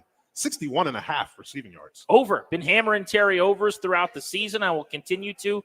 Do you know that Terry McLaurin is on pace for 1,230 yards, which would be a career high for Terry McLaurin? Did you know that as of the conclusion of games last week, he was ranked 4th in the NFL in receiving yards? Now, he's obviously played more games than some of the guys that have had buys, but still, 4th in the NFL in receiving yards ain't nothing for Terry. 57 targets already this season. They have really, since those first 2 weeks where it was a slow developing rapport, it seemed like, they have made up for lost time. He's the one guy I like to hammer the over on in the passing game because they prioritize him, they feed him the football, and then otherwise it's kind of a get in where you fit in situation. Yeah, I do it with him. I also, as a quick side, hammer every week the Austin Eckler over in passing totals. Until it starts to get north of 30 or 35, I'm just going to keep riding with Austin Eckler. But in terms of McLaurin, that's right around where I got him. They're good at this, these whole Vegas gentlemen making these lines. I've got a slight over on this one. I don't think he goes for a huge day. I don't think this is a 100-yard Terry McLaurin day. He's gone over this total in 4 of his past 6 games for Washington as his passing game has gotten going. I don't see a huge day. I think they're going to keep him in front for the most part, but he'll have a nice afternoon. Tight end Zach Ertz had a big game last week, 7 catches for over 70 yards. Will he repeat that performance? They have his over-under set at 36.5. I got a slight under here. I think he's going to catch passes as he always does, but he'll be working underneath. I think there'll be a little bit less, a space for him to operate. They're going to play rush with 4 for the most part, cover with 7. He's not going to escape very much. It'll be a lot of catch and fall alerts. He'll be right around 30, 32 yards. 36 is the total? 36.5. He's been over that 3 straight weeks. He's had 68 and 77 in 2 of the last 3 weeks. Way over. I feel great about this. This is probably my most confident I've been in anything you've asked us. He'll be the number 2 receiver to Terry McLaurin as he is most weeks. I will go over for Zach Ertz. Quick look at the FanDuel props with producer Darius. Thank you, Darius, as always. We're starting to say over a little more, particularly you. Yeah. Early in the year was a lot of unders. You're starting to believe a little more in the good guys. Oh, indeed. Yeah, absolutely. That's what happens, I guess, when every single week they just keep making us think they're really good. Yeah, you average 35 points a game. I'll start to hammer the over here and there. I would say. We did not bring our wheel. We should do that for the next Football Friday field trip. Oh, the wheel. We have an impression wheel that Danny's going to be using in studio with us. So we can maybe spin that and get some predictions. Oh, that'd be from fun. Somebody we else. can use it that way. Yeah, so it's dry erase. So I filled out all the different slots with some impressions. But there's one that's wild card where you guys just tell me what to do and I'll do it right then. And we can also adjust on the fly if we get bored of one. You know what I mean? We can erase it and put it in there. Do you have a Chris Berman? Can you work on that for the my wheel? Berman stinks. I just like that thing. I can't really do the Berman though. But if you can do the sounds. Yeah. But not the. I can do that. That's not good though. You know what I'm doing. You can put it on the wheel and just grunt a little and just bit. grunt some. Yeah. What do you think's gonna happen in the game? Well, we could spin the wheel. We get a mic'd up wheel, and then Shannon Sharp has to go over under Terry McLaurin 61.5. Whatever number he's going over, Terry McLaurin's going to explode in this game. He's going to literally be TNT, where he's going to be dynamite and explode all over the field. It's going to be a mess. He's going for 710 yards in this one. Offense, defense, special teams. I did see that Lou Holtz was on the wheel, but I thought, weren't you banned from doing Lou Holtz? So I don't think so. Okay. The issue was, I don't want to get into the issue. That's Yeah. an But you're allowed off the to do air it. story. I don't know. Actually, our boss is here. We should actually ask him if that's Does okay. Lou Holtz have Zach Ertz over 36.5? Let me tell you something about Zach Ertz, okay? He's a football player. When Zach Ertz plays football, people are going to say that's a football player right there. Because when you look at Ertz, okay, he puts a helmet on, he's got pads on, he's going to have the uniform of his football team, and he's going to catch passes. And that's what he does. That's Zach Ertz for you. It's a hard name to say if you're Lou Holtz, because Lou Holtz doesn't say his S's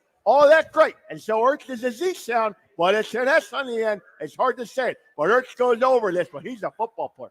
We're going to win off the field next. It is Friday. You don't do it for me or Danny. You do it for the Goose, Bruce Allen. You can line up your calls now on the MGM National Harbor listener lines at 800-636-1067. These are your little teeny tiny moral victories. What's going right in your day that's made you smile that nobody else would care about. How are you winning off the field going into a great football weekend where G&D from Craft House Fairfax will be here broadcasting live until 6:30 on the Fan.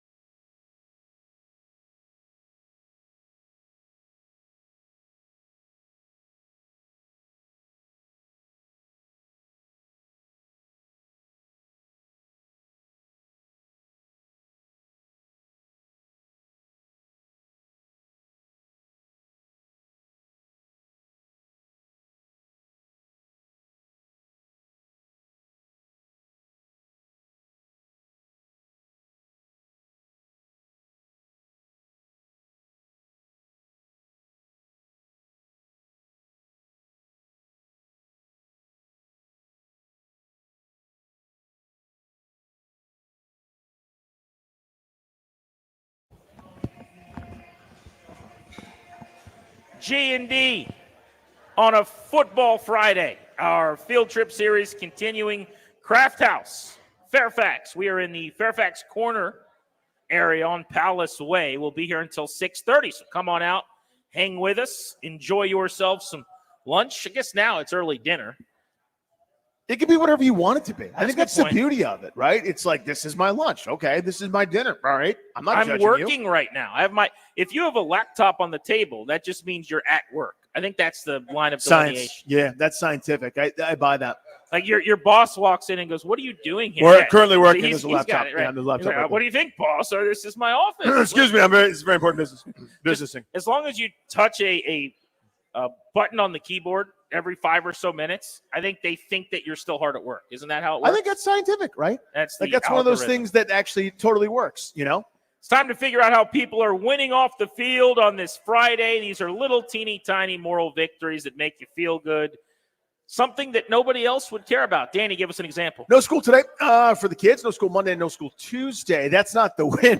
By the way, they're doing a little That thing stinks. called No School November around here. Yeah, it is something. Anyway, again, I'm in favor of what I'm supposed to be in favor of. I hate the thing that you hate. We're on the same side.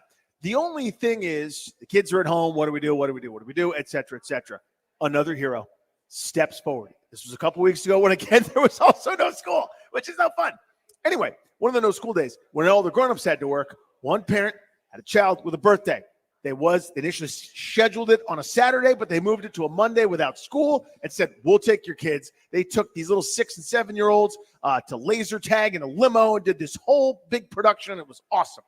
Today, another hero, Matt and Nina. Shout out wherever you are. I hope this gets to you. You're heroes. You took all of our neighborhood kids out of the house for hours so the adults could work. I dropped him off at a birthday party today because he's not at home wasting away, staring at Roblox with his headphones on, going, bruh, he's sold. Bruh, let's go. For 7 hours. I am. Winning off the field. There it is. I'm going to make mine short and sweet for you. Thanks, buddy. Last night was Halloween. Yep. Kids had a great time trick-or-treating. The neighborhood showed up. I got to say, occasionally, right? The fear. How are the neighbors going to handle this? Are they going to deliver the goods? It's a big game. Are they going to make a big play? I think for the most part, we did a really good job in the neighborhood. Kids get home. They dump out their big pile of candy right on the table. Check out their loot. A lot of candies that I like in that pile. A lot of candy in that pile that old dad enjoys. Therefore, I am. Winning off the field. And even better, my son looks at me and he goes, do I like this one? He asked me. Do I like this one? It was a Reese's cup. And the answer was, no, you don't like that one. Oh, you hate that one. You're Truman, allergic, buddy. Those are yucky. Icky. Tell you what, You don't want that. They're so yucky, Daddy will take it for you. That's the kind of dad I am. That'll throw it away for you. Get away. Icky. Ew. They went right in the freezer. Therefore, I am. Winning off the field. To the phones we go. Alex is in Annandale, home of the Adams. What's up, Alex? How are you? Hey, what's going on, guys? Hey, let's go Adams. Buddy. All right. So as of recent, I've been wasting my adult money in a new hobby.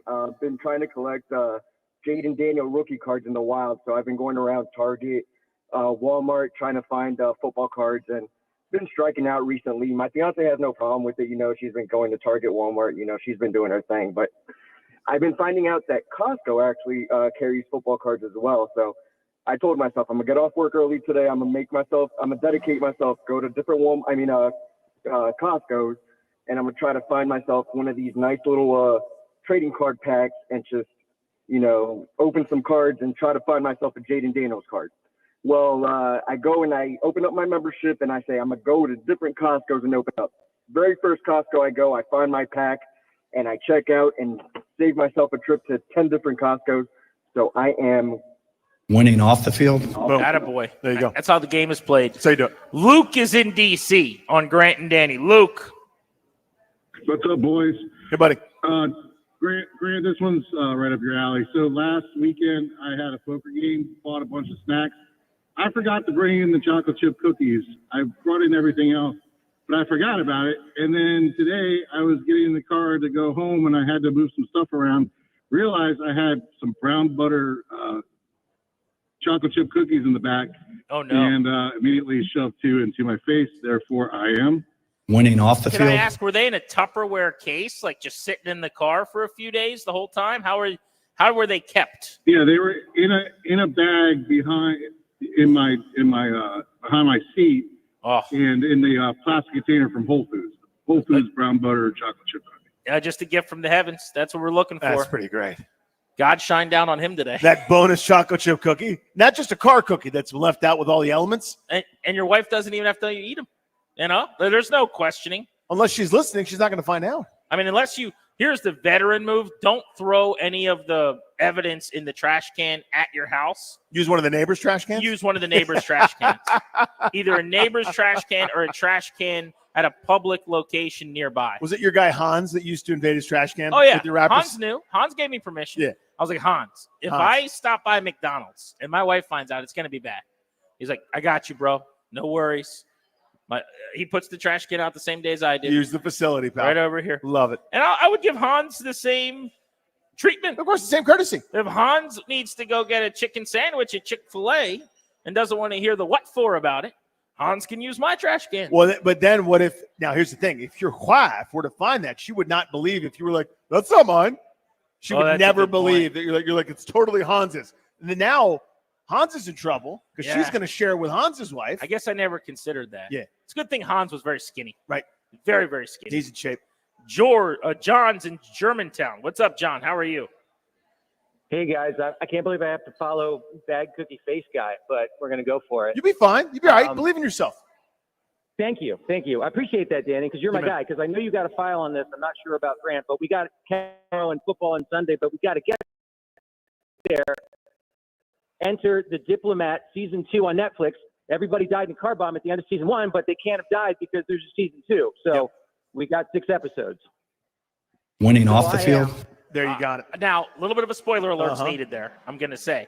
I think I've watched more of The Diplomat than you have, Danny. It's in my this is a weird time for your pal. Yeah. I've got a backup of shows. It's a backlog. There are times where I'm so starved for content. I'm like, hey, content people, where's my content? Now, right? I'm waiting for it. Now I got all sorts of stuff I got to watch. Now, this is going to be a little bit uncomfortable because we're in public. Uh-oh. That's a Kerry Russell situation. I'm a big fan of Kerry Russell. Why do you like her? Kerry Russell is an outstanding actress. Oh. And, she's in that, 45 to 50-year-old outstanding actress category that's appealing to so many people. Oh. Yeah. Yeah. She's tremendous on the show, The Americans. She's very good. She acts incredibly well on that show. Nobody's a better actress. Kerry Russell in The Diplomat. You haven't seen it at all? I have not seen The Diplomat. I have not seen the end of the first season, I will tell you. But now I know what happens, so I don't have to see the end. No, you need to see it. It's only a 6 episode. No, right? it is. I'm about halfway through. There's just Yeah. so many other things I'm watching. I There's enjoy so it much when I watch it, but I haven't been cranking it out. It has not been my priority to watch it when I have free time. Yeah. It's a good show, though. Very, very good. And I'm psyched that he's psyched. The thing on Netflix you got to be watching, though, is the documentary on the Zodiac Killer. That's what you got to be watching right now. It's in the queue, just like 10 other things are. I'm almost done with Mr. McMahon, the documentary about just the rise and subsequent fall of Vince McMahon. That's on deck for me. Oh, my God, is it good. It's terrific. Top of the hour, Beltway Blitz, right at 4 o'clock. We are giving away tickets to the Caps and the Penguins this coming Friday night, a week from today. You're going to want to be in the arena. Got a great jersey giveaway. We got your tickets right here on The Fan.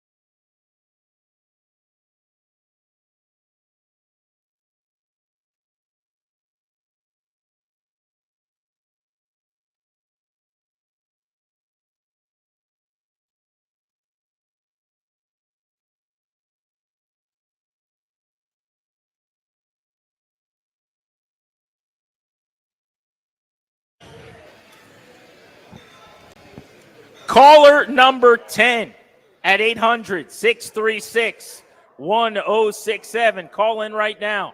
If you are the 10th caller, you are winning tickets to see the Capitals and the Penguins in the good seats next Friday night. Great giveaway when you walk in the door with the 50th anniversary sweater. Game is November 8th, Capital One Arena, Caps and the Penguins. For tickets and the complete schedule, go to thefandc.com/events. Although we've got a bunch of these schedules up here. If you're a Caps fan, I've been passing out to people in the bar today for the 24-25 season pocket schedules. So you can come grab those. In addition to whatever's left of our 106.7 The Fan merch up front here when you get into the bar. We are out and about again. It is a Friday field trip. Craft House in Fairfax. This place rules. I see all the beverages. I've got an iced tea. I've got some water. There's more beers than I could count, both in the fridge and on Daryl Tap. All the foodstuffs are delicious.org. This place is awesome. The local football team's defense got off to a rough start. Sometimes people in your life are going to struggle a little bit. That's when you need our guys, Kandori and Murad. They're the exclusive sponsor of this show. The law firm, Kandori and Murad, will guide you through the process of managing a health care or power of attorney, even securing a guardianship, conservatorship for a family member. Schedule a free consultation with their elder law and estate planning attorneys today at kmlawyers.com. That's kmlawyers.com. Make sure you tell them we sent you. That's kmlawyers.com. You get a discount if you mention your guys.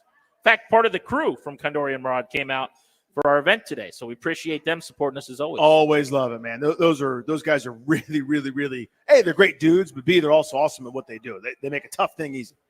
Coming up at 4:30 today, I want to talk about Johnny Newton. I thought he was excellent last week. Second-round pick, 36th overall, Illinois product who is now getting more opportunity at D-tackle with John Allen hurt.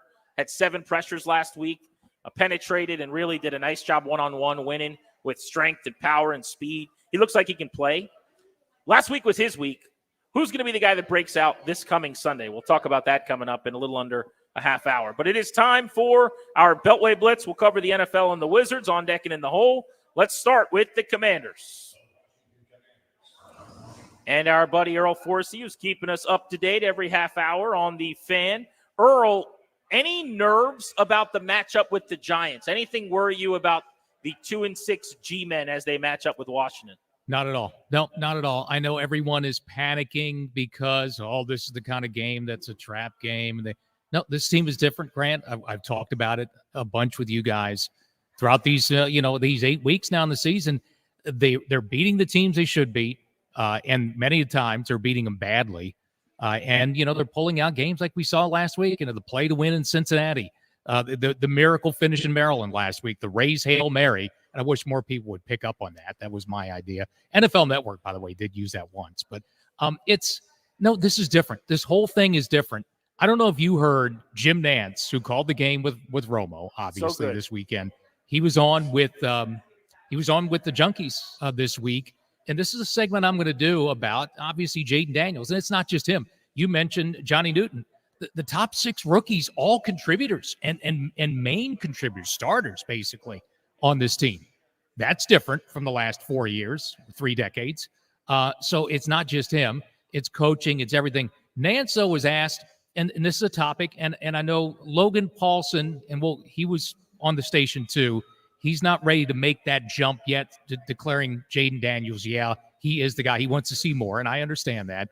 Jim Nantz, he's called 2 games now with Jaden Daniels, a quarterback. He is convinced. The position has been conquered. Mm-hmm. Washington has this quarterback for a long, long time. Plain and simple, period. They found their guy, is what Nantz is saying. And I think they have. And he's not, there's no ifs, ands, or buts. He said he's got the poise, he's got the character, he's got the skills that you see in 4th and 5th year guys with reading defense. It's all true. We've seen it for 8 weeks. It's the NFL. You're not going to win every game, unless you're the Dolphins in 72. But I would not worry too much about this game. I would worry. It's a division game. The Giants are kind of a pain in the ass, thorn in the side team. They always have been. Ron Rivera's not coaching the team anymore. Taylor Heineke's not the quarterback. I think they'll be just fine Sunday up in New York. I'm amazed I could hear Jim Nantz in that clip without Tony Romo talking over him. That's incredible. Great job cleaning up that audio. And amazing, Danny, they won the game without putting Mariota in for the last play, like Romo won. Yeah, seriously, good suggestion. Thanks, Tony. As for this weekend, the only concern I have is that Giants pass rush, which is good. And it's not just good for them; it's good for anybody. They're among the league leaders in sacks and pressures and all that stuff. And Washington's been incredibly fortunate when it comes to not turning over the football. Sometimes your luck changes. That to me is the formula for the Giants. What say you to that? Yeah, of course. And I think that's how the Giants, that's why it was tight that last time. All field goals. They couldn't score a touchdown against that defense. It is a very good defense. And they've got, they upgraded there. While they didn't at quarterback, they made the deal for Brian Burns. Now, he's banged up. I didn't see what his practice regimen was today. I think probably he'll play. Obviously, Kayvon Thibodeau's been banged up for a while. So they're shorthanded there. They benched Banks, their defensive back. They're one of their top picks from a year ago last week. So there's some chaos in New York with the Giants already. Brian Dable is going to face the guy that we saw him, swoon over in the offseason Hard Knocks. I would say you're right with that, with the defense. But look, Danny, I put this out on X yesterday. ESPN has some great stats on part of this Commanders, surge has not just been Jaden Daniels in offense. They've gotten an amazing what good coaches can do, huh? They've gotten better on defense. They started slow. We know that. But the last, 5 weeks or so, weeks 4 through 8, they've been terrific. A lot of these categories, points per game allowed, total QBR allowed, third down percentage allowed for opposing offenses, all top 5 numbers in the NFL. They have increased their points allowed from 29.3 points per game the first 3 weeks to 15.8 the last 5 weeks, 4 through 8. That is nearly a 2-touchdown difference. You want to know why they're winning games? They have the third-ranked offense in the NFL. The defense is playing like that. It's a pretty simple formula. And you mentioned turnovers. They have 3 turnovers this year. That is tied for first with Buffalo in the NFL. That's a good formula. That adds up to where they are right now, first in the NFC East. That's our guy, Earl Forsey, a founding member of the Insane Touchdown Posse, I believe. My time of year, Grant, I have to say, you know who said it best? John Facenda. Now we're through Halloween. It's November 1, so. Hopes that were high in the heat of September can wilt and die in the chill of November. So it's crunch time in the NFL. It's my time of year. Can't wait. Let's go, baby. We will be listening on Sunday morning. Not Thank how you, start, Earl. it's how you finish. Yep. And you hear that glass, it's your butt. It's your butt. Earl Forsey's about to cut some promos. All right, let's talk NFL on the Beltway Blitz. Our buddy Zach Kruger of Roto World joins us now. Zach, where do we begin? How about just a thought on the Giants and the Commanders from you from the national perspective? Yeah, what's up, guys? Happy to be on with you again. Obviously, it's a huge game for the Commanders. We know what they've been doing the last few weeks coming in. I think this is definitely a game where it's not just that they have to win it, but come out and show that it's not going to just be another field goal fest where you win it. What was it, like 6 or 7 field goals by their kicker last time? Like it's a huge game for them. We know that it has a lot at stake between playoffs, between a divisional push as the Eagles and Commanders kind of begin to separate themselves out across the NFC East. So there's certainly a lot weighing on this game, and I'll be interested to see how it plays out. They're beating all the teams they should beat, and now it's a chance to only add to that. And the fact that they haven't played, correct me if I'm wrong, I don't think they've played the Cowboys or the Eagles yet. Like there's a lot weighing on this with a few weeks to go until those matchups kick up. So it'll be exciting to see what they can do. Zachariah, I want to start with Dolphins-Bills. This just feels like a can't-get-right season for Miami, right? If it's not one thing, it's another thing, and then it's probably 7 things. The next thing you know, they're right at the bottom of that division where nobody but Buffalo's got a winning record. It looks like Tyreek Hill is limited here this week. Why can't Miami get going now that they've got Tua back? Yeah, so I will say this. Tyreek Hill, limited but expected to play. He popped up on the injury report on Thursday. That appears to be a maintenance thing, so we'll see what happens. Encouraging thing for him is they did have 8 catches for 72 yards in last week's loss to the Cardinals. That was his most since week 1. That's kind of the Tua being back effect. But it's really just kind of puzzling to see the way that defenses seem to have somewhat figured out this Dolphins defense. And then on top of that, they're not as well defensively as they were last season. They've struggled, I think, particularly against the run. Losing Christian Wilkins probably has a little bit to do with that. We know he went to the Raiders this offseason. So the Dolphins, they've got a few things to figure out. They got to figure out new ways to innovate their offense, and they've also got to figure out ways to improve defensively to kind of get back on track in AFC East that's not great, but certainly as Buffalo continues to separate themselves, that's going to get tough. The Bills are looking at Amari Cooper, by the way, as a game-time decision in this game. So we'll see what happens there. But, yeah, it's truly do or die now for the Dolphins heading into this game, I think. So how about Jags-Eagles? The team chasing the Commanders in the NFC East is Philly. Devontae Smith and Dallas Goedert are both pretty banged up. What can you tell us about that game and what we need to know about Jacksonville? Yeah, so Devonta Smith, a very interesting, did not practice on Friday. We don't even know why, as far as I can tell, unless it's changed before I hopped on here. But he said afterwards that he's going to be good to go for Week 9. So we expect to see him out there. Dallas Goedert is looking to miss his third straight game with a hamstring injury that he just can't quite get right. So the Eagles, like you said, a little banged up on offense, certainly. Coming off a big win against the Bengals last week, certainly encouraging for their trajectory as they kind of have gotten a little bit more squared away the last few weeks.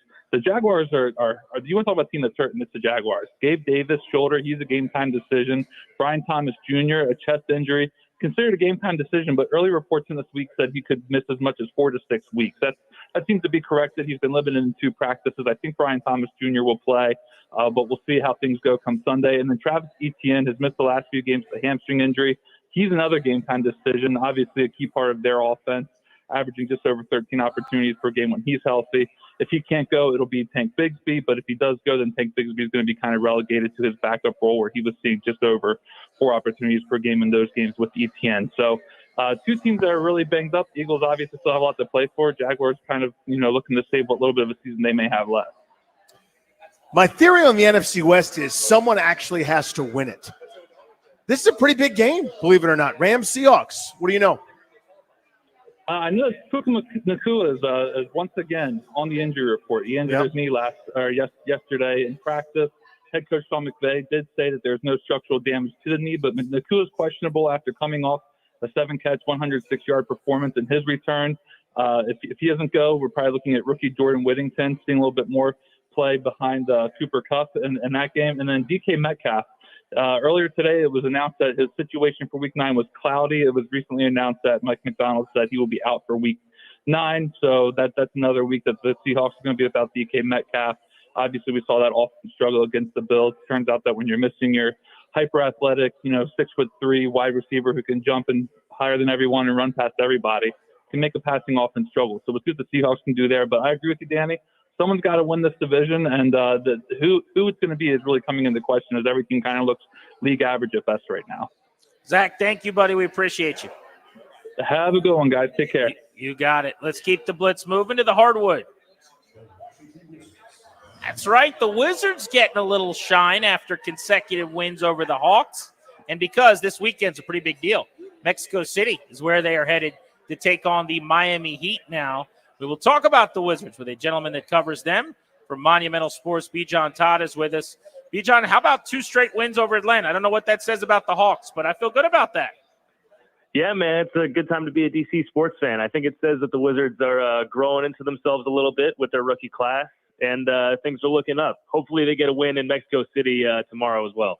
Yeah, tell us about that. It may not be on everybody's radar just yet with us in the throes of the NFL season, but this is a pretty cool deal, huh? This is usually the NFL's territory to take it international, but this is neat that the Wizards are getting to do this. Absolutely, man, and it's cool that they're going to field a team this young, too. They started the youngest lineup in franchise history in that second game against the Hawks that they won. And also, there's 3 rookies in Sarr, Carrington, and Keyshawn George are top 4 in the NBA in minutes. So it's pretty cool that they're this young, they're growing into themselves. Jordan Poole is out there scoring, 25 a game. And it's cool that they're going to get the international acclaim going down to Mexico City as well against a pretty good opponent. The Heat are going to be an interesting team to play against. So it'll be cool. We'll see how it goes. Report card on the kids. Bilal Coulibaly rave reviews. How about the 3 rookie first rounders? So far, so good, man. The only thing I would say that we need to see a little bit more of is Alex Sarr knocking down his deep shot. That's one thing that we haven't seen yet, but he has looked good about it. And one thing that was interesting, too, I was out at practice yesterday, and I saw Corey Kispert actually working with him on his 3-ball, specifically catching the ball up high and not bringing it down before shooting it, which is a really interesting development that he's getting that kind of veteran tutelage from a guy who's known for his 3-point shooting. But other than that, so far, I would give all the rookies, I would say, somewhere between a B+ and an A-. And I think that's good because, again, they don't have a lot of NBA experience. They're only 4 games in, but they're top 4 in the NBA in minutes. Carrington is leading all rookies in scoring. In fact, he's the only rookie putting up double figures thus far. And just so far, their versatility has been very encouraging as well. They're all guarding multiple positions. Alex Starr looks like the defensive stud that we've seen so far. He's been staying with some of the big boys, and it's been good, man. Hopefully they can keep this train going with the increase in playing time. It's just so wild to hear, that longtime gray beard veteran, 25-year-old Corey Kispert. Words of wisdom. Bijan, thank you, buddy. Enjoy the weekend. Yeah, you guys have a good weekend. Appreciate it. Thank you, buddy. Check out Bijan Todd at Monumental Sports Network. Does a good job covering the Wizards.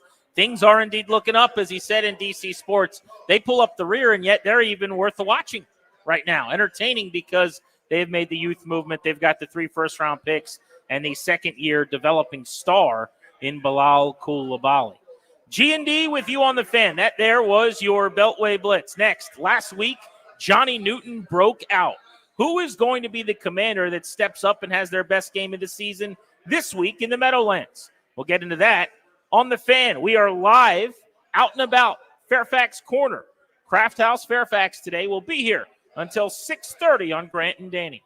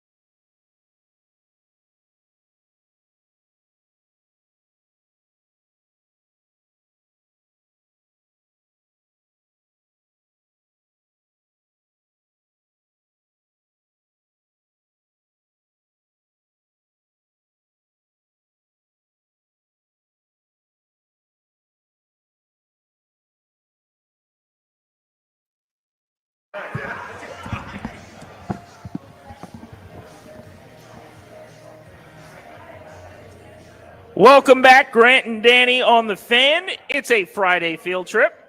Talking ball ahead of the Commanders and the Giants from the Meadowlands on Sunday.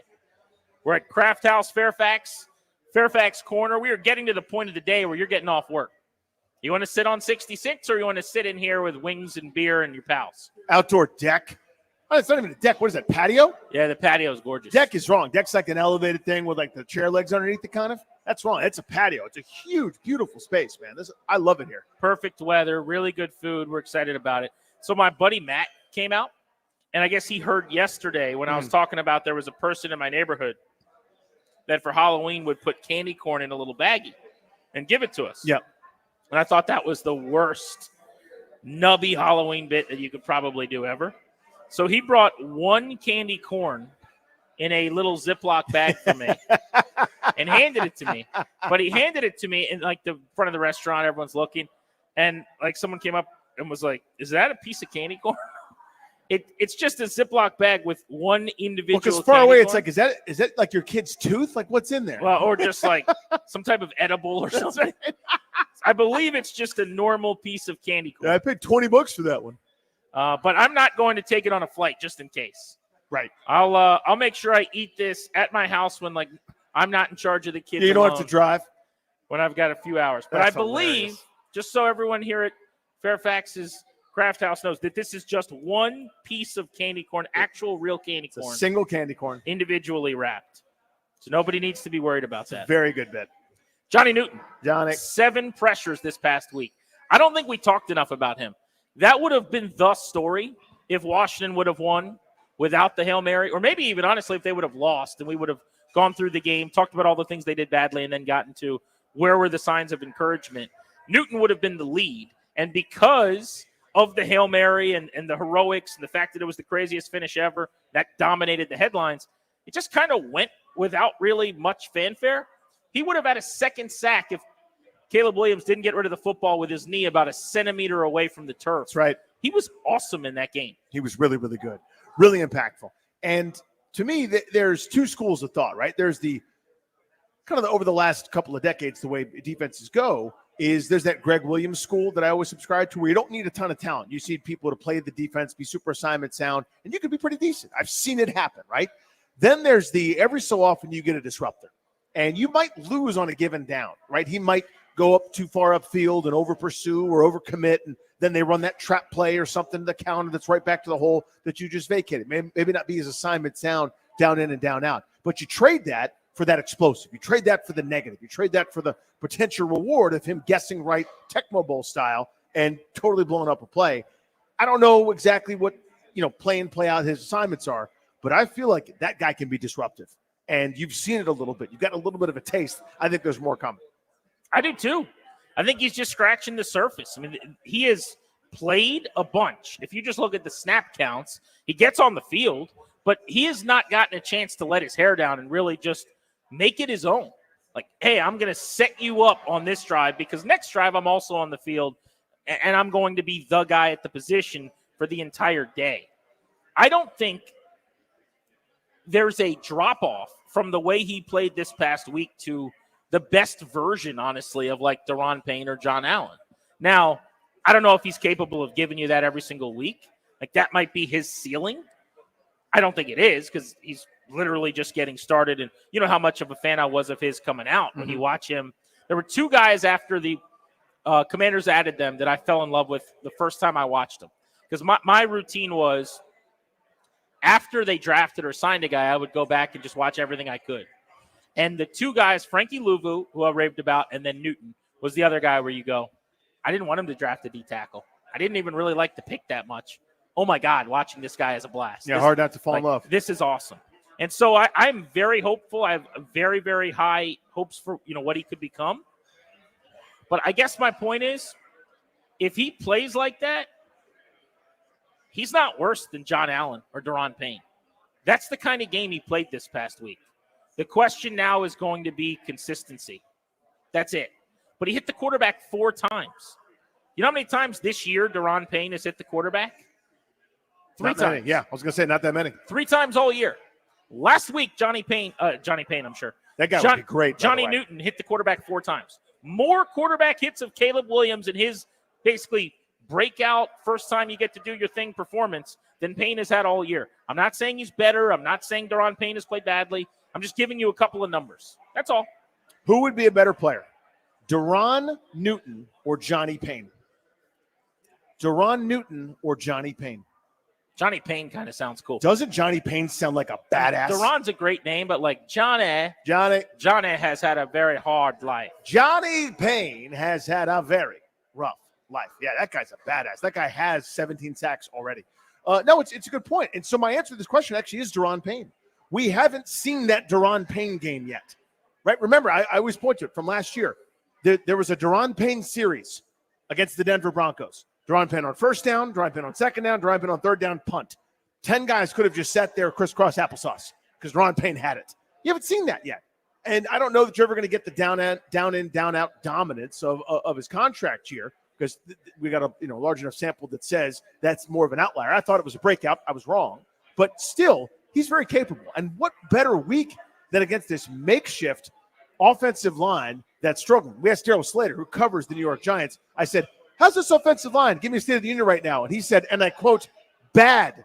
He elaborated from there. Here's your chance, man. They're going to be worried about Luvu blitzing. They're going to be worried about Newton after what you saw this past week. This could be a great time for Daron Payne just to dump truck somebody, throw him into the backfield, hit the quarterback a few times, and be disruptive.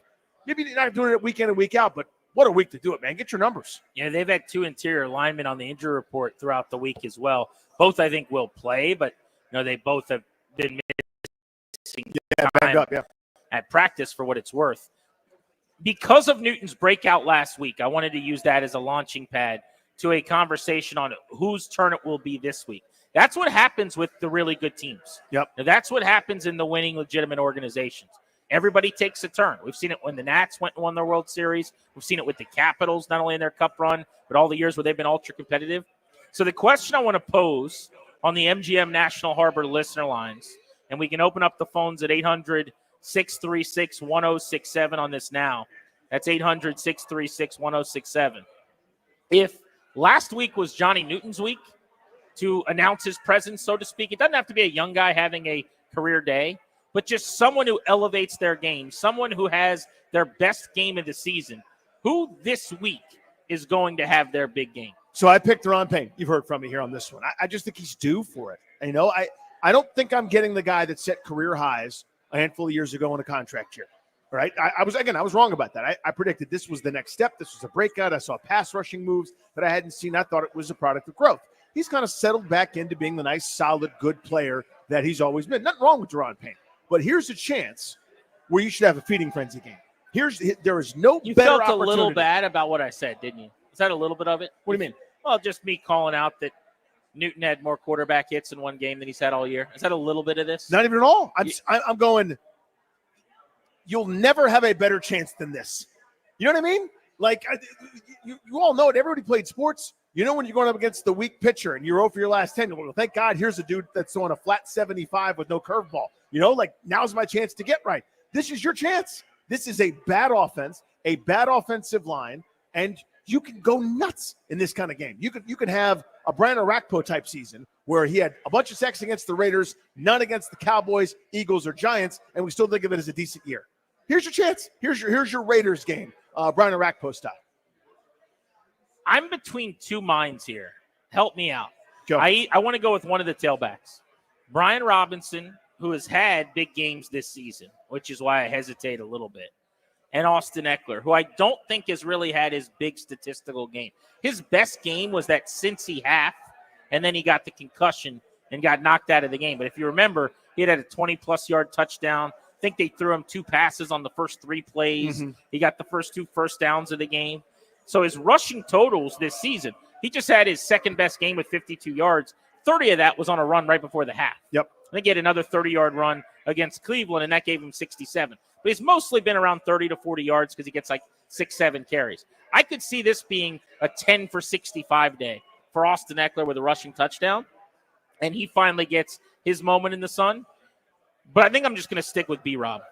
I think Brian Robinson runs for $150.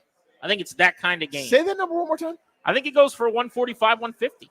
I'm going to say Man. 20 carries for like 151, let's say, with a rushing touchdown or two for Brian Robinson. This is the worst run defense in the league. I've been harping on this all day. I think Washington gets off the bus, talked all week about running the football, trying to bully this Giants defense, and they just ground and pound them. B-Rob leads the way in a win. I'm going to say over 150 yards for him in this game, and that it's his day. He's the star of the show. It's his big breakout game of the year.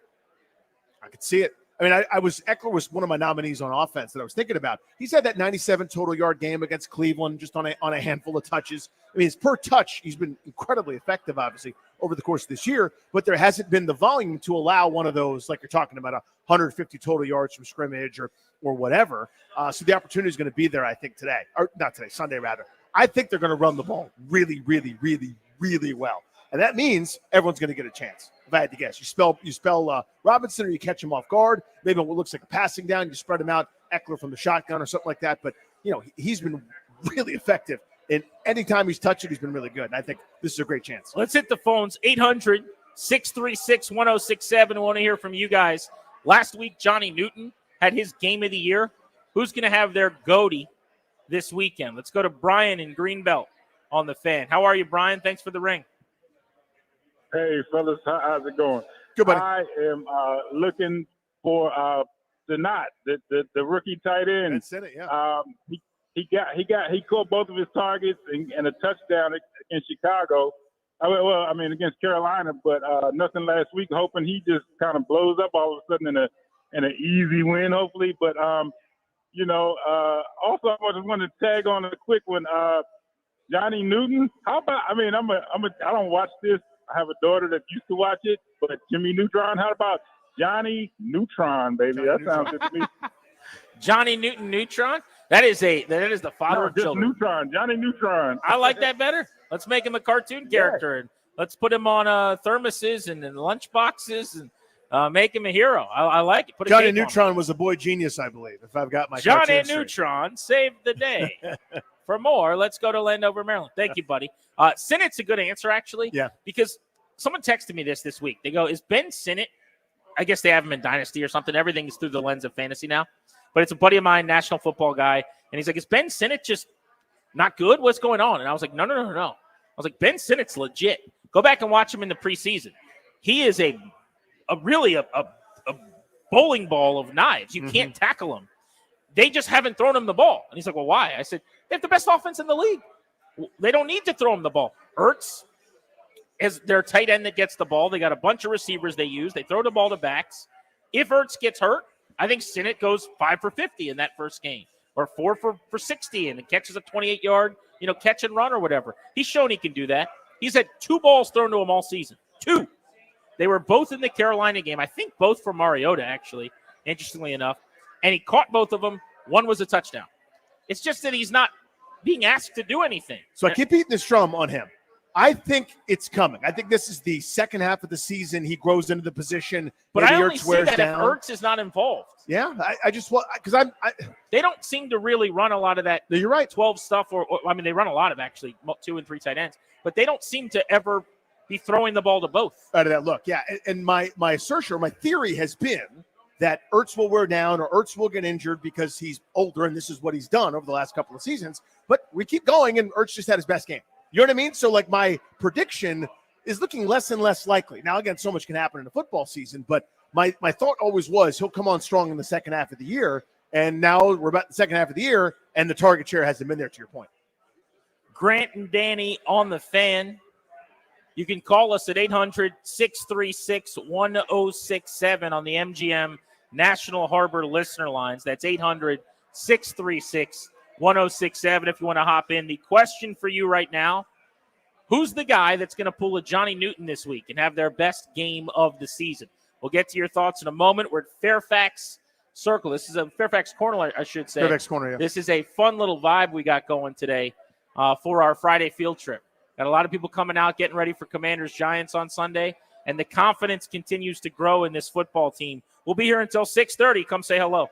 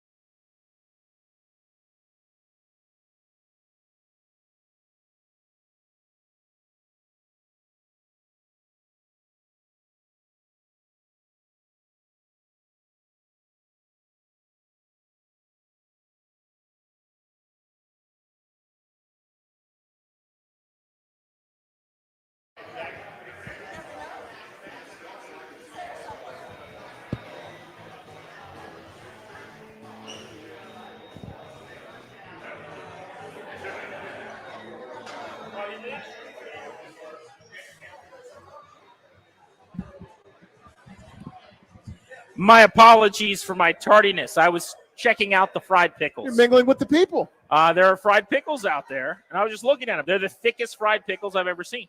What'd you just order? Those are cheese curds, my friend. That's your cheese curd. Cheese napping. curd situation. Yeah. I needed something. I couldn't do another full meal. I but didn't needed take you something. for a cheese curd guy. Why? Fried cheese? That's pretty much what we're talking about here. Mozzarella sticks, cheese curd. What's the difference? The status of where the cheese is in the process, I think. So I'm not totally sure, to be honest with you. Okay. I know the cheese curd is. I think it's like earlier before it's like full on cheese. Because these look like tater tots of cheese. But they're cheese tots. I would say the shape is the only difference, but I don't know the answer. Yeah. Someone in Wisconsin would probably have something different to say. Mm-hmm. I would think. The question at hand for you guys at 800-636-1067 is who's going to have their game of the season? Who's going to pull a Johnny Newton this week and ball out? Let's get to Matty and Stafford on Grant and Danny. What's up, Matt? How are you? Hey, I'm okay. What's up, guys? And of course, with all humility, I say, prayers for Pete. And let's talk about Noah Brown. Last couple of weeks, he's been getting targeted a lot, and Jaden's getting an even more comfortable connection with him. And I think this week will be the week where he takes all those targets and converts on the majority of them and gets in the end zone again. And I really like Noah Brown. I have a long time, and I can't wait to see what he does. Thanks, buddy. Appreciate you, dude. We'll get to Noah Brown in a second. He mentioned Pete. We have not discussed this. I was going to do it as we signed off at the end of the show. Yeah. But be remiss if we didn't take the opportunity now. So for people that don't know, our good buddy Pete Medhurst, we just found this out when everybody else did yesterday. Have not been able to speak to him. But the voice of Navy Athletics, longtime member of our staff at 106.7 The Fan, was diagnosed with brain cancer. And it's just awful. And it's just a terrible, terrible gut punch. And it's, it's deflating. But he is a guy that is one of the hardest working people I've ever met. He attacks things with 100% of his being, and he's going to scratch and claw and fight. And I believe he had surgery, we heard this morning. We're still waiting to hear how everything went, but he is in my thoughts, my prayers. I know, Danny, yours as well. And for all of us at the staff, we do want to say we're thinking about him. Yeah, you said it very well. That is a worker. That is somebody that takes on every challenge, has done so with,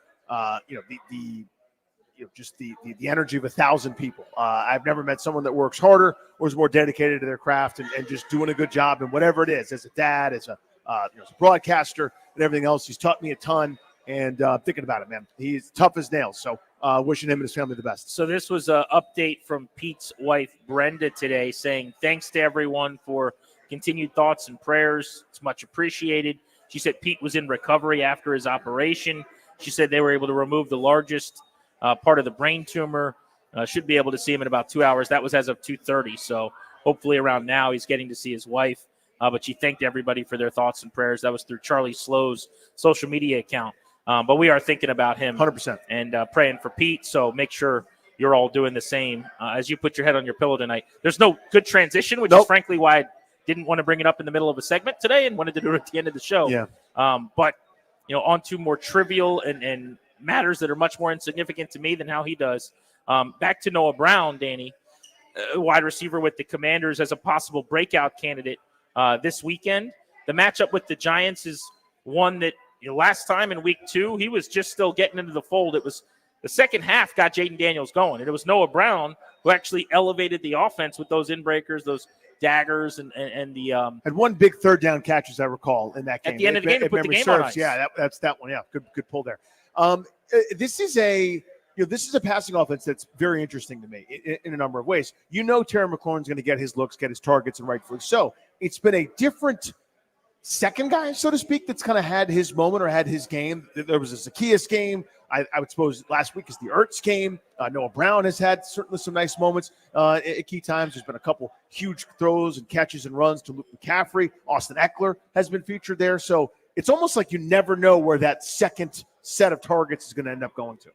One other guy, if we're talking about members of the offense that I could see having a big game, you just mentioned Zacchaeus and like the others. It's a get in where you fit in situation in the receiver core. Mm-hmm. every week it's somebody. So like De'Ami Brown as an example, tunnel screens have been effective, had the 40-yard touchdown at home early in the season. That might have been the Cleveland game. But it takes one play, I feel like, for those guys to really shine or to show out. Like if Luke McCaffrey goes 4 for 60 this week and scores a touchdown, that's his game of the year. Yep. And I would be very, very unsurprised if, say, McCaffrey or De'Ami or Zacchaeus or anybody else in the receiving corps had a big game. Because outside of McLaurin, it's just kind of a let's see what happens. Throw to the guy that's open. Yeah, that's a scheme thing to me. Exactly. Right? Where it's we know you're taking away Terry McLaurin, or trying to.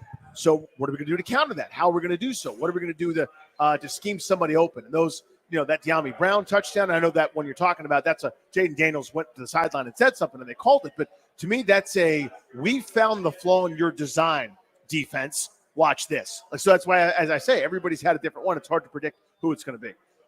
G&D with you on the Fan until 6:30. We're at Fairfax Corner. We're at Craft House in Fairfax. Come on out and spend the afternoon with us. I know a lot of you are getting out of the office right now. You can hit a golf ball from 66 to where we're at. A very, very good location right here in Fairfax as people are coming to and from D.C. this evening. Come on out, get a drink, have some wings, and spend a few minutes with us as we ramp up for Week 9 in the NFL. Speaking of which, we'll run through all the headlines in every NFL game this weekend when we return on Grant and Danny.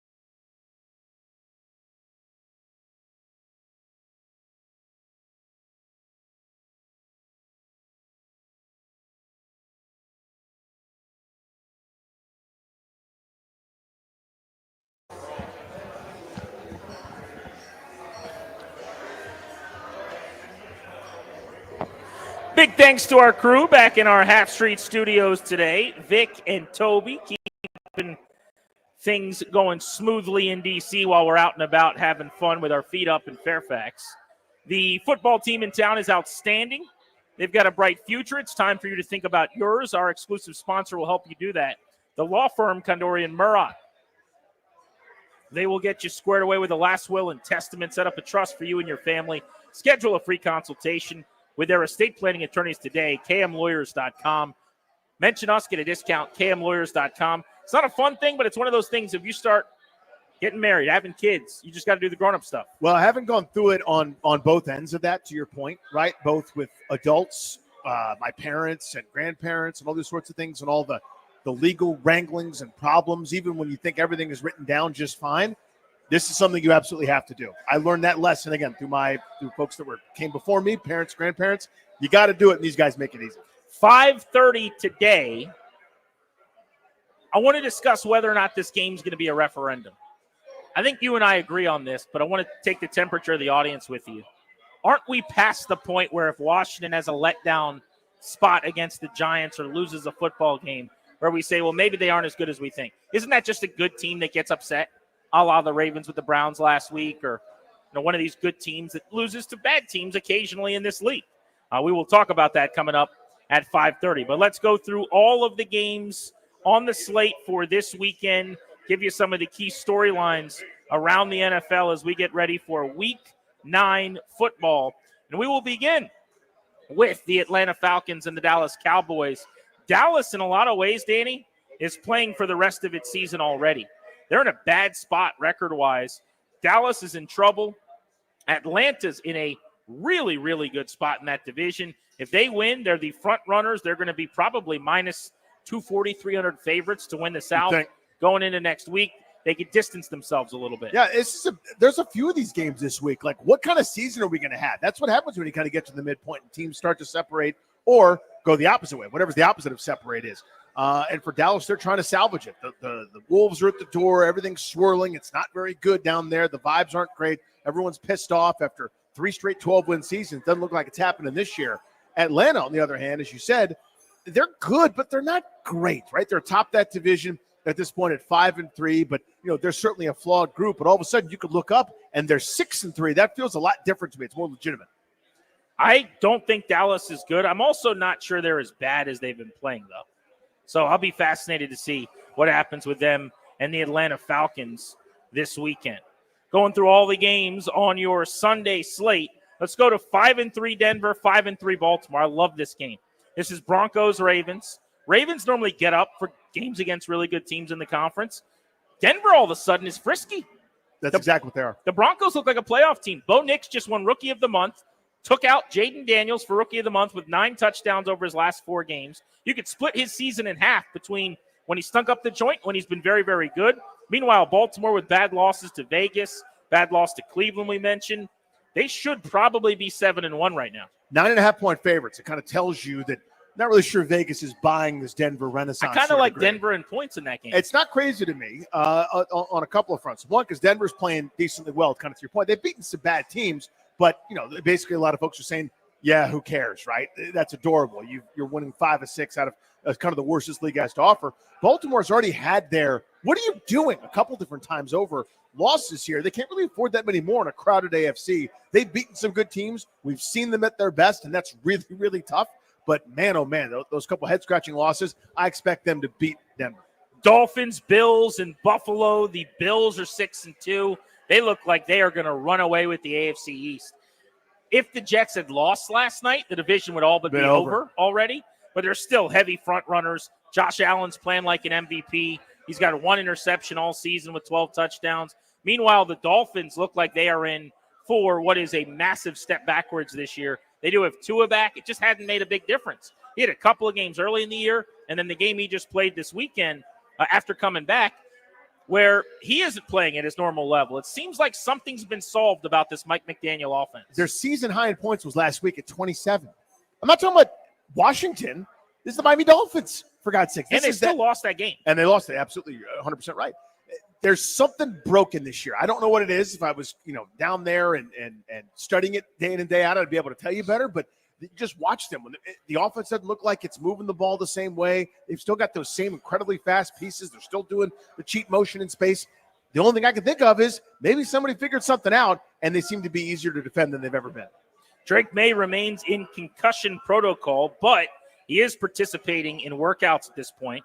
That's a good sign that he could play as we head Dateline, Tennessee. Patriots, Titans, New England coming off a win over the Jets, now 2-6. The Titans are 1-6. I mean, the only reason I would watch this game at all is if Drake May plays. It's Drake May, man. Yeah. Otherwise, it's football, so we only get so many of them, so you just kind of begrudgingly do it. But that would be the only thing that would interest me about this game between two of the worst teams in the AFC.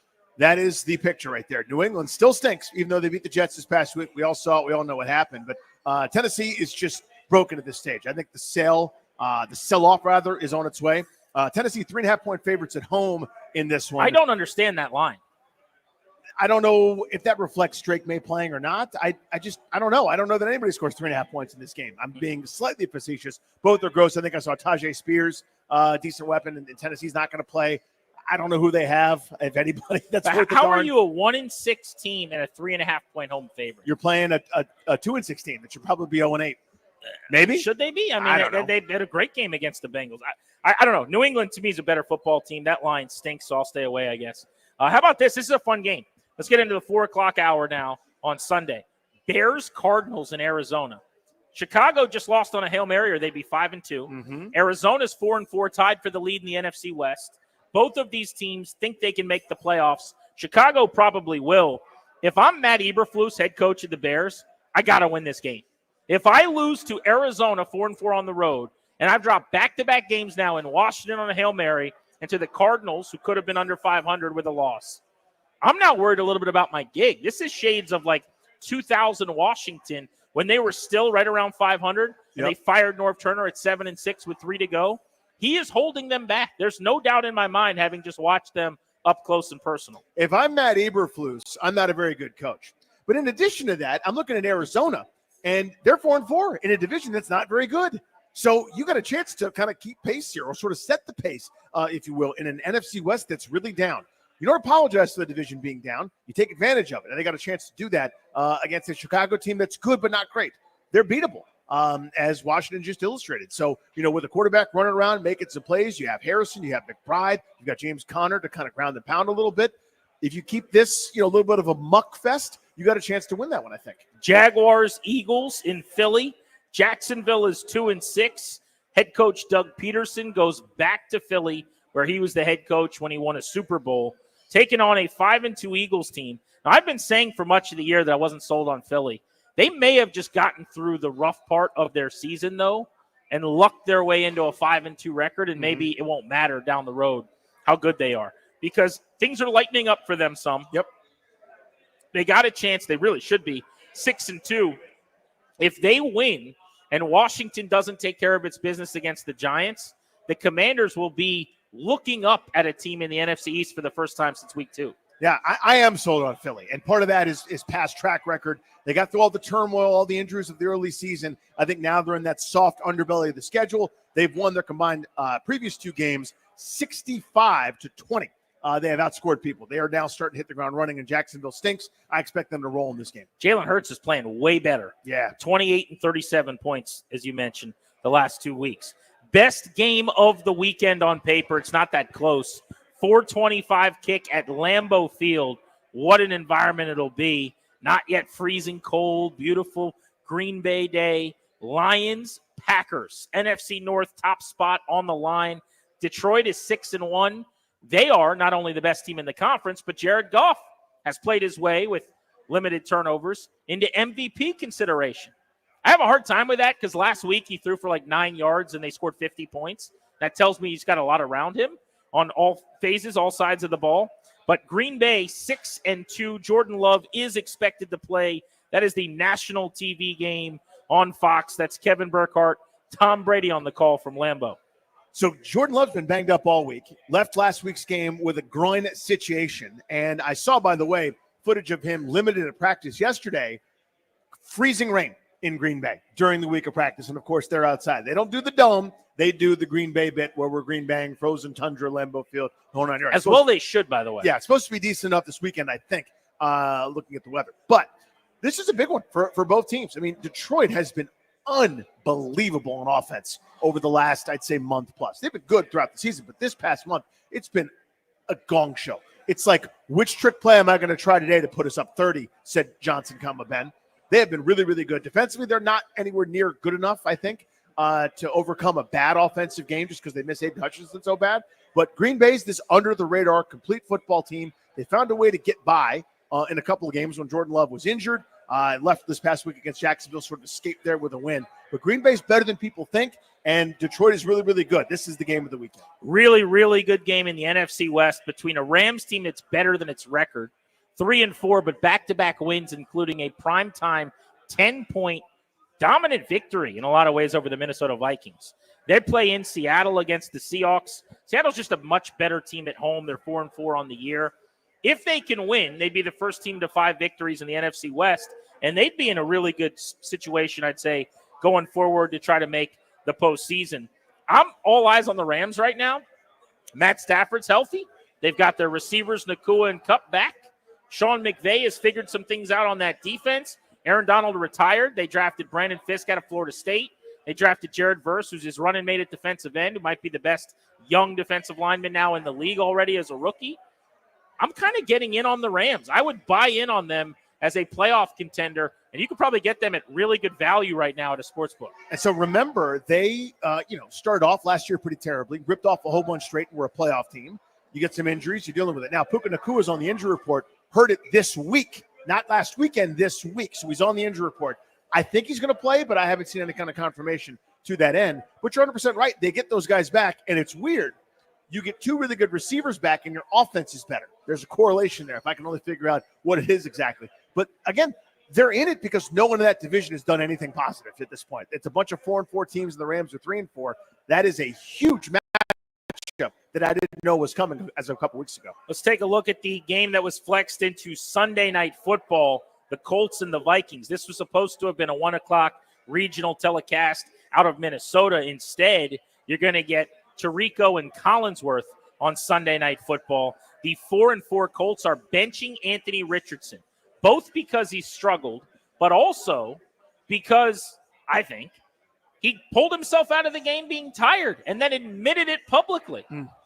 I don't know what's worse, asking out of the game because you're fatigued, cardiovascular endurance much. I remember covering that with Mike Shanahan and Donovan McNabb, or doing that and then telling everyone at the podium, oh, I wasn't hurt, don't worry, I was just tired. I've been running around a lot. That is a tough look for a starting quarterback. He's now a backup, had a 30-minute sit-down today with Shane Steichen, Chris Ballard, the coach and the GM. They've gone back to Joe Flacco, who they've had their best offensive games with. And this makes this a much more interesting football game. That's right. They got a chance to get over 500 and back in the playoff mix. Minnesota, don't look now, they've lost 2 in a row. Got a bye week in there as well, so it's been a while since they've won after their 5-0 start. They need to stop the bleeding here. They need Sam Darnold, Justin Jefferson to get it going and help out Brian Flores' defense, which, by the way, at least for 1 week, the Rams solved last week. Well, 2 straight weeks now because Detroit, who's great on offense on that side of the ball, 31 points against them, but your point stands. All of a sudden, they've been vulnerable. Remember, they were the darlings of the league through 6 weeks. They had their bye week, and everyone was talking about Minnesota. Now they're in 3rd place in that buzzsaw of a division, which is incredible, by the way. So, yeah, that's a massive one for Minnesota, to keep pace with the 2 teams they're looking up at. Somebody's going to lose that game, you would think, between Detroit and Green Bay, unless they tie, which ties suck, and there should never be ties in sports. Fix that immediately. But for the Colts, we're not that far out of the playoff race right now. The bottom of the AFC, and it's a large bottom, so to speak. Cue that Ryan Santana, here's my big butt. There's a whole bunch of bad teams below Indianapolis. They don't have to climb over too many bodies to be in the postseason. I get why they're making this move. They're pretty decent everywhere, and they got a shot here. So this is a big one for both teams. Finally, on Monday Night Football, the Bucs and the Chiefs. Tampa Bay is now 4-4. They just lost the tiebreaker in the division to the Falcons, who they are multiple games behind as well. They've lost twice to Atlanta over the last month, including last weekend. Their defense has given up over 70 points in the last 2 weeks. Baker Mayfield has thrown, I believe, 4 interceptions in the last 2 games. Tampa Bay, without Evans, without Godwin, against a 7-0 Chiefs team. Now, the betting line in this is pretty big. I think I saw it at 8.5 a day or two ago. Mm-hmm. I don't think Kansas City's offense is good enough to cover 8.5 against anybody. But I know that the Bucs defense is terrible. You got Patrick Mahomes, Andy Reid, Travis Kelce on the other side. I think I like Tampa in points, but Kansas City is going to be 8-0 when the dust settles on Monday night. With all due respect to Sir Mix-a-Lot, 36, 27, 41, 31. Those are not measurements. Those are the point totals that Tampa Bay's allowed over the last several weeks. Now, I know they've been turning it over some, but they're slinging it around. Baker Mayfield leads the league in tutties and interceptions. He's actually been really impressive. He's grown on me to a degree. I was so tired of his act in previous stops. I think he's matured, and he's been really good, frankly, in Tampa, even without his two best weapons. So all of a sudden, as you said, their defense is really struggling. I just don't know if Kansas City's offense can take advantage of that at this point. I'm fascinated by this matchup. I seem to maybe be in the minority on it, but I think it's going to be a close game this weekend. I think you touched on that. Bye weeks this week for the Steelers and the 49ers. Pittsburgh, I don't trust them, but they're 6-2. Mike Tomlin does this. His teams are always going to have winning records. Doubt him at your peril. And if his defenses are really good, which generally they are, they're probably going to make the playoffs. Russell Wilson's cooked, too. He's been strong the last couple of weeks as their starter. Seems like a good decision by Tomlin. 49ers are just 4-4, 500, middling in the NFC West, you would think, except that that's leading the division at this point. Tied for first. So those two teams will sit idle and watch their peers. A lot on the line, though, in the West, as we mentioned, with Arizona, San Francisco, and Seattle all at 4-4, and the Rams at 3-4. So there you go, your full slate of games for Week 9 in the NFL. You're locked into Grant and Danny here on The Fan. We are live for our Friday field trip series, as it is a Football Friday on G&D. We are at Fairfax Corner, where we're broadcasting live from Kraft House in Fairfax. As you get out of the office, come on down. We'll be here until 6:30, kicking it. I think Metal Chris is eating some wings.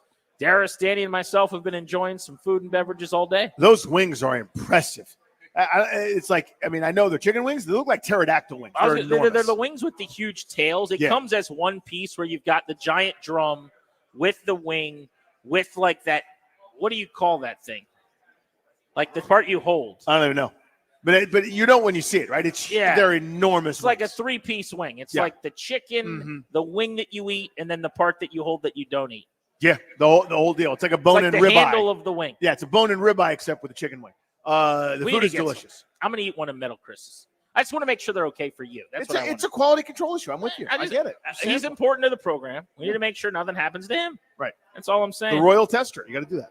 G&D live from Kraft House Fairfax with you throughout the afternoon. Next, are the Commanders above referendum status? Meaning, if they play badly against the Giants, should this not be they're not that good? Instead, it should just be, wow, the Giants beat the really good Commanders? Are we already there? Have we arrived to that level as a team yet? That's next on The Fan.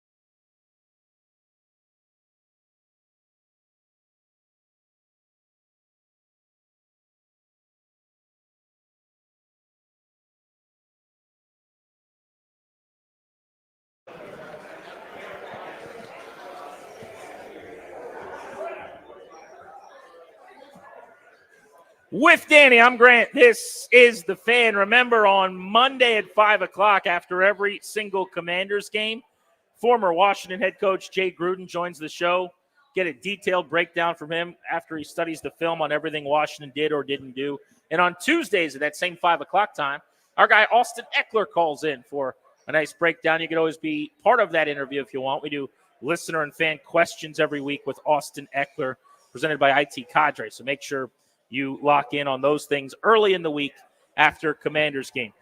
Danny, it feels to me like we have gotten to a point in D.C. where even though everyone knows it's a any given Sunday league, the National Football League, the good teams lose to the bad teams all the time. There's nerves, there's anxiety about this Giants game. Yep. I think we're at a point where if they lose to the Giants, the story's not going to be, see, I told you so. They're just not that good. I think if they lose to the Giants, it's going to feel like, man, the really good team let the really bad team beat them. Now, that's how I feel. Okay, I'm with you. And this is something I was talking to a buddy, a neighbor who's a Giants fan. Last night, we basically did Halloween at their home base at his house. You didn't decide to not communicate all week? Because that's normally the play. Game week. Yeah. You can't be texting. You can't be talking. You don't talk until after the game normally. Well, he's a Giants fan. He knows who they are. He knows who they're not. Okay. You know what I mean? He understands. He's like, he's in a place where I was like, I can relate to this, where he's mad when it goes well because it in his mind, it maybe prolongs whatever this is. So you and I can speak about it. But that was kind of my point here was I think they're now referendum proof is sort of the phrase I use. But let me make the case as to why not. Okay, remember, I'm on the other side. Let me do my best here. You're a Hail Mary away from being 5-3. You are a kicker with a pulled groin the first time these two teams played about maybe being 4-4, right? You've had some incredibly impressive wins against some bad teams. That's 100% a fact. But so is Denver. So is a couple other teams that don't really think of as that legit and for real. It's better than people thought. That doesn't mean it's great yet.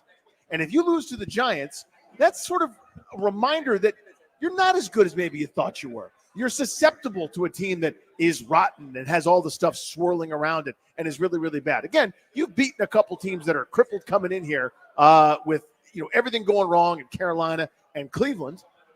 Other than that, what have you really accomplished to this point? So that's kind of the counter. Again, I have arguments against it, but that's my best devil's advocate for that. Yeah, and now I'm going to argue with your fake argument, I guess, right? Dude, don't get all personal about it. But every team can play that game in the NFL. Sure. So what I try not to do, the Hail Mary maybe notwithstanding, because that's just so fluky and so generational, so once in an era. I think you could always kind of be dismissive of that if you had been blown out in the game and you had no business winning it. The problem with that logic, though, is when you say, they're a Hail Mary away from ... They outplayed the Bears that whole game. They certainly did. They were the better team in that game. So to dismiss them of that win, to kind of take it off their ledger, I don't like that. But what I won't do is go through and say, well, the Giants kicker got hurt, and maybe that game could have gone different. If we're going to play that game, we play it with every team, your record gets very different very fast. Mm-hmm. Every game in this league comes down to 3, 4, 5 at most, maybe, plays over the course of a Sunday. That's right.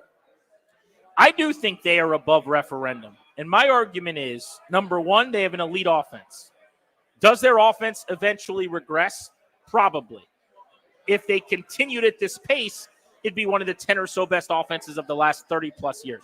That's probably unrealistic. And you've got the Cliff Kingsbury element that we talk about a lot, where in Arizona, he traditionally, as a play caller, would get his offenses off to these brilliant and amazing starts, and they would come back to the earth and the pack as the season went on. That could happen again. But because of the offense scoring 30 points, moving the ball with ease, because you're going to score in this era where you get the ball to start a drive at the 30, the length of kickers gives you the chance to be good from 55 and 57. The points are going to be there. It's an offensive league. The floor is much higher. Now I look at the defense and I say they were outside of the top 30 through 4 weeks. They've been barely outside of the top 10. They're 11th over the last 4 weeks in terms of the DVOA metric. They're improving. They're getting better. So it's an elite offense. It's a much improved defense. You've got the quarterback you've been looking for. You've got a staff that seems like they're out coaching teams week in and week out. They're preparing the team well. I just think they're really good. And if you're really good, it doesn't mean you never lose. Yep. Nobody goes 17-0. Nobody goes 15-2. Almost nobody goes 13-4. You're going to lose 5 or 6 times if you're really good in this league. That's how it works. I don't think this situation for Washington's different. But I am indeed going to say they're above the referendum. That a loss to the Giants doesn't mean here we go, season's about to derail, they're about to fall off and lose 4 out of their next 5. A loss to the Giants just means they hadn't really had a bad game yet, and maybe they had their done. Everyone gets them. The Chiefs are going to have 2 or 3 of them. You hope you steal games when that happens. Yep. They weren't able to today. Yeah, I'll take my chances with the Ravens, for example, this year having a really good record. They've had multiple of those already to this point, right? I think that's a really good team, and Lamar Jackson's the one of the leading candidates for MVP. They've dropped 2 games that you cannot possibly lose, and yet they've lost them. So that's kind of to your point. I'm, of course, arguing that they are above referendum as well, and I think that's kind of the beauty of all this, right, is when we're hoping for some morsel, hoping for some nugget like you're talking about, where maybe Sam Howell for true. He had a good game against Denver, you see, a great second half, and he threw that one ball, and Curtis Samuel caught it, and boy, was it grand. Come on. We're fighting for scraps from the table. We're at the grown-ups table. Now we're at the adult table, right? And we're carving whatever we want, light meat, dark meat, all the stuffing you want. We belong. And the point here is I'm arguing that a bad game against the team that they haven't played well against for really the last 3+ seasons will just be that. I'll go, all right, no big deal. I'll move on to the next one. Now, we get that again against Pittsburgh, and all of a sudden they're 6-4 with a couple straight weeks of not playing well, not bouncing back.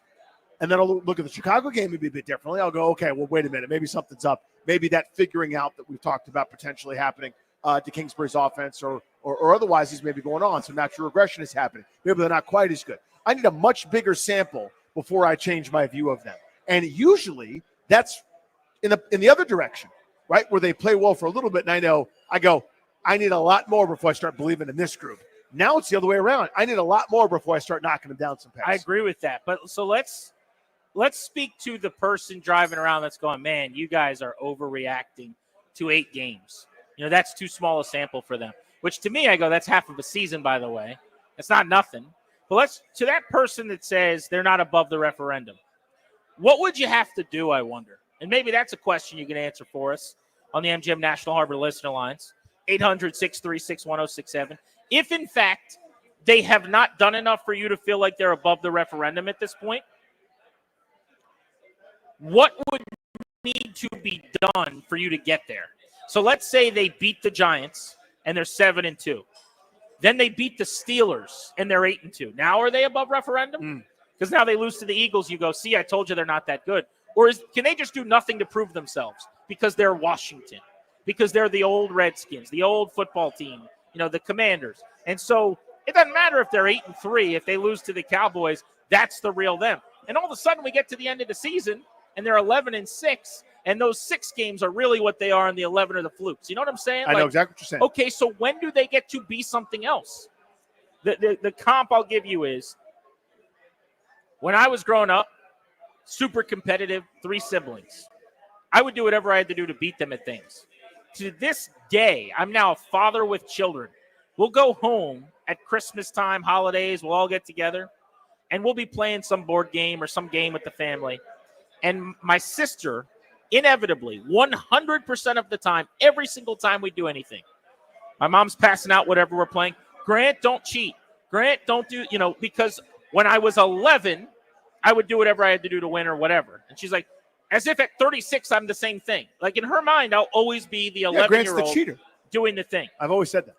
Is there anything Washington can do to not be the crappy team in your mind? Because there's nothing about this season that says crappy team. Since week 1, they are 6-1 with a 1-possession loss to the Ravens on the road when their offense went up and down the field with ease and put on a clinic. What can they do for you to buy in to say, you know what, they actually are really good, and if they lose, it's just a normal good team losing? The thing that you are really good at, there's a lot of things you're good at, but here's something that you're really good at. Not letting previous years weigh on judgment and opinion. A lot of times when it comes to evals. It's a weakness I have, and I think a lot of fans have, right? In either direction, where and we preach against this all the time when we're doing prognostications and picking division winners and who's going to the postseason or otherwise. And we go, well, they were bad last year, so they'll be bad this year. Well, they were good last year, so they'll be good again. Stuff happens. The league turns over. But previous samples, way harder, I think, on a lot of fans, maybe because it's emotion tied to it, maybe because you've seen a larger sample of that, et cetera. And I think that 100% weighs into those that are still skeptical, right? Where, I played this for the other day. One of my best buddies lives in Massachusetts, gave me this long voicemail about, is it okay for him to believe again? Is it okay for him to trust again? That was funny. It's funny. And it's like, interesting, man. Great to hear from him. But like that phenomenon is real for a lot of fans where, for those that aren't all in already, they're going, I would love to believe, but the last time I did, it was the worst thing that's ever happened. And it broke me as a fan. I get that. I get hesitating to put your more than your big toe in the water again. So the question of what would they have to do to get out of that bucket for you is a fascinating one. I'm sure everyone's got a different answer because to me, those metrics have been met. You have some success, a bad team comes, what do? You don't play that gross, terrible game that maybe you win, maybe you don't. And that's the other thing. You could destroy always, them. But you could always find another hurdle to throw in front of them. Always. Like, if now they're going to have a letdown against the Browns and then they don't. Well, but now they haven't done it against the Panthers. Now they haven't done it on the road in the division, Giants. Well, they haven't done it after a easy game. Now it's a hard game at home, Steelers. You can always do the thing. Yep. You make up a reason why the next thing you've got to see. You know what I'm saying? Totally. And that's why for some it's going to take, multiple postseason wins, and that's fine. You're as long as you're listening, as long as you're invested, then let's all go on this journey together. But to me, this is one of those, once the record is added up, and you look at every stat, you look at every metric where Jaden Daniels is all time in terms of rookies expected points added per play, in terms of the greatest rookie quarterback seasons we've ever seen. We're looking at some all-time things that have not happened this way, haven't happened here, and you either acknowledge it or you go, I'm not ready to yet. I get it, but for both of us, I don't want to speak for you. I think they're now above if they don't play well, that's all that happened. If Kansas City loses the game this weekend, that's just because they didn't play well. They'll be fine. They're going to the AFC title game. We're not there yet, but we're to this is only one game stage, which I have not been to in decades for this team. Decades. Even like the Chiefs are another thing because it's in multiple Super Bowl championships in a row. You think about the Bengals, though. The Bengals started the season 0-3, and everyone kept saying, well, they're really good. They're just off to a bad start. Yeah, I said that. What's the problem? Like, the timing's off because their receivers didn't practice or Joe Burrow's not 100%. Everyone's looking for reasons when it's like, no, maybe they're just not that good. No, they're good. So it goes both ways. Yes. That benefit of the doubt when you play poorly based on track record, and that's all it is. Everyone wanting to hold them down. It's like, the guy that's changed his life. You drank too much, or you weren't reliable, or whatever the knock on you was, and you're like, just give me a chance, man. I'm different. I'm not the same as I was when you knew me years ago, and people just want to keep treating you the same. That's where the Commanders are at this point. Is they're trying to say, hey, we're going to lose a game to a bad team. It doesn't mean we're bad, right? And maybe they won't this weekend. I don't think they will, for the record. I think they get to 7-2, but it is inevitably going to come. That's what happens in football. Question is there for you. 800-636-1067. Are they above the referendum? Is this now a team that's good enough that when they lose to a team like New York, we don't have to worry if the other shoe is dropping and they're regressing to the mean? It's just that the good team lost to the worst team. Grant and Danny live from Kraft House in Fairfax on the Fan.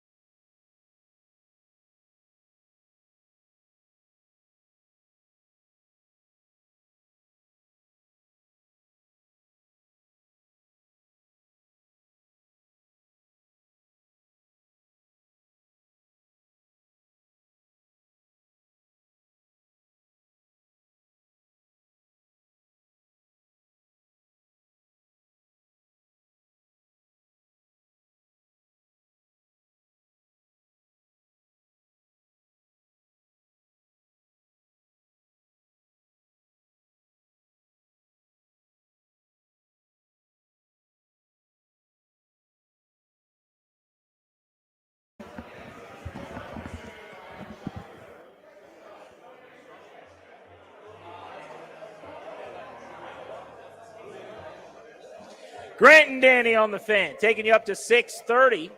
MGM National Harbor line listener lines are open for you. Do you think the Commanders are above the referendum, past the point where if they lose to the Giants, the conversation's going to be, here we go. The second half letdown begins. I think they are. Danny, it sounds like you think they are. Yeah, I think they're above it. I think they're above that kind of referendum moment where, see, I told you they couldn't win. They're just a good team. They're just good. And that's all there is. They've gotten out of that bucket for me. I'm not saying they're Super Bowl contender. I'm not saying they're elite. They've got a long way to go. For me, I'm probably a little bit lower in that regard than you are at this stage. I don't actually think they can or will win a Super Bowl. I just am looking at everybody else and saying they're not worse than Detroit. Right. They're not. If they played the Lions, they might lose 6 out of 10. If they played Kansas City, same thing.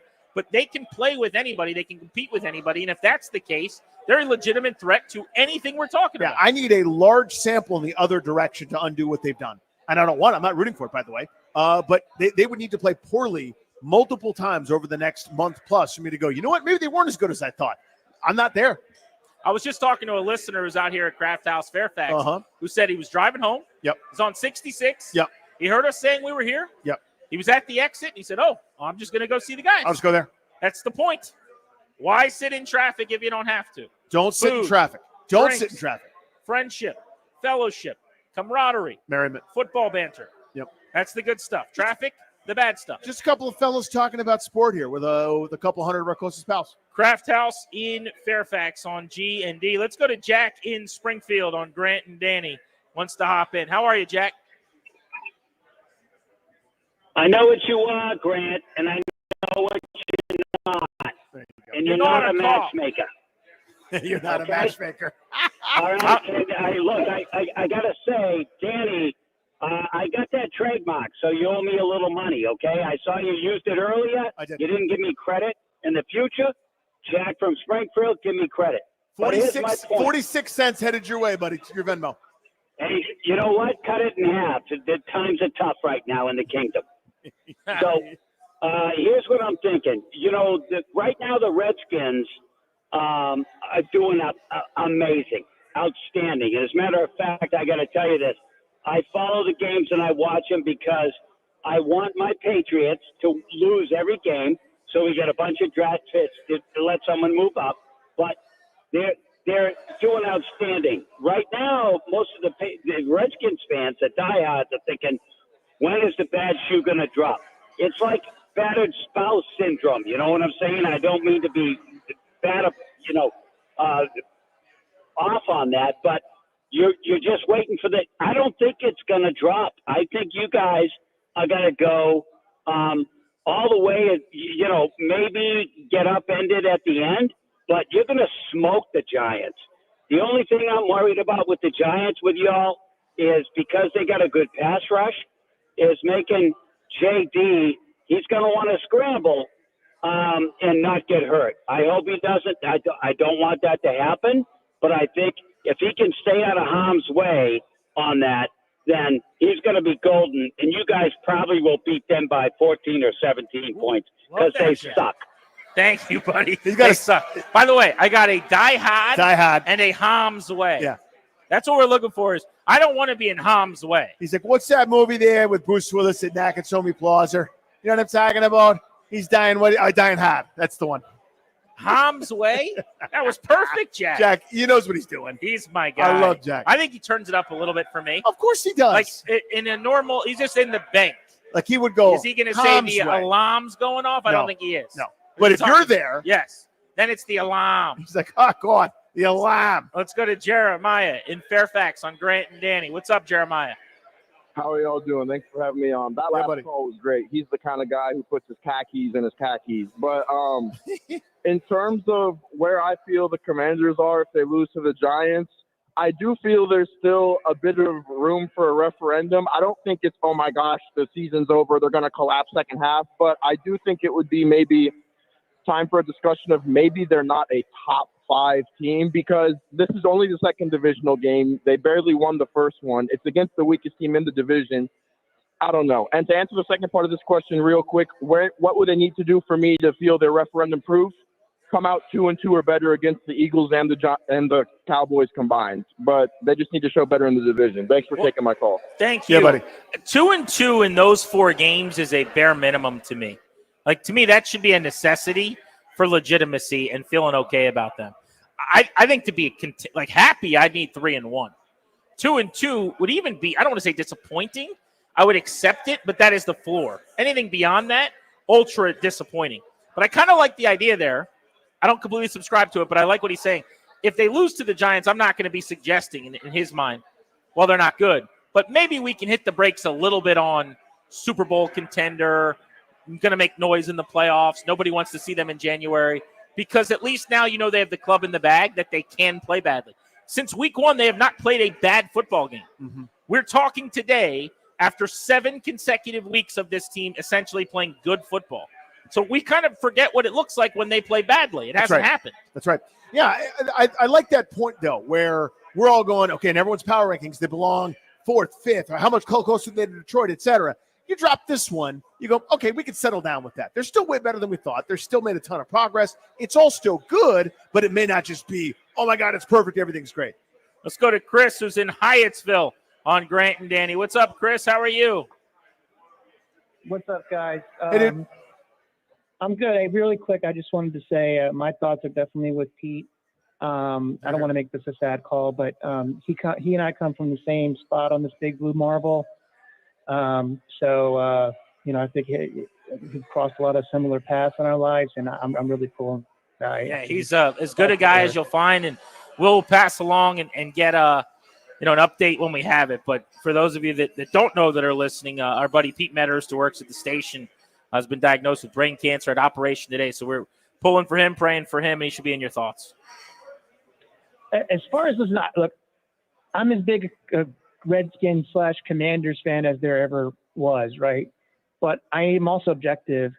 In order for all of the naysayers to go away or for everybody to have complete confidence in them, they've got to be a playoff caliber team, and they've got to do it convincingly. That doesn't mean they have to win by 27 points or whatever, but, beating the Steelers or beating the Eagles on the road or something, do that and do it definitively without a Hail Mary to save you in the last play. And I think then everybody will come around to this team. I think that's a sharp point. I'm right with you on that, Chris. Good call as always, man. And again, thanks for the kind words for Pete. Yeah, because they've been the second best team against Baltimore and Tampa, without a doubt, right? If you're playing better than somebody, you don't have to beat them by 30, but you do that, people will know. Let's go to Chapman and Stafford, hopping in the car and calling us on Grant and Danny on a Football Friday. What's up, Chapman? I heard you say who's driving around thinking that they haven't quite got past that referendum yet, and I'm that guy. I am a huge fan, obviously, and I'm really high on the team right now.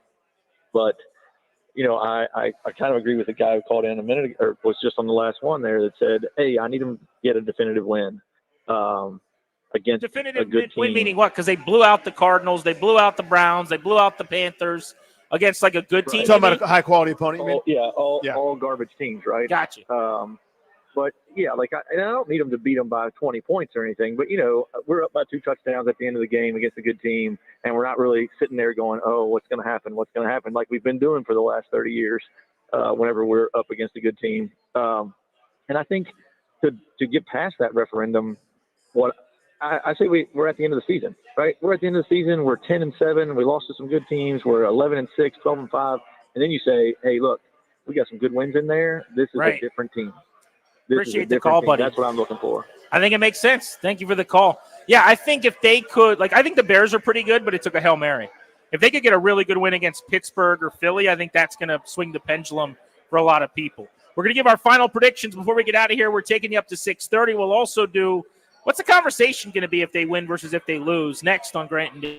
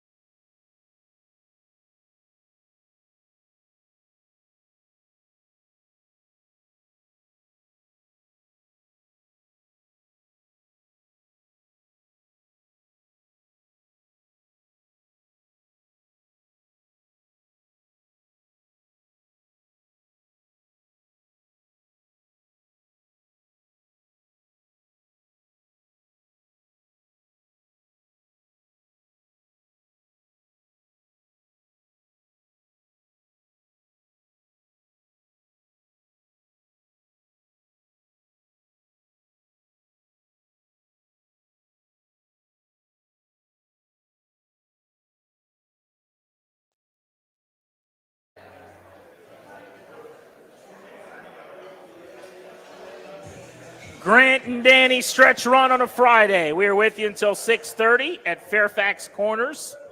Awesome location, Craft House Fairfax out here. Big parking lot, plenty of parking. You are in traffic or in the area, you got another 30 minutes to stop in and come say hello. It's been great to get out and about again on a Field Trip Friday and hang out with some listeners. The show is brought to you by our friends Kandori and Murad. They're the exclusive sponsor of this program. They'll guide you through the process of managing healthcare, financial power of attorney, even securing a guardianship if need be for a family member. Schedule a free consultation with their elder law and estate planning attorneys today. Visit kmlawyers.com. Be sure to tell them Grant and Danny sent you. That's kmlawyers.com. Got a great sports weekend shaping up. College football tomorrow, the NFL on Sunday. Of course, the Wizards have a game in Mexico City tomorrow against the Miami That's cool. Heat. That's going to be pretty neat. They're looking for a third straight win, believe it or not. I still can't believe they beat the Hawks twice. The Hawks must be really, really bad. Yeah, the Hawks might scuff a little bit, I guess. That's my guess on that. The Capitals have been rolling. We were talking earlier about Alex Ovechkin scoring his 5th goal of the season in just game number 9. They hung 6 on Montreal last night. They've got a 5 o'clock puck drop at home tomorrow night against the Columbus Blue Jackets. They're frisky. They're probably better than their record, but that's another team that the Caps, if they play well, should beat. And that would give them a chance to be 8-2 going into a showdown with Carolina on Sunday. They play both Saturday and Sunday this weekend, so chance for 4 more points for the Caps. Yeah, I hate back-to-backs in general in the NHL, especially for a veteran team like Washington. Their early season schedule is always so inconsistent. It's tough to get in a rhythm, right, where it's, other teams have played 3 or 4 games, and it's like a game, then 5 days off, then they play twice in 2 days. But, yeah, as you get into the rhythm of the season, you're going to have to go through those grinding-type periods as Washington is about to do here this weekend. Nats, quiet post-World Series, no movement in Major League Baseball until 5 days after the series, although that reminds me, man, there needs to be a font or like a color you can use on your tweets to show sarcasm. Because I would think that obvious jokes are obviously jokes. Yeah. But apparently not. So I don't know if you saw this. The World Series ended, I don't remember what time, but let's just say hypothetically at 11:15 the other night. Dodgers get the big strikeout from Walker Buehler. They beat the Yankees. They're the World Series champions. 3 minutes, maybe, tops after that, I tweet, oh, my God, the Nats still haven't signed anybody. What are they waiting for? This was my fear. They're lacking aggressiveness. That's a good zing. Now, you can't actually sign anybody yet. The period isn't open. It hasn't started. The joke was, it's been 3 minutes of offseason. The World Series just happened. So I tweeted that out. I thought it was funny. I didn't think about it after that. I went to bed, wrote it down in my journal. I laughed about it later. The next day I get on Twitter. All my responses are people like upset at me or telling me like, calm down. I'm going, what are they referencing? I haven't even been on Twitter today. I'm not very uncalm. And now I click on it and remember, they're all angry that I'm upset at the Nationals for not spending money yet and or mad that I don't know the rules that they can't spend money yet. Come on, guys. It's not always fun on this spin and rock. We got to have a little enjoyment. We can mix it up and smirk and smile and make a joke every now and then, can't we? Did it ever occur to It's anybody? going to be okay. I mean, there were probably, Danny, 5 people among dozens of responses that were like, you guys know this is a joke, right? But no, the answer is no. Most they did people not. didn't. Like, do you think as you're going about it, did you think it ever occurred to them, I wonder if he's kidding, or were they too busy just firing away? No. You know what I mean? I can tell you that nobody that responded to me thought that. Okay. They're very, very upset, most of them. Although I will say that is my concern.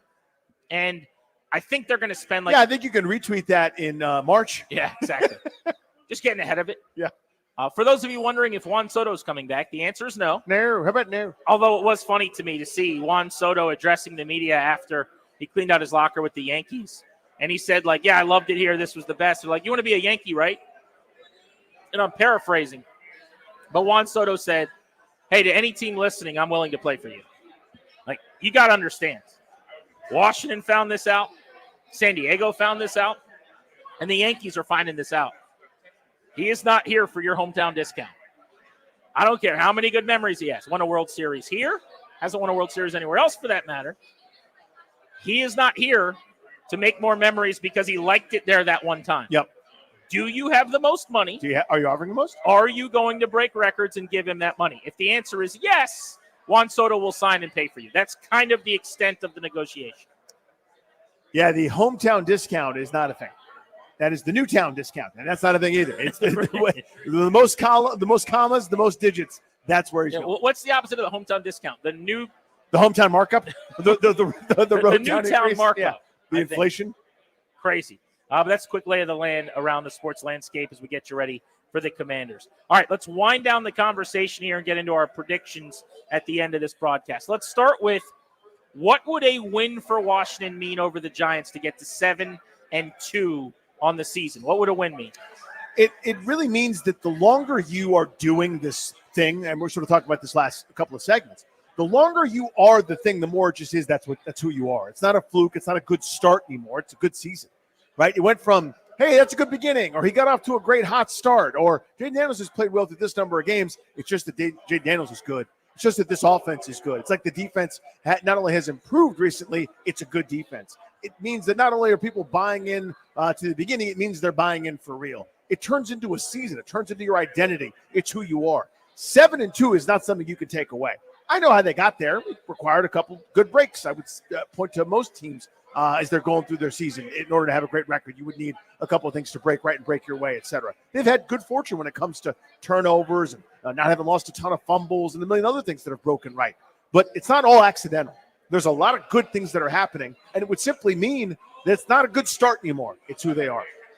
Yeah, I think all of that is where I'm at. The only thing I would add maybe is, if they beat the Giants and they're 7-2, I will take some solace and file away that they now played a team for a second time that has seen Cliff Kingsbury, their offense, Daniels, got to go back to the drawing board, tried to mix some potions and figure out how to stop them, and they still had success and beat them.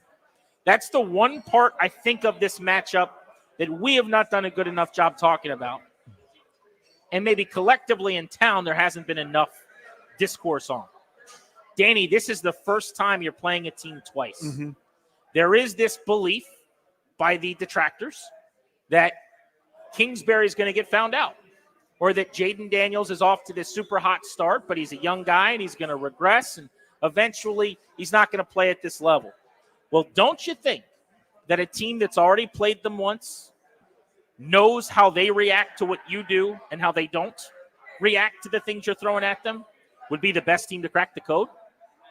If they come out and they have a field day against the Giants in a second meeting, I think that's got to give you a ton of confidence about where they are as a program, how good they are offensively, and how sustainable what they're doing is. Whereas I'll go to the flip side of that, and you tell me if you disagree.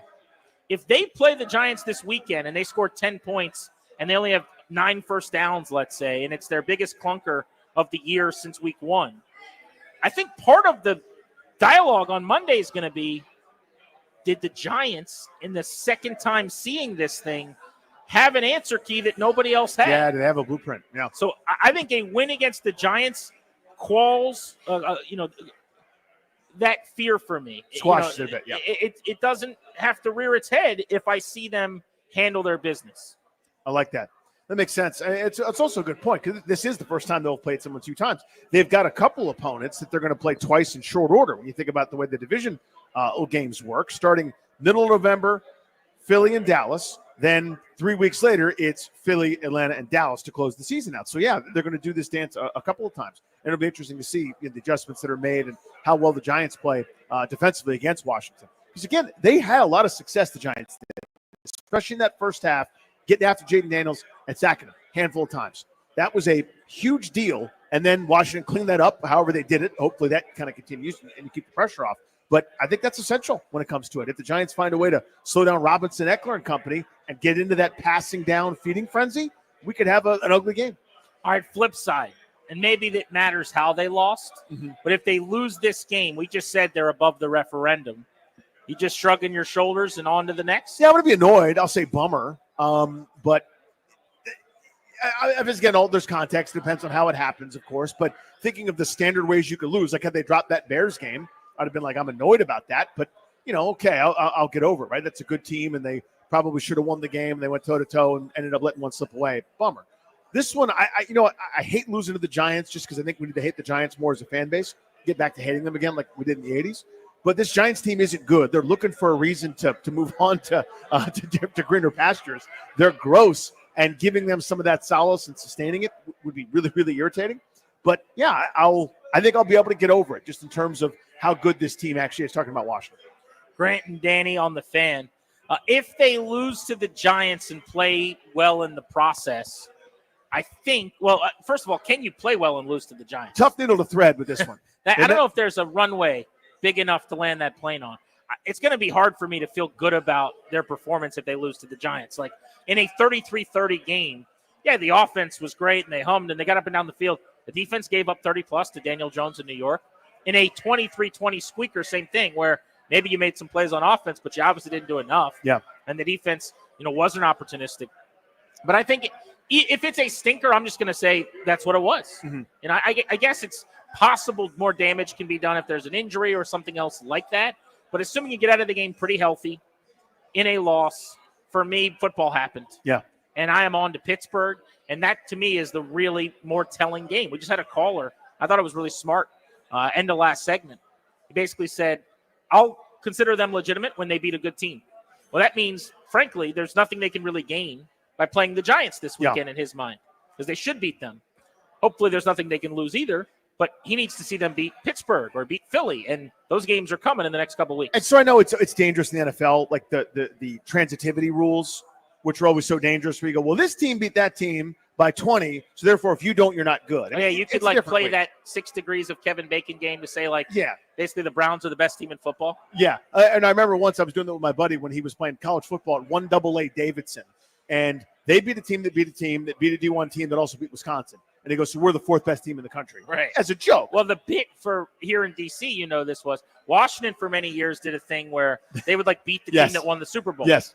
And if so facto, this team, they beat this team that won the Super Bowl. This 5-11 team was actually the Super Bowl winner. So much of that. Right. So you run into trouble doing that. But again, these just offering a very brief data point here. The Giants, when they played Philadelphia, a team that's now starting to play well and mirrors Washington in a number of ways, it wasn't close. It was a shellacking. It was 28-3, and it probably wasn't even that close, right? Like, that would go a long way, right? A team that you've already played close once, that the game was weird for whatever reason. You got in the red zone, and you just, you forgot snap counts and couldn't get right. If you do what Philadelphia just did, it'll I think it's validating. It just feels a lot better, right, versus escaping. G&D on the Fan. Let's get to our player to lock in on. Each and every week, we pick one player going into a game, presented by our friends at Baldino's Lock and Key, your one-stop shop for auto keys and fobs. Visit baldinos.com. Who are you going to put the binoculars on Sunday? You and me both called this one. I think Brian Robinson has a massive day in this one. I think this is Brian Robinson thump early, Brian Robinson thump middle, and Brian Robinson thump late. I think that's where this game is going to be won by Washington. I think it's a physical, push-you-around game. We're not letting you get to the pass rush. We're going to dominate your butt, and when you get sick of it, we'll maybe give you some misdirection and go around the end so we can come back to Brian Robinson thumping. This one's pretty easy for me. It's Brandon Coleman. Brandon Coleman is going to start. Brandon Coleman did not practice fully this week because of the concussion. He has played about 50% of snaps in the games that he's played in. It's been a legit timeshare at left tackle. Cornelius Lucas is out. He has been ruled out with his ankle problem. Coleman is probably going to play 100% of snaps at left tackle. That has not happened yet. Get tested, young man. I would love for this to be a soft landing spot against a team without an elite edge rusher. That is not what's going to happen. Brian Burns is one of the better pass rushers in the league. He has a sack in 4 straight games, and in 5 of his last 6 games. The Giants traded a boatload to bring him over to impact games like this one. Brian Burns against Brandon Coleman won't be the matchup on every play, but will be on a lot of plays. And I think it is a matchup Washington has to find a way to win. They will help him with Ben Sinnott, with John Bates, with shipping backs like Austin Eckler. But my eyes are going to be glued to Coleman because I think this is a chance for him to take this job in perpetuity. Respectfully to Cornelius Lucas, it has felt all season like they are ramping up Matter of time, Brandon right? Coleman. Yeah. The workload is growing and growing and growing. It's kind of stagnated at the 50% of snaps. But if he goes out, has a really good game, shuts Burns out in terms of sacks or quarterback hits, just looks the part as a starting left tackle against a pretty stellar pass rusher, maybe we've seen the final split time game of the season and he becomes their left tackle moving forward as a first-year player as a third-round pick, which would be a massive win for this front office led by Adam Peters. Yeah, it's the football geek story of the year, right? I mean, Daniel, we talked about it yesterday. Daniel's going to get every headline, and rightfully so. Having a quarterback matters an awful lot. But if this front office, the Adam Peters handsome crew, that's what I'm calling them. I made that up. The Adam Peters handsome crew. The handsome crew. Wow. If they go, not only did we get our franchise quarterback, but in the third round with the 67th pick or whatever it was, we got ourselves a guy that half the league thought was a guard, and it turns out he's our franchise left tackle. 31 teams wrong, us so calmly correct. That's one of those, like, I could do no wrong, buy a lottery ticket today, type draft moves. So, yeah, I mean, that's a good one, obviously, because, as you said, he hasn't done this yet. He's played and played well. There's some great highlight videos of him in that Cincinnati game going against Trey Hendrickson, and he's had some great moments already. This is your chance to kind of take the gig. You don't wish ill will on Cornelius Lucas. I know he's banged up, but this may be the time anyway. Like, this was around the time when you'd expect that timeshare to no longer be a share. It would be Brandon Coleman time. Well, here's your chance. Well, how about this rookie class in general, by the way, for Adam Peters early on this year? And I mentioned this in passing at the very beginning of the show with the way they went about drafting and how it's worked out. But the Jaden Daniels pick at number 2 overall looks like a home run to this point. He has been arguably not only the best rookie quarterback in the league, but one of the most successful, efficient, and prolific players in the league. And I don't even think it's like for a rookie anymore. I mean, how many guys would you rank ahead of him tops at that position? He's an MVP candidate legitimately. Yeah. That's a win at number 2. You have Johnny Newton at 36, who's kind of buried on the depth chart because he was drafted, frankly, for next year and beyond. Now he's playing. We talked about him earlier. 7 pressures last week, 4 quarterback hits. He had a monster game. You've seen Sanders still make huge plays. He's a nickel corner being asked to play outside. Their defense has gotten a lot better since he got a more important role, even at a position. You go deeper down the board, Ben Sinnott is more of a blocker, hasn't been asked to do a whole lot. But I mean, there are players that are flashing, like Luke McCaffrey, who was drafted at 100 overall in the 3rd round. Brandon Coleman, we're talking about becoming a starting left tackle. We haven't really seen Jordan McGee I was yet. going to say, that was going to be my sleeper. That's a guy they really liked, by the way. He's going to play a lot in the second half of the season, I guarantee it. So he's kind of lost in the sauce as they played really well, and he's been injured. Such Sort of a been an good draft afterthought. class, But, though. yeah, that's kind of to your point there. It's exciting. All right, let's get to our final predictions then. Commanders, Giants going into the weekend. We are just a couple of days from another kickoff. Danny, I will give you the honors initially. I think it's a gross one. I think it's a dumb game. I don't think it's going to be one of the ones you put on highlight reels. 17-16, Giants lead late. Jaden Daniels, no timeouts left because of clock squandering, and they couldn't do stuff where they got substitutions incorrectly, and everything is weird. I'm going to be annoyed about it. With about a minute left, drives him down the field. Pass complete to Zach Ertz over the middle of the field with 11 seconds left down to the Giant 27. Daniels gets everyone in the line, stops the clock with 4 ticks remaining. Austin Seibert trots on for a potential 44-yard game-winning field goal.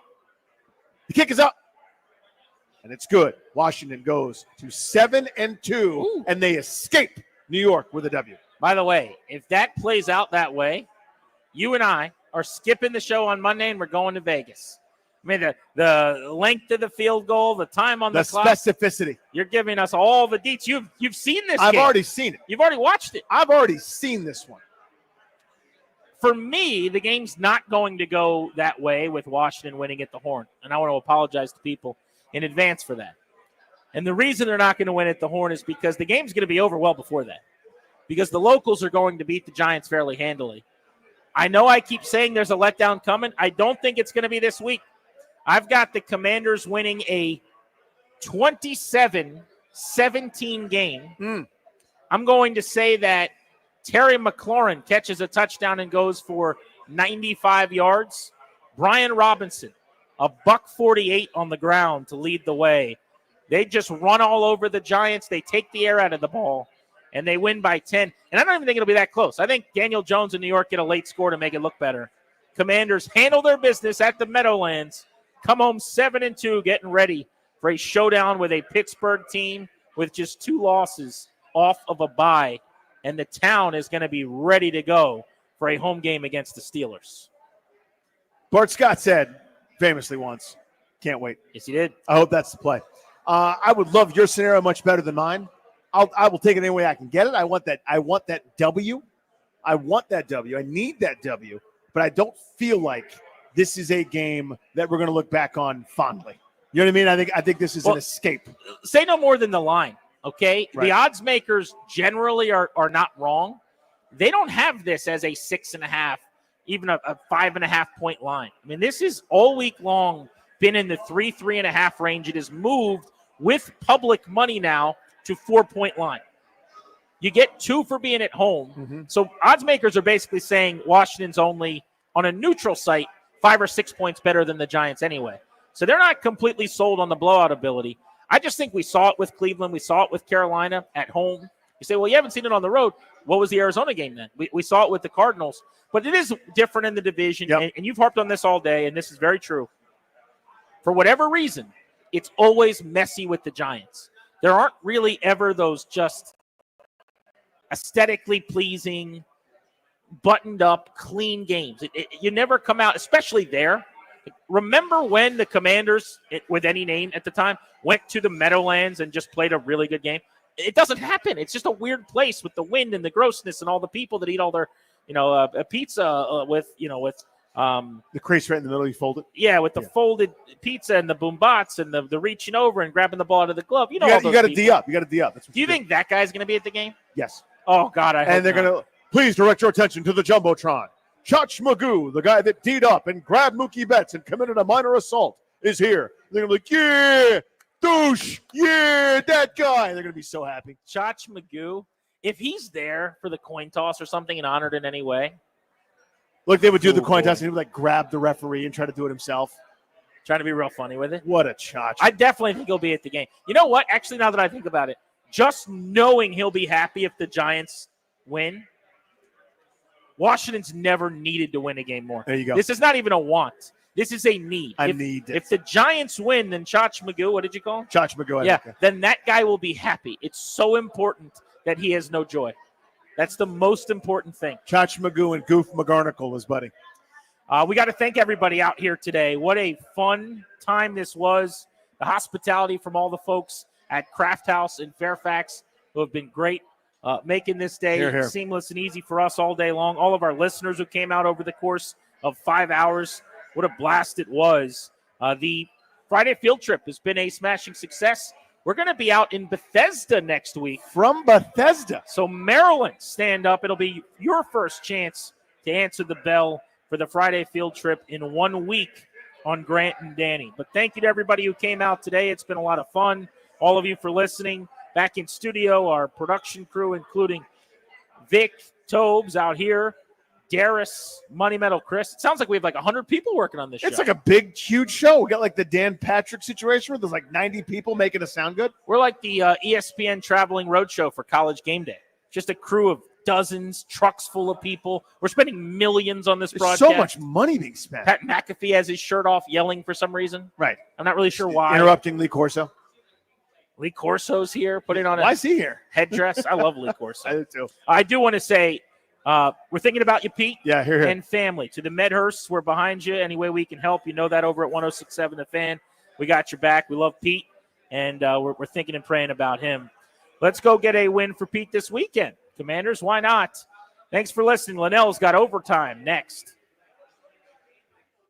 Ladies and gentlemen.